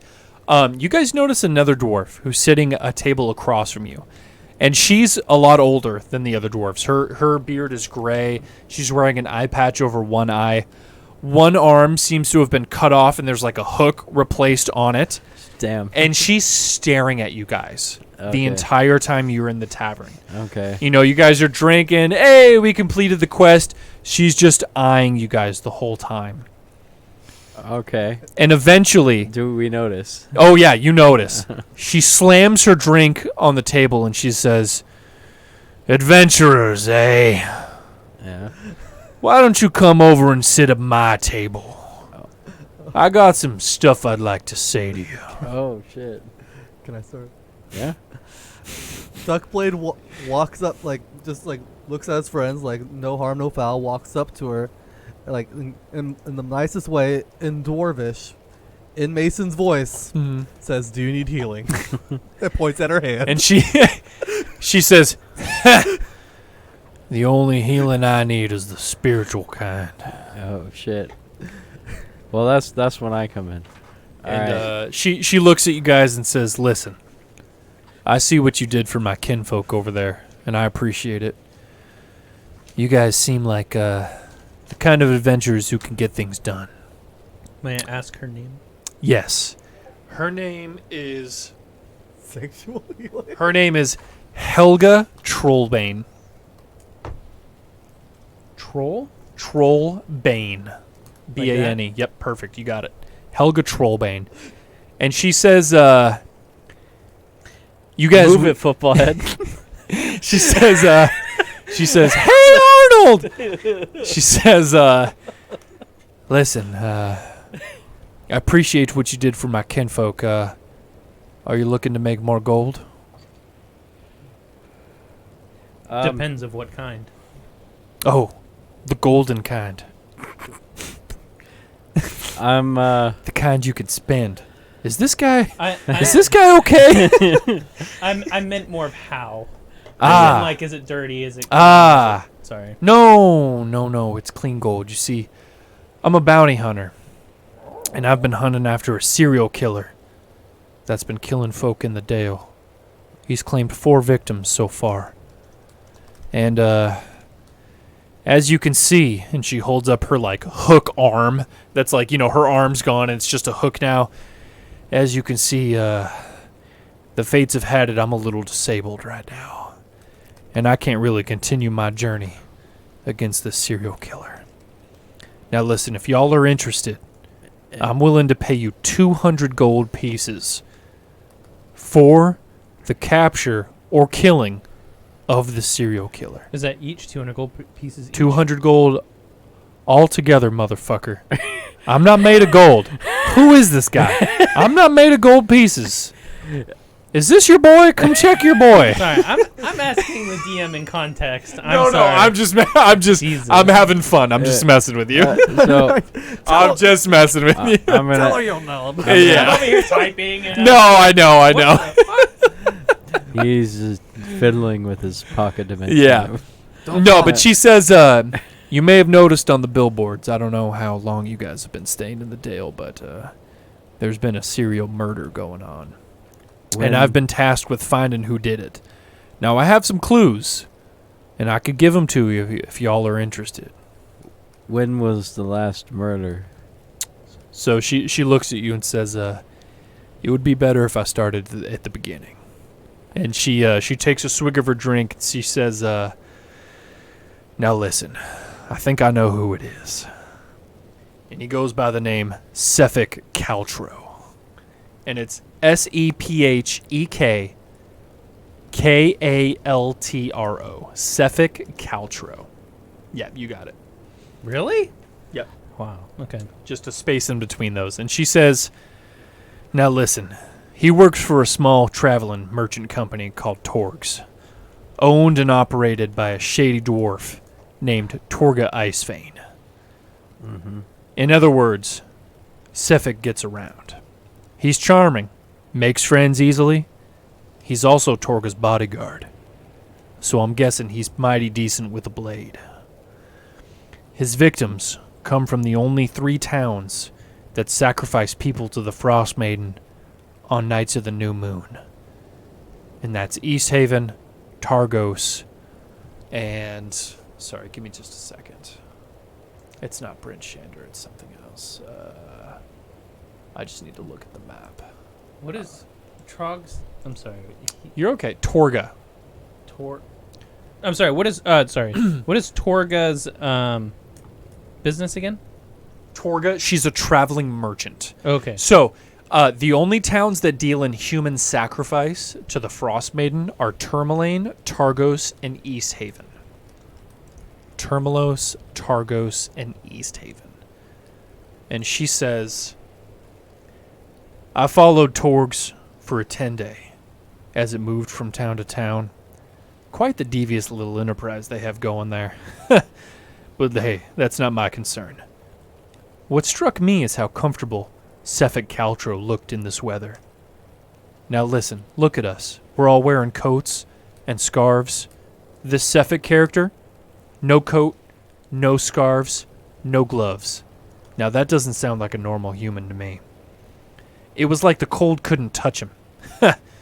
Kiss of the Frost Maiden, if you asked me. Now listen, as I said before, I'll pay you all 200 gold pieces to apprehend him, ascertain his guilt, and bring him dead or alive. When the job is done, you can return to me here and collect your money. Where can we find this? Last I knew of Torg's Enterprise, they were heading to Targos up north. And she says they left here a few days ago. Now listen. And that's dead or alive? Dead or alive. Now, listen to me. I'm pretty certain that Sefik is the killer, but I'm not 100%. I need you to ascertain his guilt before you kill or bring him to me alive. If you can't prove to me that he's guilty, you just brought me the dead body or alive body of somebody I can't prove did anything. You hear me? Can you tell us anything about the victims? Yes, I can. So, these towns that do the human sacrifices, they all hold a lottery. And whoever gets chosen by that random lottery is the sacrifice for the Frost Maiden that month. Now, every single person who's been killed by, I think, Sefik, had their name drawn in the lottery and found a way out of being the sacrifice. That's the connection.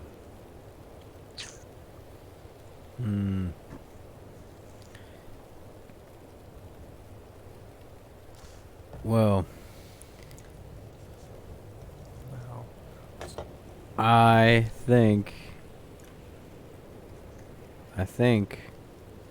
Sefik is the one that doesn't wear any we clothes might here. be able to tackle this one. However, we already have a prior obligation. Hey, that's okay. I don't expect this to be done in a 10-day. Okay. This is a long quest I'm asking you on. Well- Yeah, I need you to ascertain his guilt and then bring him to me dead or alive once it's I'll done. figure out if You it's know, if not, I'm not going anywhere. I'm hanging out in Bryn Shander until this is done. So if you guys promise me that you're going to handle this, I'll stay here and wait for you. okay. Okay. Can I ask you something unrelated? Please do so. Do you know anything about an orc named Makingo? Oh, Makongo, yeah. He was a part of that adventuring group that came through not too long ago. I asked them about this killer, too. You know what they said to me? They said they had bigger fish to fry. 200 gold wasn't enough for them. So you know what? I spit on the ground and let them go on their way. Speaking of orcs, what you know of Oris Matthew? Who? Oris Matthew? Oh, the speaker. Yeah. She says, yeah, he's the newest speaker out of all 10 towns. I've been hearing he's been getting a little bit of trouble in his town. Seems like even though he was voted as the speaker, a lot of the town don't agree with that. Take that as you will. Thanks. Well, I would say if we come across any clues, we'll be sure to keep track of what we find. Hey, on please our do. Journey. My hub, my hometown is here in Bryn Shander, so if you guys come across anything, or heck, if you even complete the quest, I'll be here in this tavern. Come find me. All right. What's the name of the tavern? The tavern is the North Look. Yeah. Yep. Oh, that's also the name of the inn. Okay, so it is. Yeah, this is the Tavern Inn. It is a Okay, very just big making building. sure. Yep. No, you're totally fine. Yeah. Yep. All right. Yeah. Let's, guys. Let's head back to. You know what? You guys just want to travel to the gem mine? Well, it's what 3 p.m. now. Oh yeah. Let's. It's about mid-afternoon. Oh, Yeah. okay, all Yeah. right, It's about well, 2 or 3 p.m. All right.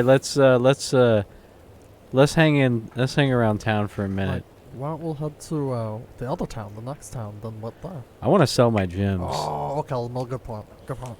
Yeah. Yeah, you can definitely sell your gems, and you guys definitely have enough daylight to make it to the next town as well. Yeah, if yeah. you would like to. Because yeah. then we can just take a long rest as soon Yeah. as we get there. All right. Yeah. Let's. I'm down to hit the shops Yeah. elsewhere. Yeah. There is a market that deals in jewelry. And when they see your jewels, their eyes widen and go, Of dwarven make, huh? Oh. I'll tell you what. I'll give you 40 pieces of gold for each of those gemstones. I'm vibe checking that guy. Yeah. Because they're worth 50. Yeah. You don't want to be short-handed. Well, so this isn't necessarily a vibe check. So if you want to haggle, This is a you haggle. can make a persuasion check. I'm gonna make. I'm not very persuasive. Oh yeah. I think Charisma. you are. You do. Yeah, do have good I do. charisma. I have good. I have good think plus I'm- 2. yeah. I'm proficient. He's +2 in I'm proficient in charisma and persuasion. Yeah. Yeah. Roll All that- right. So roll that I'm persuasion check. I'm gonna vibe check the fuck out of this Yeah. guy. yeah. Roll that d20. I Let's love see. the term vibe check. All right. Let's see. This is going to be a DC 10. Oh, 10? No. Good. Yeah. Just go ahead and roll your d20. 6 plus 2 plus 2. That's 4. 6 plus 10. That's 10. That Yeah. is 10. Yeah. You passed. He So what do you say about the gemstones? I kind of look down at the gemstones and I look at them and I say, we got these from dwarves. We saved iron to get these. They told us explicitly that these were worth 50 Yeah. gold pieces. Do you say her name? Do you say Hlynn's name? Oh yeah. Let's say Yeah. I say yeah. Hlyn Battlehammer gave us these gems herself and told us they were worth 50 gold pieces a piece. Are you calling Hlyn a liar? He spits on the floor, goes, and he goes, 50 gold apiece then. Oh. I owe the Battlehammer clan me life. All right. I couldn't go Nice. against Hlyn if I wanted to. After overhearing their conversation, I also try and sell mine. For Yeah. 50. Yeah, he's the Yeah, so you get 50 gold for your gem, and then you can go ahead and get 100 for your 2. Yep. So I'm at 125, and I'm gonna Yep. cross that off my list. All right. So also, I want to. I do have a piece of jewelry from the Ice Peaks. It was worth 10 GP. Oh yeah, sure. Yeah. Yeah, if you want to, if you want to try and sell that, you All right, can. So I'm first. You know what I'm gonna do? I already. This is a jewelry shop, right? Mm-hmm. And it's run by a dwarf. Yes. I'm going to, believe it or not, fuck it. I'm gonna detect magic in this jewelry shop. Oh, okay. And see if Yeah, there's yeah. any Yeah, magical. absolutely. Yeah. Go. So yeah, Yeah, you don't have to yeah, roll. You go just roll. go ahead and Yeah, cast it. Yeah. You do not detect any magic. Bummer. Yeah. Yeah. From this jewelry shop, everything seems to be pretty normal. mundane. Yeah. Just like some silver bracelets, a couple of like diamonds and sapphires and emeralds, but Okay. it seems mostly mundane. You need yeah. a diamond, don't you? You said rations are 1 silver a day? 1 silver a day, yeah. Cool, let's get Yeah. Okay. So I browse around. I don't see anything looks because Yeah. I'm looking for a magical. Yeah, you don't see anything magical. All right, bummer. All right, so I'm gonna hold on. I'm gonna hold on to my I'm not gonna hawk my jewelry just yet. Yeah. I think I got enough gold. It's only been 1 day so far, right? Correct. Cool, so food. So each 10 gold is worth a platinum though. Each 10 gold is worth a platinum, yeah. Oh wow, so I got a lot of platinum, but I'm just gonna keep on the gold. I don't think too many people use platinum, huh? Yeah, mostly for big exchanges of money, you use platinum. Yeah. Like buying a house, maybe. I'd like to ask the jeweler if there's any damaged gems of a diamond variety. He says, "No, I can't sell them. I don't bring them to the market. Back in the mines, yeah, but not out here, Ooh, no. the mines. Fines. Which mines? Oh, up in Kelvin Cairn, where we mine the iron and the gems. That's the same spot as. That's a gem mine. Mhm. Yeah. That's the mountain you guys saw when you they're- went after they're the. specifically referring to the gem. It's where the where the dwarves Hey, live. Yeah. How much does a diamond cost? 50. 50. It'd be an even exchange. if Are you they gonna had them. exchange one? He just said that they didn't have any. Oh, no diamonds. Okay. Didn't you What? just say Did we I don't- say that? You already said no broken diamonds. No, they didn't have Oh. any broken ones. Oh, They gotcha. do have a diamond you can buy. How much for the diamond? What does it say on your? 50. It says 50. Then it's 50. Yeah. Okay. Yeah. You can haggle. You could. Try. You could try. Yeah, you could try to haggle. Sure. I will try and Roll that haggle. persuasion. How much gold do you have? 20, 10, 5. I have 60 still.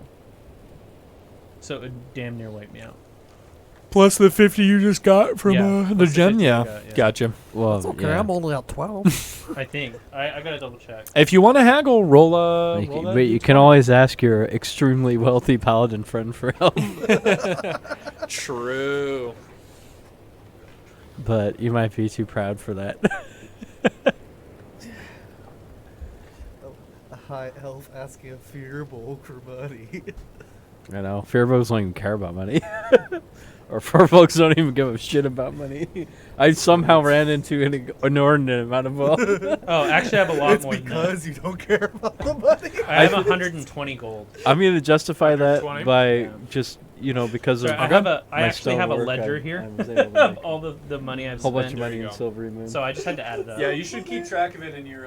You should keep a pure number in your gold pieces. I just- considering how often this is changing, I just have a ledger. I have Yeah. a running ledger of how much gold I've spent. I so far rolled throughout pretty the game. good for gold, and I'm going to justify that by saying I made a bunch of money with my stone. So what do you want to do? Here's character side note. Here. Mm-hmm. Me having to waste a diamond to save them made me not very happy. But they are part of my party, so they are a means to an end. So I look over at both of them and I say, "No chance that you're gonna give me a diamond, eh?" And I say it in a very Canadian accent, which you have no idea what the fuck I'm saying. I'm going to vibe check that Canadian accent. It's very Canadian. I will. I feel. I feel as you saved my fucking life using a diamond. I feel a little obligated to help you out in that regard. So I say, do you need? Well, that I said what? Oh, first of all, I don't know what the fuck you're talking about. So I'm like, what do you need a diamond for? I explained to you how my spell works. Oh, So it, he it needs is much easier to say that. he needs a he needs a diamond to cast his spell. Yeah. yeah. Well, now my character didn't know that. So I Yeah. was like, Yeah, oh, that's what I'm saying. I oh, explained to okay. you. So Yeah. the spell that you're talking about, the toxic blast you use to take out that unkillable goblin.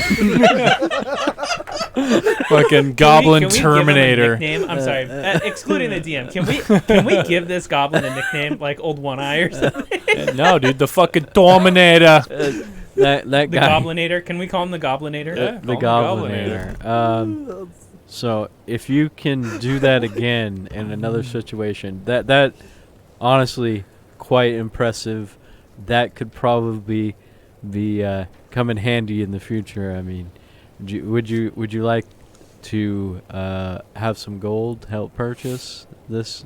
I absolutely would. How much would you like? As much as you're willing to give for your life. Okay, I buy the diamond outright. So Okay. I lose 50. Yep, go ahead and take 50 off. All right, go ahead and get your diamond in. Okay. All right, anything else in the market for you guys? Are you guys done? I'm good.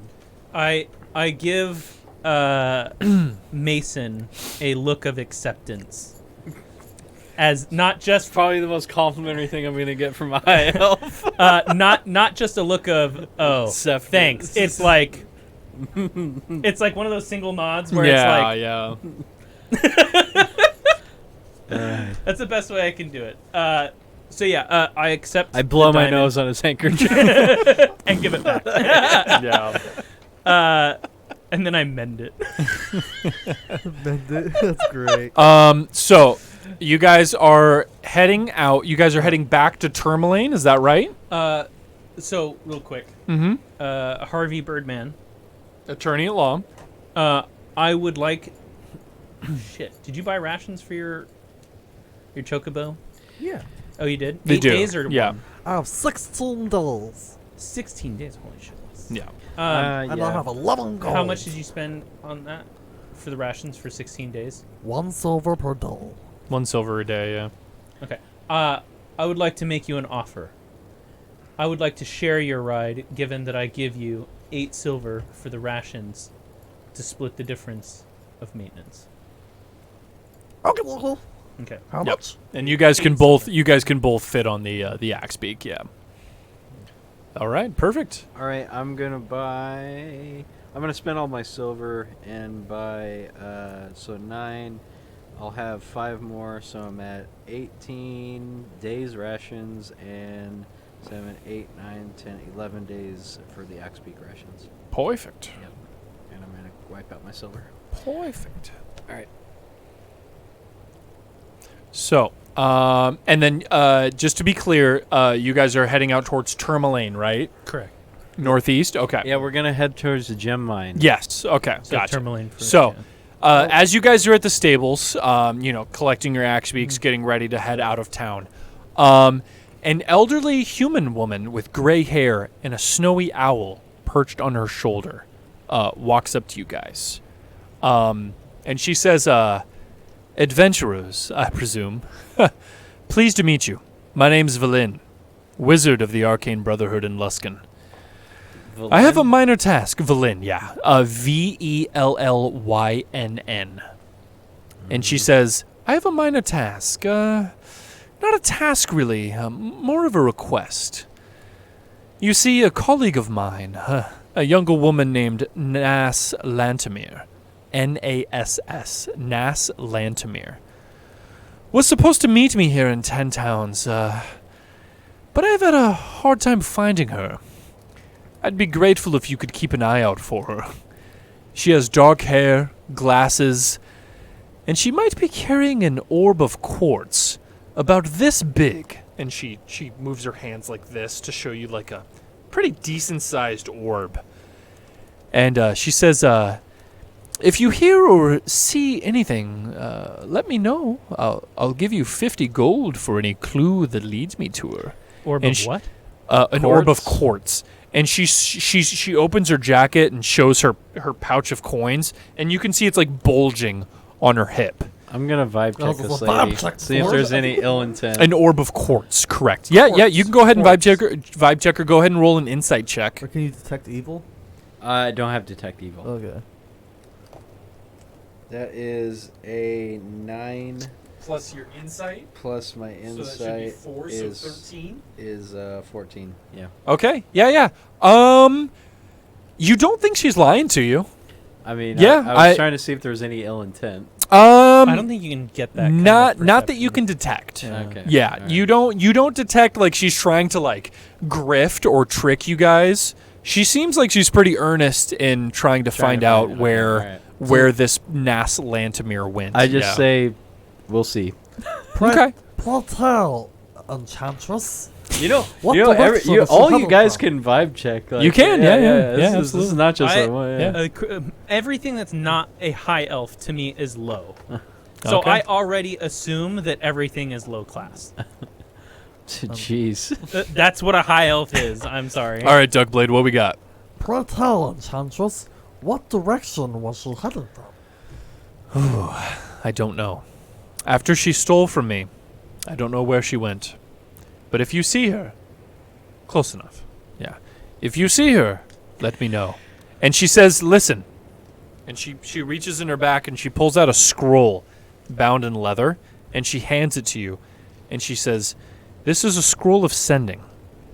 If you find any information, cast this scroll and contact me and let me know. And the next time you see me, I swear to you, I will give you your money. Okay. This orb of quartz, though, is it dangerous? Like, if I hit it, will it kill me? No. No, of course not. Okay, No. okay. It's more of a spellcasting device for myself, and it was stolen from me. Okay. Well, that's all I want to know. Yes, no, it is not dangerous. Do not fret. All right. And she hands you the scroll. So you can go ahead and write scroll of sending in your inventory. And what can I use it? Just Use it to contact So, her. Yeah. Only spellcasters can use it. Okay. So unfortunately for you, Duckblade, you are not able to use it, but I could either use it. Jeff or Brandon will be able to cast that spell. And Yeah, does it either just- Mason or Funime. Does it send a message or does it? It does send a message. Yeah, it sends a message of 25 words or less Gotcha. to Valin. Yeah. Okay. And she tips her hat, and her owl on her shoulder goes, "Ah!" and she turns around and walks off. Well, that was weird. Yep. How come everyone in this town wants something from us? It's almost like everyone has a quest, isn't it?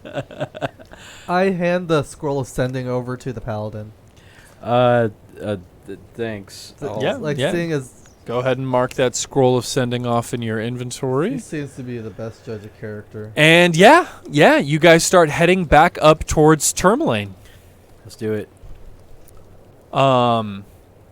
And on your way there, about 2 hours on your journey after, trucking along on your axe beaks, the weather's pretty nice today. Just a light, small snowfall. Nothing major. And you guys are following the main road up to Tourmaline. You see a couple people on the road in front of you. And they're not necessarily on the road. They're kind of standing off to the sides. Mm-hmm. And you can see they're both carrying crossbows. And they're two dwarves. Mm. And as you guys approach, you guys are riding your axe beaks on the road. They hold up their hands and they say, "Hail, travelers! This road is maintained by the Black Capes. You must pay your toll to pass through these parts." Just two dwarves? Two dwarves that you can see, and they both have crossbows in their hands, and you guys are just the who? just approaching them. They said So- the Black Capes. So, sorry, because I Yep, didn't Yeah, iterate go ahead. this. Yeah, no worries. My owl is out ahead of us by Yes. 100. We see them before they see us, right? Not necessarily. Vision is a little iffy in the snow. I would say you probably see each other at about the same time, Even with the owl? even with the owl. Yeah, so about 60 feet away. It's a pretty good. It's a decent far away. As we acknowledge that there are dwarves there, Yeah. I'm going to message you and say, sorry for the intrusion, Mm-hmm. but this seems suspicious. I- By the way, we're talking through our minds, and yeah. I'm recanting Yeah. to you everything. Oh, Yeah. okay. I'm Because you gonna- guys are on the same axe beak. Yeah. Gotcha. me not being the fan of I don't like to engage automatically in hostility. I'm gonna say let's talk this out. Let's see what's going on here. I'll take the charge on the conversation here. Okay. They say Duck- they have their crossbows held up on their shoulders, Yeah. and they say, "Listen, travelers, if you're going to pass on this road, which is very gratefully maintained by the Black Capes, it's going to be 20 gold each Where for were the, every person that passes through this way." And where were the Black Capes when Helene lost? Sorry. What was the name of the dwarf who had Clan the iron? Battlehammer? Flynn Battlehammer. I keep saying Helene. Yeah. Where were you when Helene's sled was attacked? They chuckle and they say, "Ha! We're not associated with any Battlehammers." May not be associated, Oh, but no. don't you maintain this road? No, We do. We maintain the road and the tolls for this road. Oh, this is where And they this is fucked up. They pull their crossbow down and they level it at you and they say, "Do you have the gold to get through?" I whisper over to gosh, what's your name again? Funime. Funime. Well, guys, if you let me have the minute, I think I can do a cool little maneuver. I Duckblade, explained to you what he said. duck, and I look at you and I tell you, Just let me get close to I it. tell you with my eyes, don't do shit. Okay. All right, I'm gonna.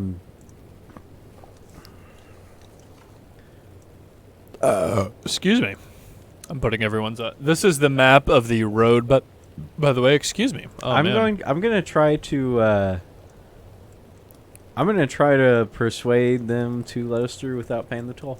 Okay. Give me just one moment. So this is the map. So let me fix the screen here. So you can see your guys at the bottom here. You guys are at the bottom on your mounts. and the bandits are just ahead of you about right here. I'll put them in just a moment there. What are you going to say to these bandits? I'm gonna say, well, you've done a fine job of maintaining these roads. We're just on the way to, what's the word? Rid the gem mine of kobolds. I'm sure you've had some trouble with kobolds. We are here to be rid of them. So if you let us just be on our way. Go ahead and roll that persuasion check. 8 plus 4, 12. For 12, let me check the bandits. They look at you and they say, we have no trouble with kobolds. Listen, you will pay the toll, or you What will is the toll? or you will turn around. 20 20 gold apiece. Yep. You will pay the toll, or you will turn around now. Do they look well equipped or have? Um, fancy- so big you can ass see they have Yeah. crossbows in their hands Can I do- and they have swords at their belts. Do they? Yeah. Are they studded armor, leather armor, breastplates? They're wearing armor for sure. Yeah, yeah. They look Alright. well equipped. Is violence the answer, guys? All right, so I'm gonna I guess my persuasion didn't get them. So let's I do have charisma. So Persuasion is they're charisma. basically Yeah. they're basically persuasion is a proficiency that I have. Charisma is another proficiency that I have. Yeah. So basically they're not going to let us through unless we pay their toll. And I don't really you guys don't really have the money, and I'm just like throwing cash at bandits at this point, which is I think it's not very honorable. So I'm kind of in a bind. Like I don't really give a shit about money, but at the same time, I just don't want to hand money to criminals. You know, it's kind of morally obligated. I'm just like, nah, I don't want to do that. Duckblades But we got to go through here. sees your struggle, Mhm. your internal struggle, and he says, "Mind if I go ahead and try something?" I'm thinking. Yeah, I'm just going through them. I think I go down there and I say, "Okay, I'm gonna hand you the medal. When I do that, hand the this medal. would be I'll second level disarm spells, one while you guys take the charge." Yeah. I don't get a level 2 spell. Yeah. Okay. Not Duckplay is explaining his elaborate plan to me. And I'm thinking about it, and I'm thinking, My sleight of hand's pretty damn good. I'm gonna message. We're talking through me, so I would hear you regardless in the Oh, conversation. okay. And we're right next to each other, so. Well, I Yeah. don't want the dwarves to hear what we're. Oh yeah, what so I'm Right. yeah, we're yeah. far away. So I said, Yeah, Well, we're at distance. Yeah. so what I said, I can go down there and say, "I'll give you the medal." When he gets down, I'll Sleight of use my hand. cool sleight hand to disarm him, and you guys charge. Disarm him or sleight of hand the money. Disarm him. We don't have the medal. No, but you could I don't think perceivably. these dwarves are going to let You us. think I can pass. I magically? agree. I don't think You think they. I can magically turn 10 gold into 60 They're gold? opportunistic, so I'm not as a my wizard. character, I think they're doing God's work. I'm gonna ask. Now this isn't persuasion. This is straight up charisma. I'm gonna talk to the dwarves again. Sure. Yeah. What are you gonna say? I'm gonna ask them. Is there any way to the gem mines that is not on your oh so well maintained roads, Black Okay. Capes? Yeah. There's no need to roll. You're just talking with them. They say, no, not unless you want to venture out into the wilderness. Now listen, we're done talking, and you can see them pull back the strings on their crossbows. You either pay the gold, or you turn back around where you came from. The Black Capes are done playing games. How far away are they out from us? You are about 70 feet away. So they are, about 75 feet away from you guys right now. we can get like 30 feet closer, and then I can go up there, and then you can rush We it. have a movement phase too. What's okay? We can get a little closer, and so we're gonna hand him the gold. They say, listen, are you paying the gold? Or are you paying with your lives? We can ambush him. I'm going to engage at this point. I'm down. I say to the dwarf, one of them, or both of them at the Yeah. same time,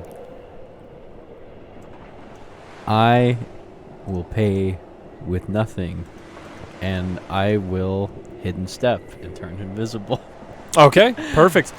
As you say that and as you turn invisible, we're going to roll for initiative. All right. Don't forget my owl. Yes, your owl And is my there as owl well. is right above them. If they're 70 out, then I am well above them. Yes, give me just a moment. Yeah. Your owl is in. Let me put the owl out there. Boop. There we go. I need like a cup or something, because this die hates me. This dice hates me. It And does. I've had issues where dropping it gives me a bad number, but if you actually roll it, I haven't had that issue yet. See? Ooh. You're welcome.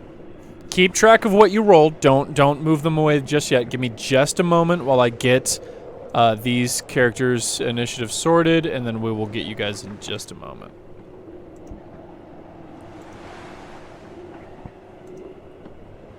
Okay, so that's what they rolled.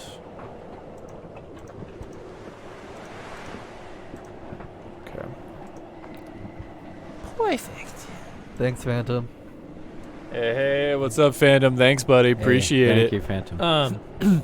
Okay, sir, so I'm gonna roll for the owl. before he does this, you and I are running tandem on a beast. Mm-hmm. Are you taking the action to run the beast, or am I? Yeah, who is holding the reins? Yeah, that is important. I guess I am. Yeah. Okay, Duckblade's holding the reins. Okay, Duckblade, what did... Oh my god, hang on, sorry. Yeah, because I'm giving you a ride, so I'd be holding the reins. You're fine. Yeah. It's important because I can still do initiative. stuff while still on Okay, the what did you roll for initiative, Duckblade? Roll 4 + 5, 9. 9. Okay, perfect. Okay, and then give me just a moment and we will get Jeff's in for Mason. Okay, what did Mason roll for initiative? 18 + 1. Nice, 19. Okay, that is very good. Couldn't For afford it, name check Mason. killing. Oh yeah, they don't like the battle hammers. We've already done that G3. Yeah, they tried. They Battle were. Hammer- yeah, They yeah. did not give a shit about the battle hammers. So one thing I learned about dwarves, doing a lot of research on creature types and everything, dwarves are very, very, very tribal, and they care a lot about old, like what their ancestries, like they're very. Basically, if Funime, what did you roll for initiative? 14 + 3. So one tribe 17. doesn't like 17? the other, Perfect. that's like kind of a eternal feud. No lie. Okay, all right. We are ready for combat, and Mason, you're the first to react.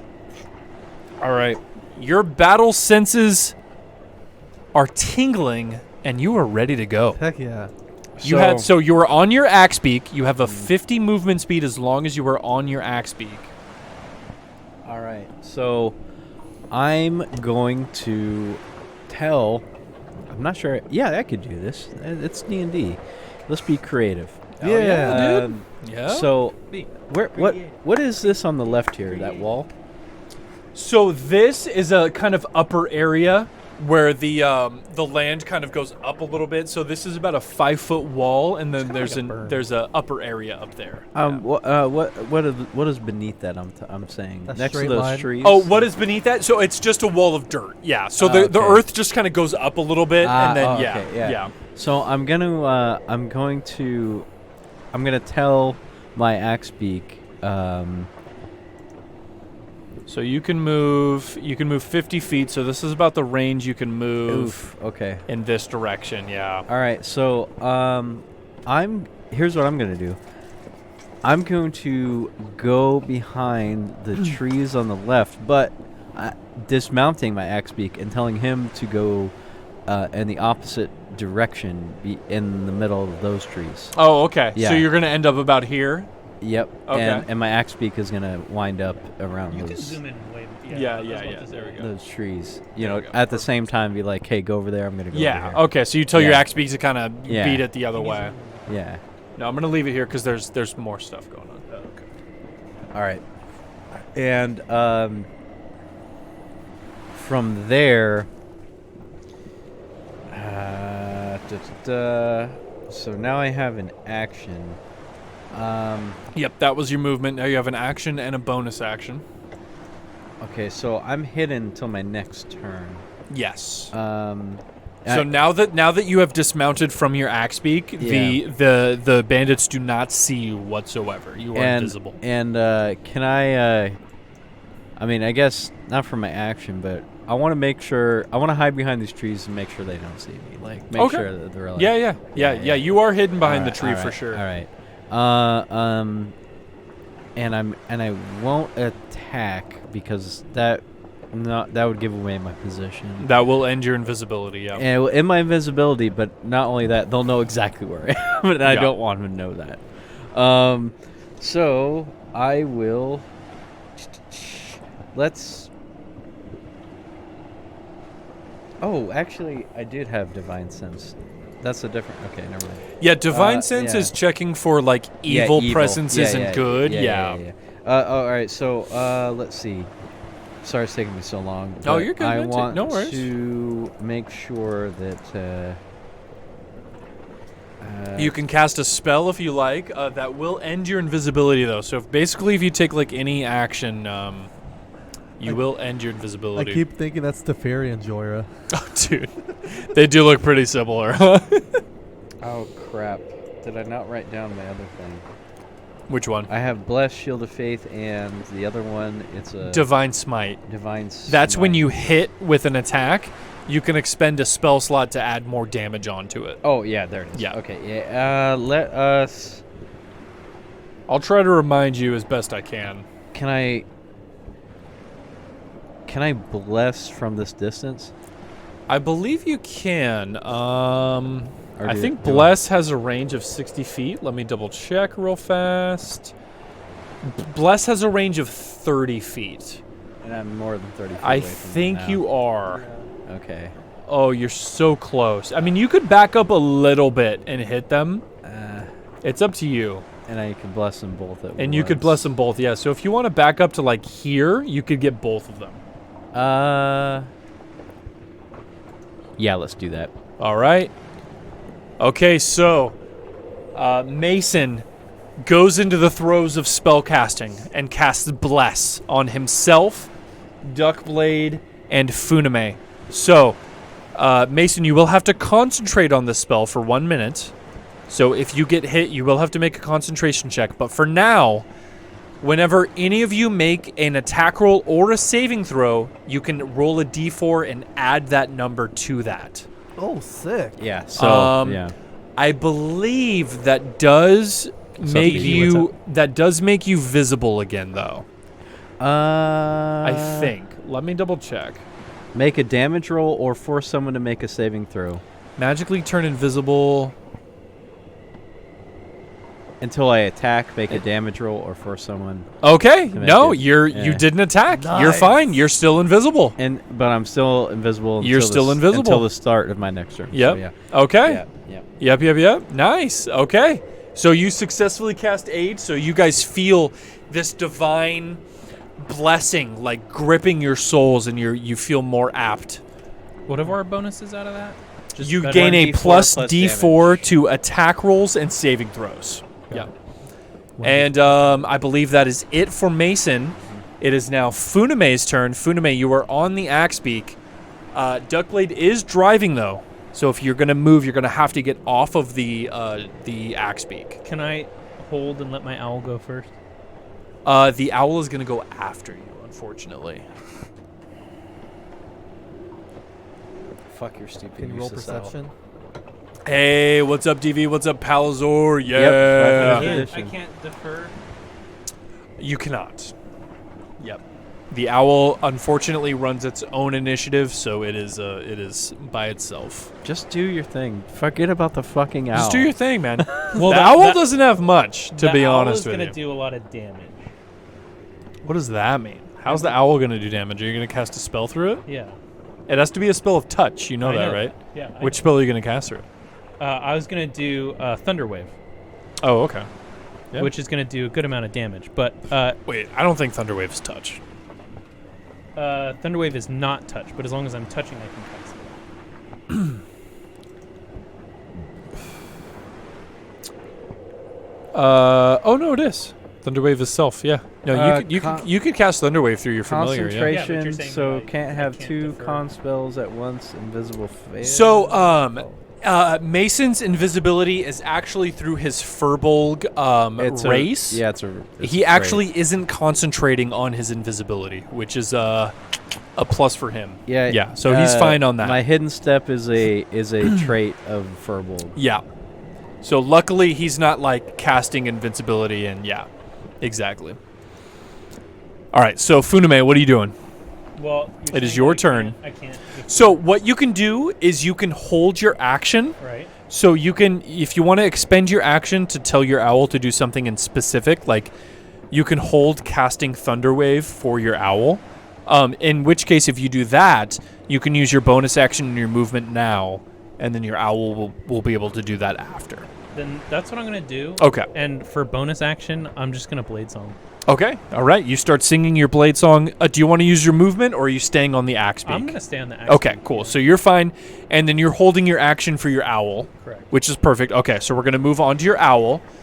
So where would you you'd like your owl to move? So it has a movement of 60 feet. I'm just going to straight dive bomb both of them. Oh yeah, you can get within range Well, of this they're one above for them. sure. He is, yeah. Yeah, the owl's already above them. Because Yeah. he's 100 feet out from us already, like as in a head. So he would already be above them. Okay, I see what you're saying. So we'll have your owl up here. So your owl can dive down to this bandit. Are you gonna have it I'm gonna cast go dive in Thunderwave? between them. Oh, okay. I'm not sure if you can hit both though. Well, it's within 5 feet. It's a range of it's a cone of 15 feet, I believe. It's a Thunderwave, right? Yeah. Sweeps out from you each creature within a 15-foot cube. Oh, is it cube? Yeah. Oh, it is Makes a cube. saving throw. That's pretty powerful. That's dope. Okay. So I'm Yeah, gonna I dive think the you bird can right hit both between of them. Yeah. Hang on. Um, Yeah, you can hit both of them. Okay. So that's what I'm going to do. Perfect. All right, go ahead and what is Thunderwave? It is that a saving throw? Yes, it is a Constitution saving throw. Failed save, each creature takes 2d8 thunder damage and is pushed 10 feet away Perfect. from you. So 10 feet away from the bird. And then your saving throw is 14 for your spell save. Okay, so they need to make DC 14 Constitution saving throws. Here we go. This is for the one on the left. This is for the one on the right. They both failed. Nice. So go ahead and roll your damage, 2d8. and then And am I getting the plus d4? You off of sure are. No, oh, That's I'm on sorry. attack. That's attack rolls, not damage. So just the 2d8. that? 8? 8, nice. Plus. Okay, It's so still 10. Okay. 5 feet. So from you your deal- 5-foot square. I don't know what. 10 to both of them. That's dope. So 15 feet from origin. Yeah, so it's the bird. 15 feet from origin. He can hit both of them. Yeah. Because Okay. it's 15 feet between So the you two of hit them. both of them, and you knock them back 10 feet. Correct. So they should be going towards us, right? Yep, towards you guys. Yep. Nice. All right. And that is the held action. That's it for the owl. How did they react to that? How much? They look very injured. So you guys see Funame's owl swoop in, and it goes, bah! And it just spews this thunder wave. And it's audible from 300 feet. It just blasts the Oh my dwarves gosh. on their backs, and you can see blood running from their ears and their noses. And they're just like, Just do we notice if anybody else reacts to the loud noise? you do. You hear rustling from nearby bushes. It's the bandit's turn. Oh no. And there are some unseen enemies that you guys discover. Where? So there's bandits hiding in these trees and over on this shelf as well. And they react to that loud noise. And it's the bandits' turn. And they are going to go. So this one, Initiative on that. Oh shit, I'm still invisible though. you are invisible. Correct. So these two right here, they are 65 feet away. Does that answer your question, though, Palazor? That I So answered? they're going to shoot 2 light crossbows at you, Funame. 1, 2. Does an 11 hit your AC? No. And you're singing your blade song now, so your AC 17. 17. So no, that misses. Oh. So you're on your axe beak. You're able to dodge out of the way of the crossbow. The one in the tree on the right is going to shoot at Duckblade. Here comes the attack at Duckblade. Does 15 hit Duckblade? Nope. Nope. Okay, Duckblade, you're riding that axe beak. You're able to dodge. I'm right behind you on your hip. Help Yep. you a little bit. Yep. Here's one more coming at Duckblade. Okay. Ooh, does 20 hit? 20 hits. That is 7 piercing as you 7. take a crossbow bolt to the shoulder Down to and you 11. feel that bolt dig into your skin and Ooh. flesh. Ooh. And you feel the blood running underneath your Which armor. one hit me? This one to the left hit you in the tree. Okay. Right there. And that is it for the bandits. Duckblade, it is your turn. You gonna pull that I'm bolt pissed. out? Is it stuck in me? It is inside of your flesh. Do I need yeah. to pull it out? No, Okay. no. I'll say this. Do I have to No. use an action to pull it out? Yeah, no. Alright, It's so just for performative reasons. yeah. Duckblade is visibly pissed that he gets hit. He's And visibly. He looks at it and goes, "Oh, that does it." And he pulls out his trusty hook and rope. No. Dude, you have 1d4 plus on attacks. Don't forget, you have a short bow. I pull You out do have the short bow, yeah. the dragon guy. Jesus. So you are driving the axe beak. Okay, So you oh. have 50 feet of movement. You're a monk. You beat the shit out of. Yeah, you're right. Okay, I'm gonna. So you do have 50 feet. So you can make it to here if you want. You can. I'm you gonna could- move towards the you guy could that shot at me. You could fuck up the. Okay, you're dude gonna in the move towards the bushes. guy actually- that shot at you. Yeah. So Wait, should we finish off the dudes? Or? This is the guy that hit you right there, who's next to you now. And that I'm That's next to in that front guy of- too. Yeah, that's in front of Jeff. Okay. Yep. and Do we wanna I'm hit the chilling. guy to the right? I got a sneak attack in this motherfucker. Oh, Like, okay. he's- Never mind. Let's go on the he's- guy on the right. Okay, you're gonna go to the guy to the right. Yeah. Okay, so you steer the axe beak into the snow and trees, and you're right next to the guy in the tree to the right. And I'm going to. So, in order to hit him with melee, Uh-huh. you're going to have to get off the axe beak and climb the tree.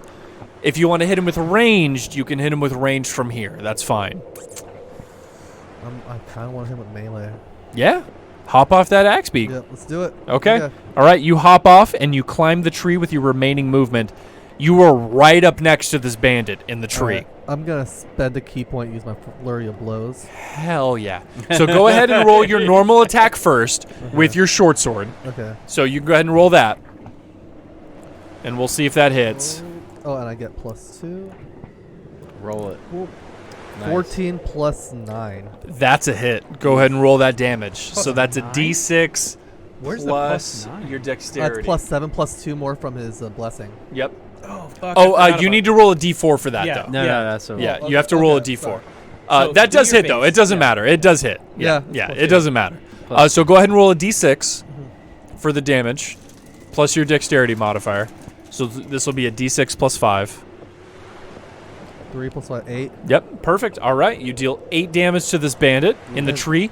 Yeah, so you give him a good jab with your short sword. He's still alive, though. But now my flurry of blows Yep, takes so place. you can go ahead and use a key point to expend your flurry of blows. That's 2 attacks, right? Yep, so this is 2 unarmed attacks. So go ahead and roll 1. And then you also roll 1d4 for that too, right? Each one. So 8, yep. So 10 plus 7 is 17. That hits for sure. Cool. So go ahead and roll a d4 for your unarmed strike damage. 1. 1 plus your dex, Oh, 8. which is 5. five, okay. So 6. 6. Cool. You punch this dwarf in the face so hard, You feel his nose cave into his head, and he just falls out of the tree into the snow. Nice. He's gone. Dang, I didn't even need to use my fury. You don't need to, so don't Okay. expend it. Okay, Yeah, cool, yeah. cool. You don't have to expend it until after you've done like Oh, all your nice. stuff. Okay, Yeah, cool. yeah. This dwarf is dead. You've hit him so hard, he just falls Nice. out You of the one tree. punch this. Yeah. Yep, he's done. You what? One punch. After he clout balls on the floor, I say, just put it on my belt. And that is the movement, action, and bonus action from Duckblade. It is now Mason's turn. Mason, you are now visible. You click into visibility. Everyone can see you now. So you see this bandit in the tree right in front of you, and then you see the other three that are kind of the one on the hill over here, And, then the two in who the are road. bleeding from their ears. and- Yep. Oh, they don't Yeah, look no. healthy. All right, Yeah. So Are those two disoriented in any way? No. They're not disoriented, but they're like they have blood running from their ears, and they're like, they're not having a good time. yeah, they're not feeling great. Straight up not having a They're good time. straight up not Yeah. having a good time.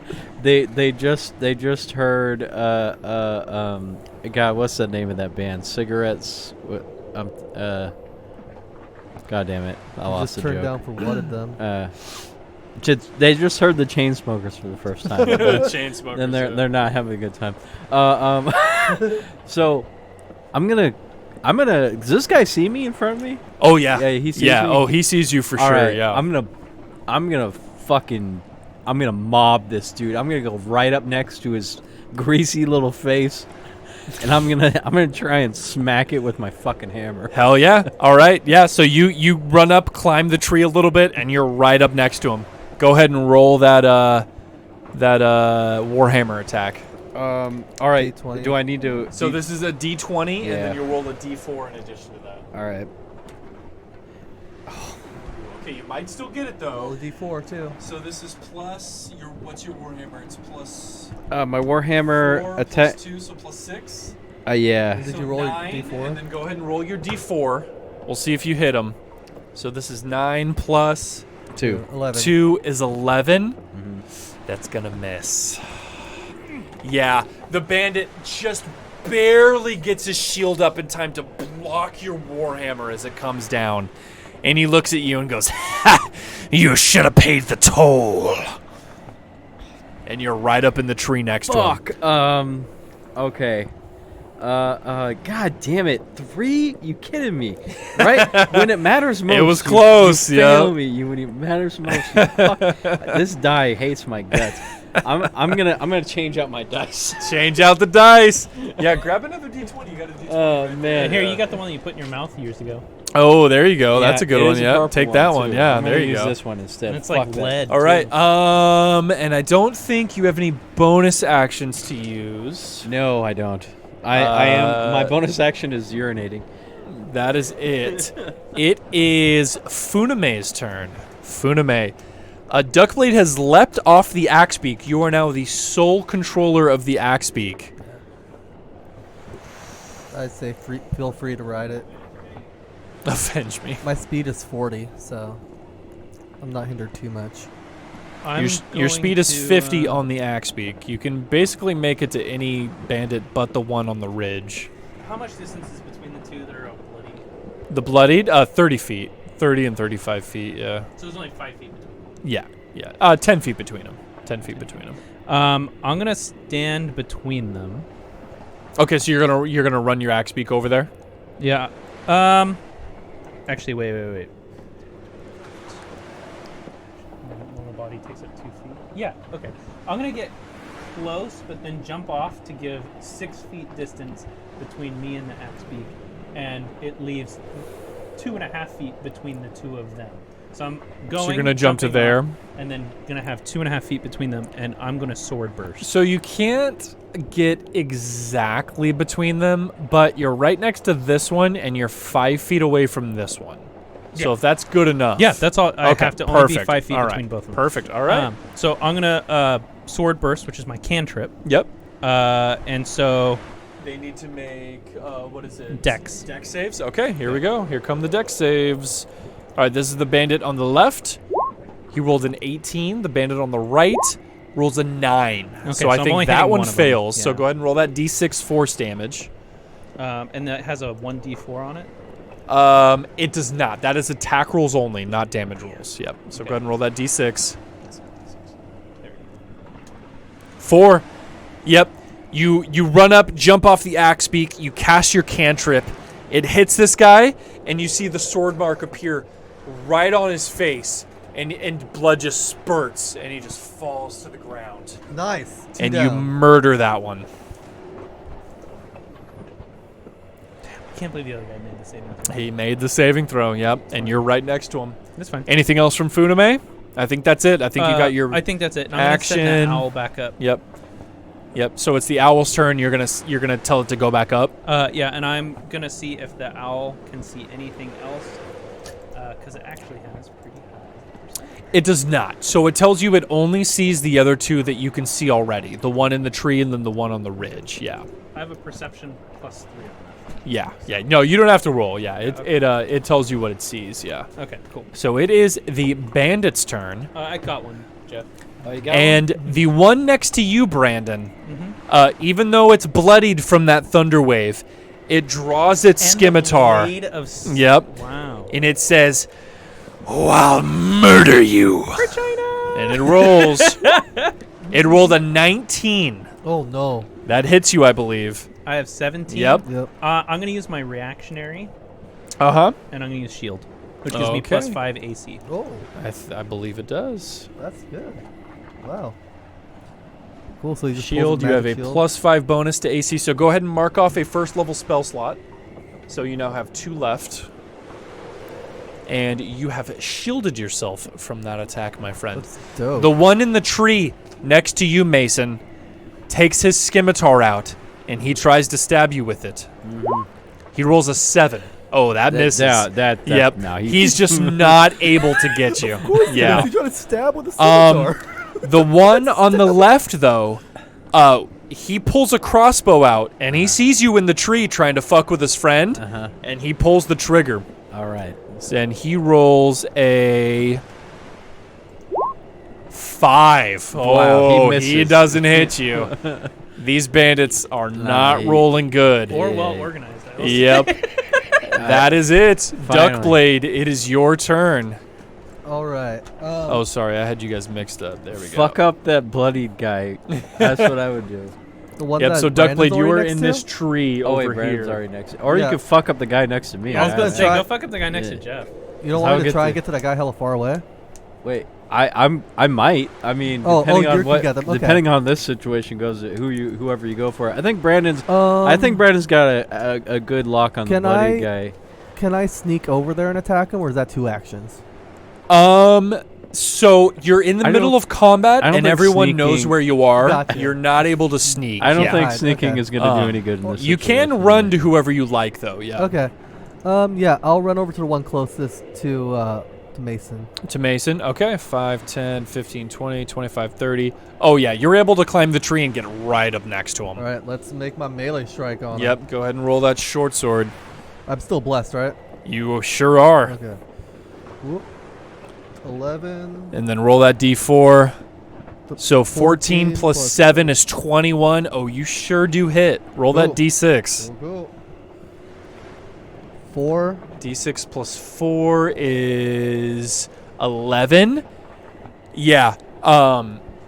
Duckblade, you run up into that tree, and the bandit is so focused on Mason, you just jab your short sword right through its neck. Oh. And it just falls to the ground out of the tree after you stab it. It Oh, is jeez. dead. Oh, Nice. Nice. Am I able to jump off the tree to the bloodied one? You are out of movement. You're Gotcha. unable to move Yeah. anymore. Unless you got Yeah. a secondary. Gotcha. Yeah.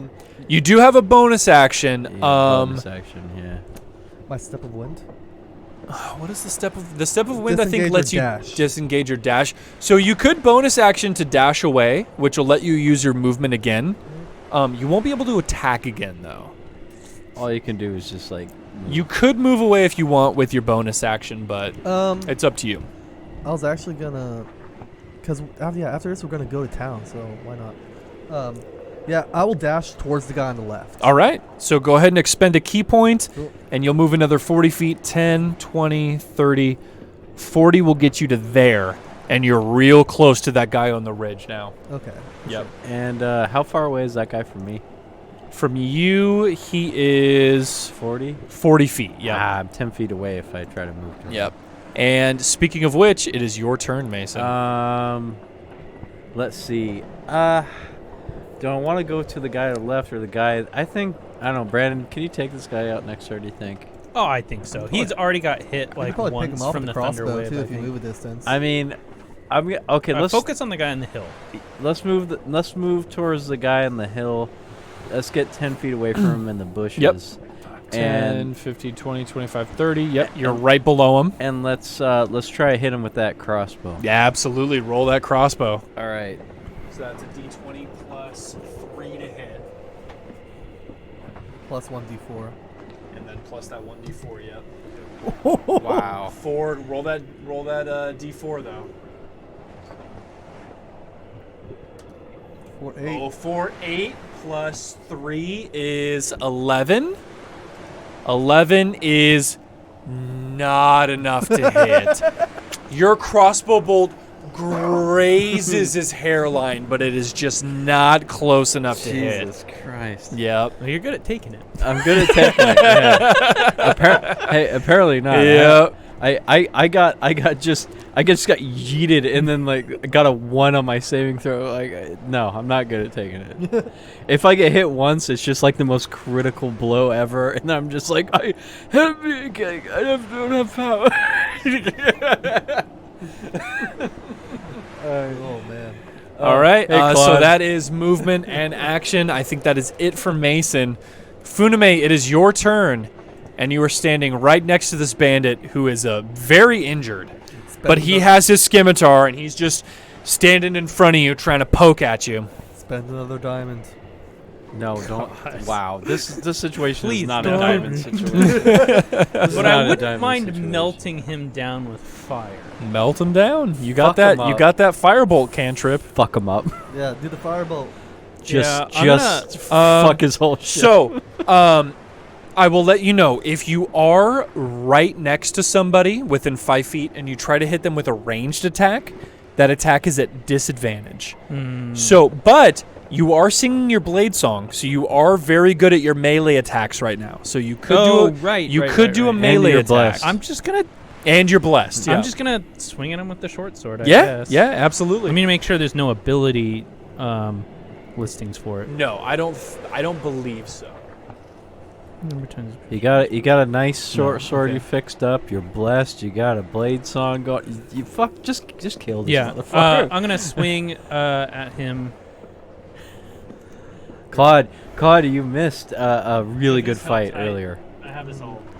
Yeah. It's Yeah. copy and paste. Oh, you're good. Yeah. The no VOD worries. will be up on Sunday. I was just making sure that was AC. Okay. I'm having a fucking ball. Yeah. So go ahead. If you're gonna try and stab him with your short sword, go ahead and roll your short sword attack. So that's gonna be proficiency plus dexterity. So that's a +5 to your d20. Go ahead and roll it. 15. Oh. That's a 20. That hits for sure. Go ahead and roll that damage. So that's a d6 plus proficiency plus dex. I was gonna say 6, 2, and Dex is 3, so 5. Yep. So d6 plus 5. Buff. it's fine. 1. That's 6. Yeah, that's more than enough. You're able to out sword maneuver this dwarf in front of you, and your blade just sticks up through its neck, and you were able to finish off this dwarf in front of you, Funame. You didn't roll your I'm just D4. thinking of the lightsaber right, and scene the from D4. A New Hope. and Yeah. you hit. poke him in the eyeball as he goes. Yep. The Obi-Wan Darth Vader. Funame, as your blade detracts from this dwarf, and he falls to the ground, you hear the sound of hoofs beating across the ground. And as you look behind you to the east, you see a carriage approaching, and you see dwarves in the same shit. black capes and black masks, and they are riding fiercely towards you guys. Question: Yep. Owl. Can I make a perceptive check on how many there are? Yes. No need to check. You see 3 more dwarves on the carriage. Okay. What's pulling the carriage? A horse. A single horse. That's worth hella money. Yeah. Keep the horse alive. So Funame, you have your far movement. They're about 60 feet off to the east. You have your movement and your bonus action. Would you like to do anything? Are you telling me what Yes. you said? Yeah. Okay, for sure. I'm communicating all of this to you. And Do I get a bonus of cover Cool. behind the trees? the blade song thing is. You do if you're actively trying to hide from them. So like, let's say if you move to like here, this would give you like half cover from any ranged attacks that were trying to come at you if you're behind a tree. They're 60 out though, right? They're 60 feet away from you, yeah. Which one is driving? You see 1 dwarf driving and 2 on top of the carriage with crossbows loaded. So it's a total of 3 dwarves. Yep, 3 Not dwarves. 3 dwarves, correct. They've already seen us, right? Oh, they see you guys. Okay. They see that you're in combat with their allies. Gotcha. Yeah. Are they like sad that we killed their I'm going friends? to. Oh, they seem angry. Sad. I'm gonna take Probably coverage pissed. behind the tree is for more accurate. partial cover. Okay, perfect. Yeah, you gain partial cover. Brandon, talk into the microphone, please. Okay, I'm gonna move to partial cover. Can Yep. you hear me better now? Well, You're it's fine. more for the audience. Yeah. Sorry. I'm gonna move into partial cover. Actually, I got 40. I get plus 10. Yep, from your blade song. Yeah. Speed. So actually, I can go 40 feet. Yeah, from you where I could go was. even up on this ridge if you wanted to. So here's my problem. Yeah. I'm a melee wizard, Mhm. and running for the high ground, although makes sense, not for combat. The problem is both of you are on the other side of me. Don't run to us. We got this. Don't shit worry about handled. us. Just Yeah. take. Yeah, they're Yeah, saying don't worry about us. about You can take the 3 dwarfs. Thanks. I mean, We're I'm gonna stay behind partial cover, except for I'm gonna do the tree below, so I'm with. You want to do the tree down there? Right? Is that within 15 feet? Yeah, 15. This one's within 20. That's 15. You want to go one more? This will get you 15 between both of them. Does that make me visibly out of cover if I go there? No, you're still in cover. Okay. Yeah, you're still in cover. I guess I'm not gonna know, but do they see me once I go into the tree? Oh, they saw you run for cover for sure. Yeah, they know where you went. Okay. They Yeah. probably probably see it, like if they're coming like they know there's something over here because of the sound that reverberated I mean, I can 300 thunder wave feet again. away. Hmm? Is that it for Funame? Are you done? I think that's it for Funame. Would 'cause you I have like no your bonus. Would you like your owl to do anything else? It's currently flying in the sky above the So battlefield. 60, I'm Brandon. 20. I still have 20 to work with if I send them towards it. I guess I'll have the owl follow above them. Okay. So yeah. when they move, the owl just moves with them. It's just above them. Okay, so you're gonna have Because it I get go 100. towards the You get 120. Yeah, they're Okay. 60 away from me Yeah. before I move 20 feet. So that's 80. So the owl. No, the is owl still has its 20. own independent movement from you. I'm saying that Yeah. my ability only works 100 feet. Yes, correct. So it has to be 100 feet Yeah. from me with all. Exactly. That's why I'm saying. Yeah, 100. yeah. That's Yeah. totally fine. Yeah. So your owl is flying above them. Yep. It is now the bandit's turn. please let them shoot the owl. The bandit is gonna That this would be hard this to bandit to the left is gonna jump down off the ridge and land right next to Mason, and it's gonna go, the Black Keeps will take the gold from your dead body, Oh no. and it will attack you. Yeah, try me, bitch. It rolls an 11. Oh, that misses. No, that's Yep, not. Mason, I you're deflect that. able to Yeah, just yeah, get your shield up and say none of that business. None of that. No.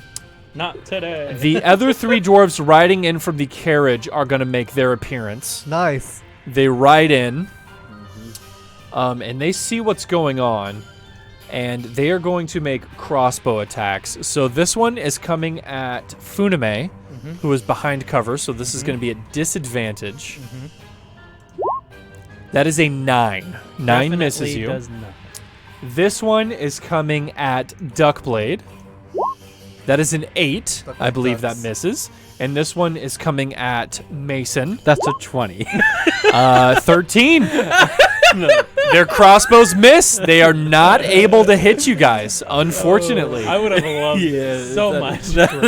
And back around to Duckblade again. It is your Right turn. in the back of the head. All right. You are the group's You meat are shield. down. I'm assuming Mason has this last dwarf down. I mean, they're engaged in combat right Yeah, now. yeah, They're both no. like sword fighting each other. I haven't done any damage to this guy, and this Yeah. guy hasn't done any damage to me. but We're all Have you done any damage to anyone? Yes. No. Yes. Maybe. I mean, He's through- blessing you. through proxy. Yeah, okay. I was gonna say he came through and just stabbed the other guy for you. Hey, no, wait, no, that's not true. I did. Can you give me another drink too? Yeah, I got it. I almost hit that guy. Yes. Well, hey, the blessing did help out. All right. Yeah, the blessing helped out tremendously, actually. All right. So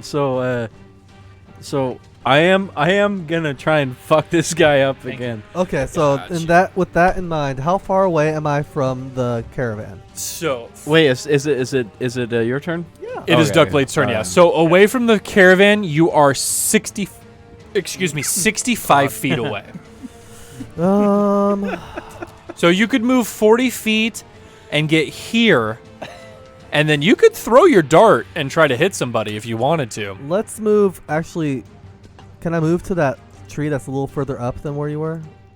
So I'm still in Can we partial zoom you want- cover. more now? Yeah, there. You want to move to here? Yes. Okay. Am I still in I partial don't cover? think I've landed a so single that's blow. so that's 20 Period. feet. No. So you you did still in have the 20 previous feet of your combat. movement. You did once. He broke a chain. Yeah. He didn't hit anybody. I broke a chain. I didn't hit anybody. Oh, you're right. I He hit still the haven't- chain. Okay, now I'll pull out my bow and do a bow attack. Sweet. Wait, do I have arrows? You do, yes. Okay. Yes. many The arrows short do bow would have came with 10 arrows. Okay. I was so noticed I haven't landed a single blow. I hit the chains. That's all I hit. So the short bow has a range of, I believe, 80 feet. Yep, 80. And it deals 1d6 piercing. So go ahead and roll that d20, and you Did- get a +7 to this. Did they stop moving? No, they're still in the process of moving. Yeah, Okay. they're still on the carriage. I aim for the driver. Okay, perfect. 14. Oh, that's a definite hit. Cool. You don't even need to roll anything more on that. Go ahead and roll that damage. 1d6. Plus 1d4. Well, +5, right?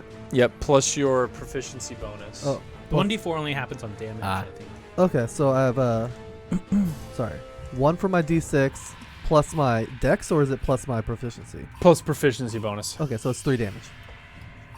Perfect. Okay, give me just a second here.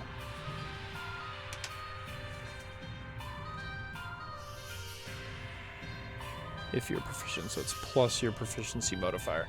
So what'd you roll for the d6? 1. You rolled a 1. So it's plus your dex plus proficiency, so it's plus Oh. 7.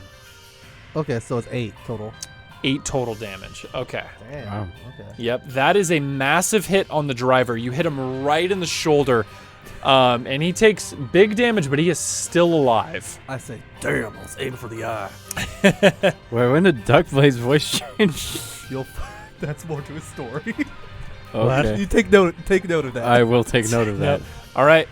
Anything else for Duckblade? Do you want to use any more of your movement or your bonus action? how much movement do I have left? You have 20 feet more movement. Can I secure myself into? That's the best hiding position I have, right? Yeah, you're behind cover right Okay, now. I'm good. Yeah. I'm good. All right.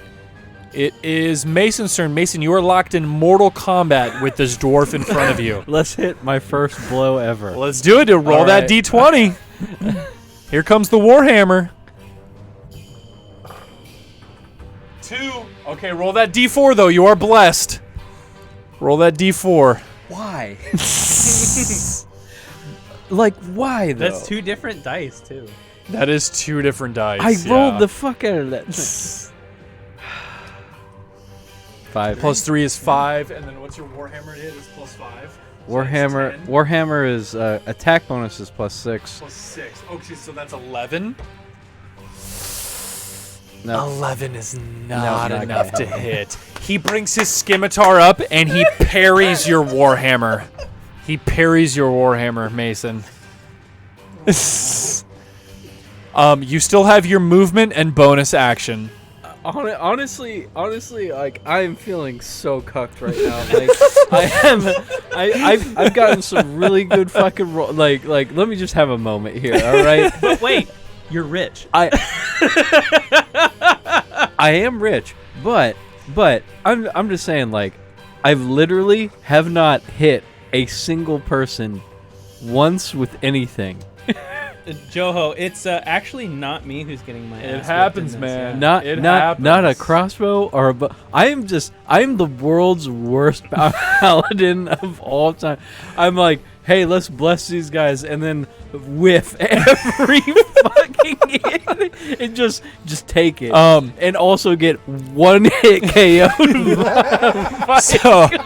So you can move away if you like. If you move away, the bandit will try to hit you. Or you can use a bonus action. Oh god, I got no bonus action. I don't think you really have any bonus actions you can use. Yeah. You know what? Are you just gonna stay next to him? Oh wait, can I roll the spit in this guy's face? No, you don't need to roll. You can absolutely spit in his face. I'm gonna hawk a big fat one right in his face. You do, and he spits back at you, and you guys are just clashing scimitar and warhammer. Can you do a dex roll to find out if you can shoot his spit out of the air with your spit? No, we're not going that far. All right. I just want to fucking. So that is it for me. Mason. Funame, it is your turn now. You're hiding behind this tree here. The caravan is approaching. I hit the driver for a lot of damage. I'm gonna hold and then let my owl dive bomb again. And do another thunder wave? Yeah. Christ. Okay. Honestly, All right. I got blue balls. I haven't. That's another minus. Okay, so you're going to hold your action. The owl's going to go. It's going to dive down and hit these guys with a thunder wave. And that is a con save, correct? Correct. Constitution saving throw. Okay, we're going to go left to right on con saves. 1, 2, 3. They all failed. Nice. And how much damage is that thunder wave? 2d8. Okay, go ahead and roll that 2d8. 7 plus 2 is 9. So, as your owl emits this thunder wave that you cast through it, the driver, you see like blood just spurt out of his ears, and he just falls in the driver's seat as he goes dead. Matt, Yeah, what's up? how's the horse? The horse also takes damage. The most valuable part. I don't think horse has more than 7. They do, actually. The horse is fine. The horse is okay for now. It is injured, though. The other two bandits are still alive, but you can see blood just streaming out of their nostrils and ears as that thunder wave hits them. Oh, and they're all pushed 10 feet, so they're all scattered. So they fly off of the carriage and land into the snow off the road. And it is the bandit's turn. So, the bandit that is currently locked in mortal combat with Mason is going to swing his scimitar. He rolled a 21. Oh no! That is going to be 7 slashing damage, Mason, as his scimitar finds a link between your armor and you feel it slice your flesh. Wait. Is his shield a reactionary? No, it's just a static bonus to his AC. Am I cursed? Is this? I don't know, man. No, I literally just. But whiff every hit, get every critical. But go ahead and mark off that 7 damage. This was not a critical, by the way. Just to be clear, this was not a critical. 21 and I wasn't a crit. He rolled an 18 on his D20 and he has a plus 3 to hit, so it's a 21. All right, It's not a nat. I'm at 12, so that's not bad. Not bad. Yeah. So, the 2 bandits who got knocked off the caravan, one of them is going to shoot the crossbow up at the owl, who just cast that terrible spell on them. So, here comes Best use of an owl ever. Yeah, that's pretty good. Actually. The owl's done some fucking damage. Here comes the crossbow at the owl. Oh, that's a 21. For 3 piercing, the owl is dead. Oh no! The owl catches the crossbow bolt right in the chest and just How much falls damage? out of the sky. 3 piercing. The owl has 1 hit point. Yep. Yep. Armor The class 11. Yep. So that hit. So the owl is dead. Yep. The other It bandits. disappears. It doesn't die. It does. just- It disappears. Yep. Yep. It disappears into the ether. The other bandit is going to shoot its crossbow at Duckblade. Here it goes. It crit you. 23. Oh, Oh my 12 piercing damage. ooh, Oh. I am down. I am down. Duckblade, this crossbow bolt hits you right in the temple, Ooh. and you feel it enter your skull, and you just black out into the snow as this crossbow bolt hits you in the head. Duckblade is down to -1 hit points. Duckblade, Dang. it's your turn next, and I need you to make a death saving throw as you right. are lying unconscious in the snow. Let's do this, Duckblade. TPK on first. What? TPK stands for total player kill, Oh no. which is an analogy for if the entire party dies. 11. 11. Okay, that is a success. Go ahead and mark off a success. And Mason, it is your turn. Yeah. Still locked in Mortal Kombat with this dwarf. He almost killed. I was downed at 2 failures because I rolled a 1 on my Oh. saving throw. Yep. He needs to that's make true. He needs to make a con save, right? Because he got hit. Oh, Mason, you did get hit last turn. I do need you to make a Constitution saving throw. Why? For So concentration. you're concentrating on a spell currently. You're concentrating on aid for yourself and your allies. When you take damage, when you're concentrating, you have to steel yourself to make sure you don't lose concentration. Don't So I go get ahead. don't I get a bonus on the concentration save though? It's whatever your Constitution is. So your Constitution saving throw, I don't think you have a bonus. So yeah, it's just +1. So go ahead and roll a d20. And you need to beat a 10. So you need to roll a 9 or higher. 9. You rolled a 9? Okay, you're good. You're still holding onto your bless. Cool. Okay, so it is now your turn, Mason. All right. Let us. You were locked in Mortal Kombat with this dwarf next to you. do. If I want to use Divine Strike, can I confirm whether or not I hit before I use it? No. Yes, you do. Yeah, you don't. Yeah, once you hit, you can then choose to activate your Divine Smite. Yes, you don't have to. alright. You don't have to use it before. I look this dwarf dead in the fucking eyes and I say, "This is it, homie." No, I don't say. He says, "No, this is it for you, homie." Oh, Claude, I feel it.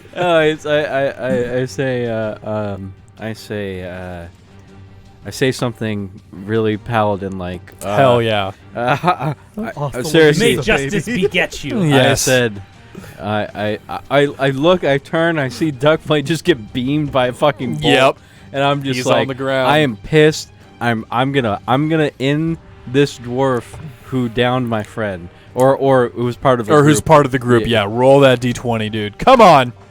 That is a 12. Ooh, 12 plus 6, and your bless, which is a d4. And But you don't need it. You hit him. and now I will use my divine strike. Okay. I'm gonna fuck this So guy. first, go ahead and roll your d8.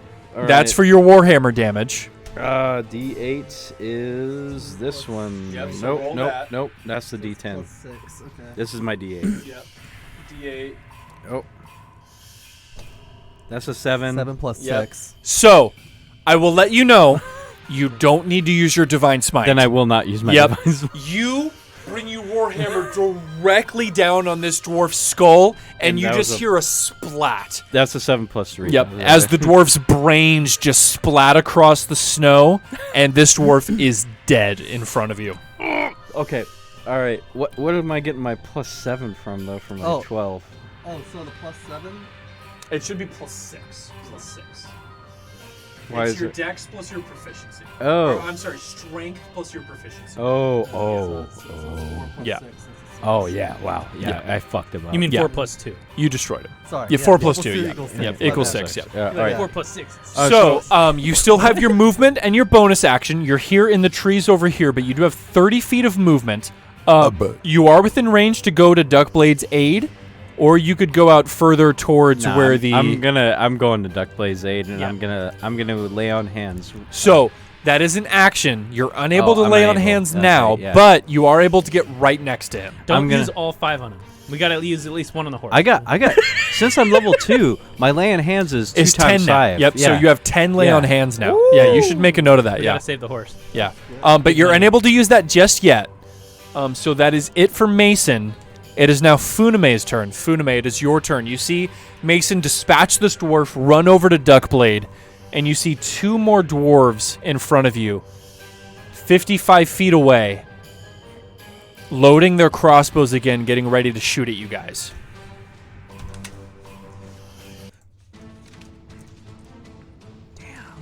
They'd be 20 feet away if I ran at them.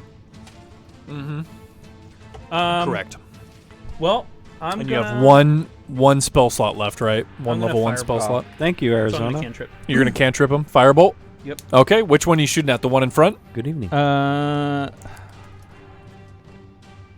see, I'm just double checking range. Oh, 120 feet. Oh, yeah. You got plenty of I range, got- yeah. I got Yeah, lots of range. cantrips are really good. 1d10 fire damage on hit. If it ignites, it has a chance to do more later.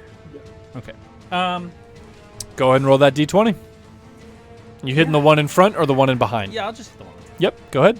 So that's a +6 to this d20. That is a 9, but you still have bless. Roll a d4. You might still be able to hit. I will let you know you do need to roll a 4, which you did. Oh wait. Oh, Okay. So I got a question. I thought. Yep. I thought the D4 was only for damage. D4 is for attack, not damage. Oh. Yep. So go ahead and roll that D10 for your firebolt. So you guys see Funame make a ball of fire in his hand, and he throws it at this dwarf. To 7. That's more than enough. So your firebolt hits this dwarf right in the chest, and you see him burst into flames, and he goes, "Bah!" and he just falls to the ground. Nice. There is one dwarf left. You do have your movement, Funame, if you'd like to use it. Do you want to move anywhere, or are you okay behind this tree? Just try to intimidate him. I'm feeling peachy behind this tree, but Yeah. honestly, how close is it if I get to the tree below it to the right? To here? Down and to the right of where I am now. Oh, like over to here? Oh, you can make it. 15. Yeah, 15 feet. I'll move that. Okay, perfect. All right. You move to there. Arizona Angels, Gabe, how's it going? Hey, what up, what up? It is the bandit's turn, and you guys see him look at all of his dead comrades. He goes, and he just sees everyone lying dead on the floor in a pool of their own blood. And he drops his crossbow and he goes, "Ah!" and he starts running away from you guys. He is running back. He doesn't even get on the carriage. He just runs into the wilderness. And he's going to run 60 feet away from you guys. He fucking He bolted. sprinted. Wow. Yep, he's using all of his actions to move 60 feet away. Okay. It is Duckblade's turn. Duckblade, you are still dead. I need you to roll a death saving throw. Do not roll a 1. If you roll a 1, you 13. instantly die. That would not be great. So that's another success. Or no, you had... No, he doesn't That have was any a fails. success. Yeah, I'm He sorry. doesn't I'm sorry. That's right. You wouldn't die. Okay. It is Mason's turn. Mason, you see this dwarf. It is 80 plus 60. It is 140 feet out into the snow, and he's just running away from you guys. I take pity on him. I'm more of my friend is dying in front of me. Yeah, I think that's yeah. more. Duckblade important. is gurgling Yeah. his own Yeah. blood on the floor in And front of him. I will lay on hands for 5 on For Duck. 5. Okay. Yeah. All right. So Duckblade, go ahead and heal 5. It's from my negative. Yep. So somewhat before. And Duckblade, Yeah. you went down. I need you to roll a D100 for Oh. me on the lingering injury table. Oh, but I got healed though, right? You did, but some of these are not able to be healed with simple magic. Oh, okay. So if you roll bad enough, it will not work. 100. That's a 1. No, that sir. is 10. Oh, that's 10. That's 10. Oh no. So, Oh no. Duckblade, in the fight, so when that crossbow bolt hit you, it hit you right on your nose. Oh fudge. And your nose is gone. Oh. You no longer have a nose anymore. So, from this point on, Duckblade, you're going to need to write this down. You have disadvantage on persuasion checks and disadvantage on perception checks that rely on smell. Okay, I didn't need those. Can he pick up his nose and reattach it for a long rest? Wait, No. that That's guy gone shot off his forever? fucking beak? Yeah. Okay. Your beak is gone. Your beak is forever. gone. Get up and I say, just put it on my. Oh no! No. So, disadvantage on persuasion. Disadvantage on perception that specifically relies on smell. But because you're disfigured, you have advantage on intimidation checks. And you know that only very powerful healing magic is able to restore your lost nose. Okay, that's I Yep. can get it though. I can Yep. get it back eventually. Okay. Well, I mean, technically healing magic. Very powerful healing. It needs to be powerful healing magic. Like we're talking god Like- level. Like, Yeah. not necessarily God, but someone who's devoted their entire life to the arts of healing Right. and, you know. I need to find like a monk, priest. you or something. It is Funamase's turn. So this this bandit who's running away from you is 140 feet away. Oh, that's not too Yeah. bad. I'm gonna run. Perfect. Are you actually. gonna actually go? He's gonna. I after think he's it? gonna Yeah. try and kill it. So if you run a bit, you will be able to cast your firebolt about to on say, it. I'm Yep. not- Real Send quick fireball. though, before you do it. Oh, you're gonna fire. I was gonna toss you my rope and hook. No need. You're unable to currently. Okay. You're You can't do just anything. you're just getting up from being down. Gotcha. And you're I have discovering your 120 newly foot deformed range on face. So Funame, you run 30 feet forward. Yep. You are within range for your 40. firebolt. 40. Yep. Are you gonna try and hit the dwarf? Yeah. Okay. Go ahead and roll that. Go ahead and roll that d20. I shake my head in disappointment. Oh, that's an absolute hit. That's a Oh, 19. Wow. Yep. Okay. Go ahead and roll your d10 for damage. 2 plus. Oh no, it's not plus anything. Luckily though, for you, Funame, this is the dwarf that was already hit by your thunder wave, and 2 damage is just enough. So this dwarf is 140 feet out. You make your firebolt, you launch it, and it just catches this dwarf in the back, and he just falls into the snow after you hit him, and he is dead. And you guys are out of combat. I shake my head I'm gonna ask you. I'm straight up gonna ask you, like, why'd you have to do that? He was already defeated. It is disrespectful to run from combat. I don't understand, but It's dishonorable to run from combat. I don't understand, but what's done is done. So, my friends, you've defeated the bandits. First thing, I'm checking I'm sorry. That wagon. If No. Go ahead. Go ahead. Yeah, please. I wanna check on that horse. Yeah. The horse is a little scared. It did get hit by that thunder wave. It does seem to be okay though. It's a little skittish, but like as it calms down, All right, it's Is fine. Does it have any damage? Nothing major. Yeah. It seems pretty okay. I mean, does it lose any points? Yeah. It did lose a couple from the thunder wave. Like how many? You can see a little bit of blood coming out from its ears. All right. Like how many points? Can you Yeah, tell he me can't. that? So All this right. I cannot tell you the specifics. All right. Yeah. All right. You know what? I did 9 to the horse. Can I roll perception on that? So what you can do is you can roll animal handling, Can and I- I'll let you know how much Can I you roll know animal about the handling animal. on that? Yeah. Let's So go ahead and roll that d20 18. plus your animal handling. Yeah, more than enough. Yeah. My so animal handling is 0, you know that actually. the horse is down 9 hit points. And it definitely seems very receptive to you. Alright. It really enjoys your presence. It can tell that you're like a nice person, and it's just been sick of being in the presence of these bandits. Well, as a follower of Iltmer, it's my obligation to heal and heal sickness and pain. So I'm just gonna use the rest of my laying hands on that horse. Absolutely.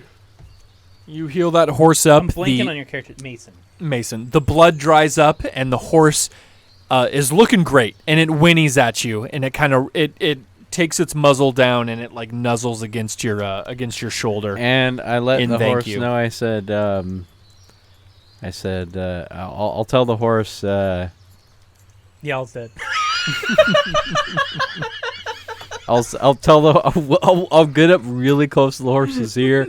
I'll pet its mane. I'll say, "Hail Hydra." Hail Hydra. You're one of us now. Surprise twist. No. Surprise twist. No. So, from the bandits, Yeah. I'm gonna give you guys your loot. Mhm. If someone wants to write this down, Sure. Yeah. you guys get 5 crossbows. Each. No, this is total. This is total. 5 crossbows, 5 short swords, and looking through all the dwarves' pouches, you find 35 gold. Oh shit. Yep. This is all together. This is everything you find off the dwarves. That's off the doors. What about the carriage? Everything. Yep. Okay. That's everything included. All right. That doesn't include, obviously, the carriage and the horse, but everything you find inside and outside, yeah, that's all of that. 35 3 ways, so everyone gets what? I'll say both of you can take 12 and I'll take 11. I decline my extra 1 and pass it to whoever wants it the most. Extra 1. Gold. 1 gold. So he's saying you take the 12, he'll take the 11. Okay. Yeah. Yeah. Perfect. All right, go ahead and mark that down on your sheets. And guys, that marks the first episode of Rime of the Lexicon. You guys have made it to 10 towns. You've already proven yourselves to be adequate adventurers by returning Hlynn's and the Battlehammer's lost iron, who got stolen by those goblins. And as you made your way north to Tourmaline to solve the issues of the kobolds in the mines, you found yourselves in trouble with some bandits, which you very quickly and handily defeated. And where we'll pick off next time is you guys making your way to Tourmaline. Nice. Yeah. Hey, I had a blast. Dude, this was was a really lot fun. of fun. Yeah. Yeah. I'm not going to lie. I fucking love D&D. And, I play a lot. I have another group that plays as well.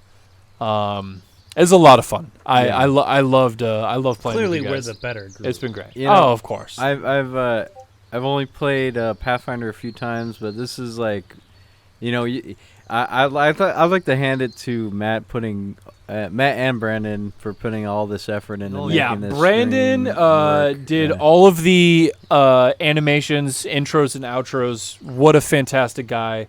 Mhm. I have done all the prep work for the campaign, everything you've listened to so far. Dale and Jeff, fantastic D&D players. Thank you. Happy to have them here. It's been a blast. Yeah. I legitimately haven't had. This is a totally new experience for me. I'm kind of falling in love with the game already. By the way, I've been This is taking great. copious notes of everything. we've done. Fantastic. I've been And this thinking- is just yeah, the yeah, first yeah. session. Yeah. This campaign is my previous group just finished up, and we played weekly, and it almost took us a year to Dang. finish this Wow. campaign. Wow. And you guys are 1 session in to a bi-weekly campaign. I mean, this could easily go 2 years if we keep it I'd bi-weekly. like to just do it in a year, Well, and then we could do a new campaign. I'm that just saying, 2 might years be on a single impossible. It campaign. might be impossible. Listen, man, I'm having fun. Like, No, I'm just yeah. saying a full year on a campaign should be about right. More than that, If you it play can go weekly. stale. Yeah. Well, If you play weekly. I mean, are you? No, it doesn't go are you- stale. There's always new. There's are you always new DM stuff. It doesn't or- go stale. Huh? like, are you a DM or? It doesn't go I've stale. been a previous DM, yes. This is our GM. Yeah. He makes the story. Get That's fucked. fine. All right. don't know the Let's issue with click that here. on.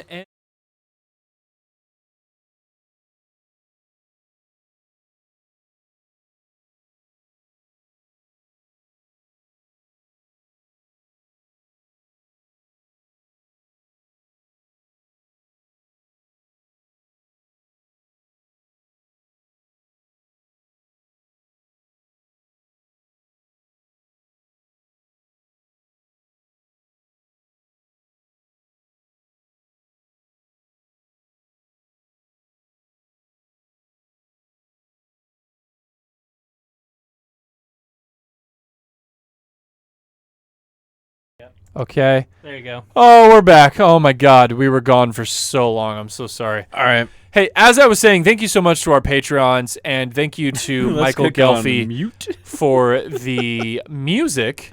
Yeah. Oh, whoops. No, but thank you all for the VODs will be up on YouTube either tomorrow or the day after.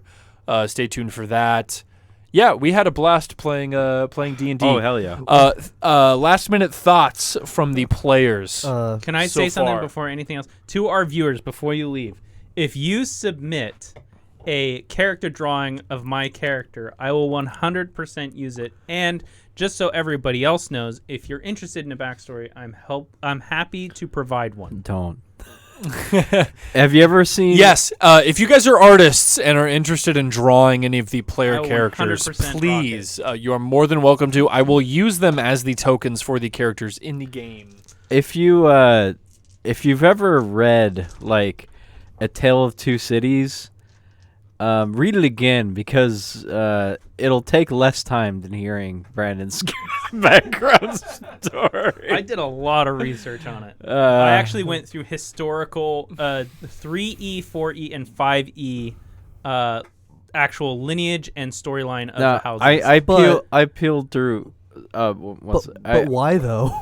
I peeled through making sure where my character was raised and where he traveled and all that stuff. I was just very concise with it. Much more like I didn't need to spend 10 minutes talking about my fucking eyeballs. But oh, I didn't. Yeah. I spent most of my time talking about my house. I was joking. Oh. I can't tell. That was a joke. But anyway, It was a joke. It was a joke.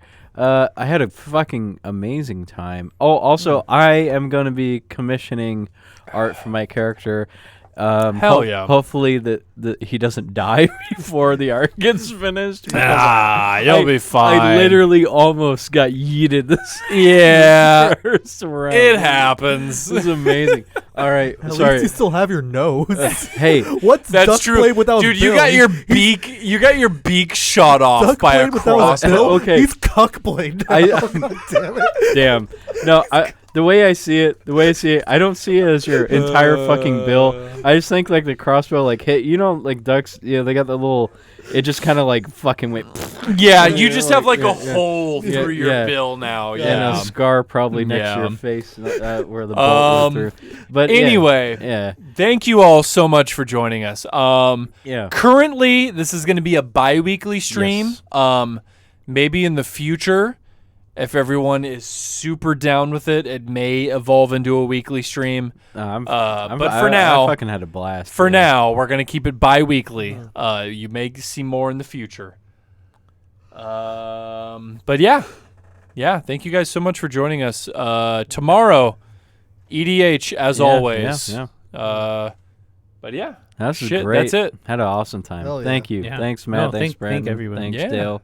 No problem. Thank you all so much. Take care. Goodbye.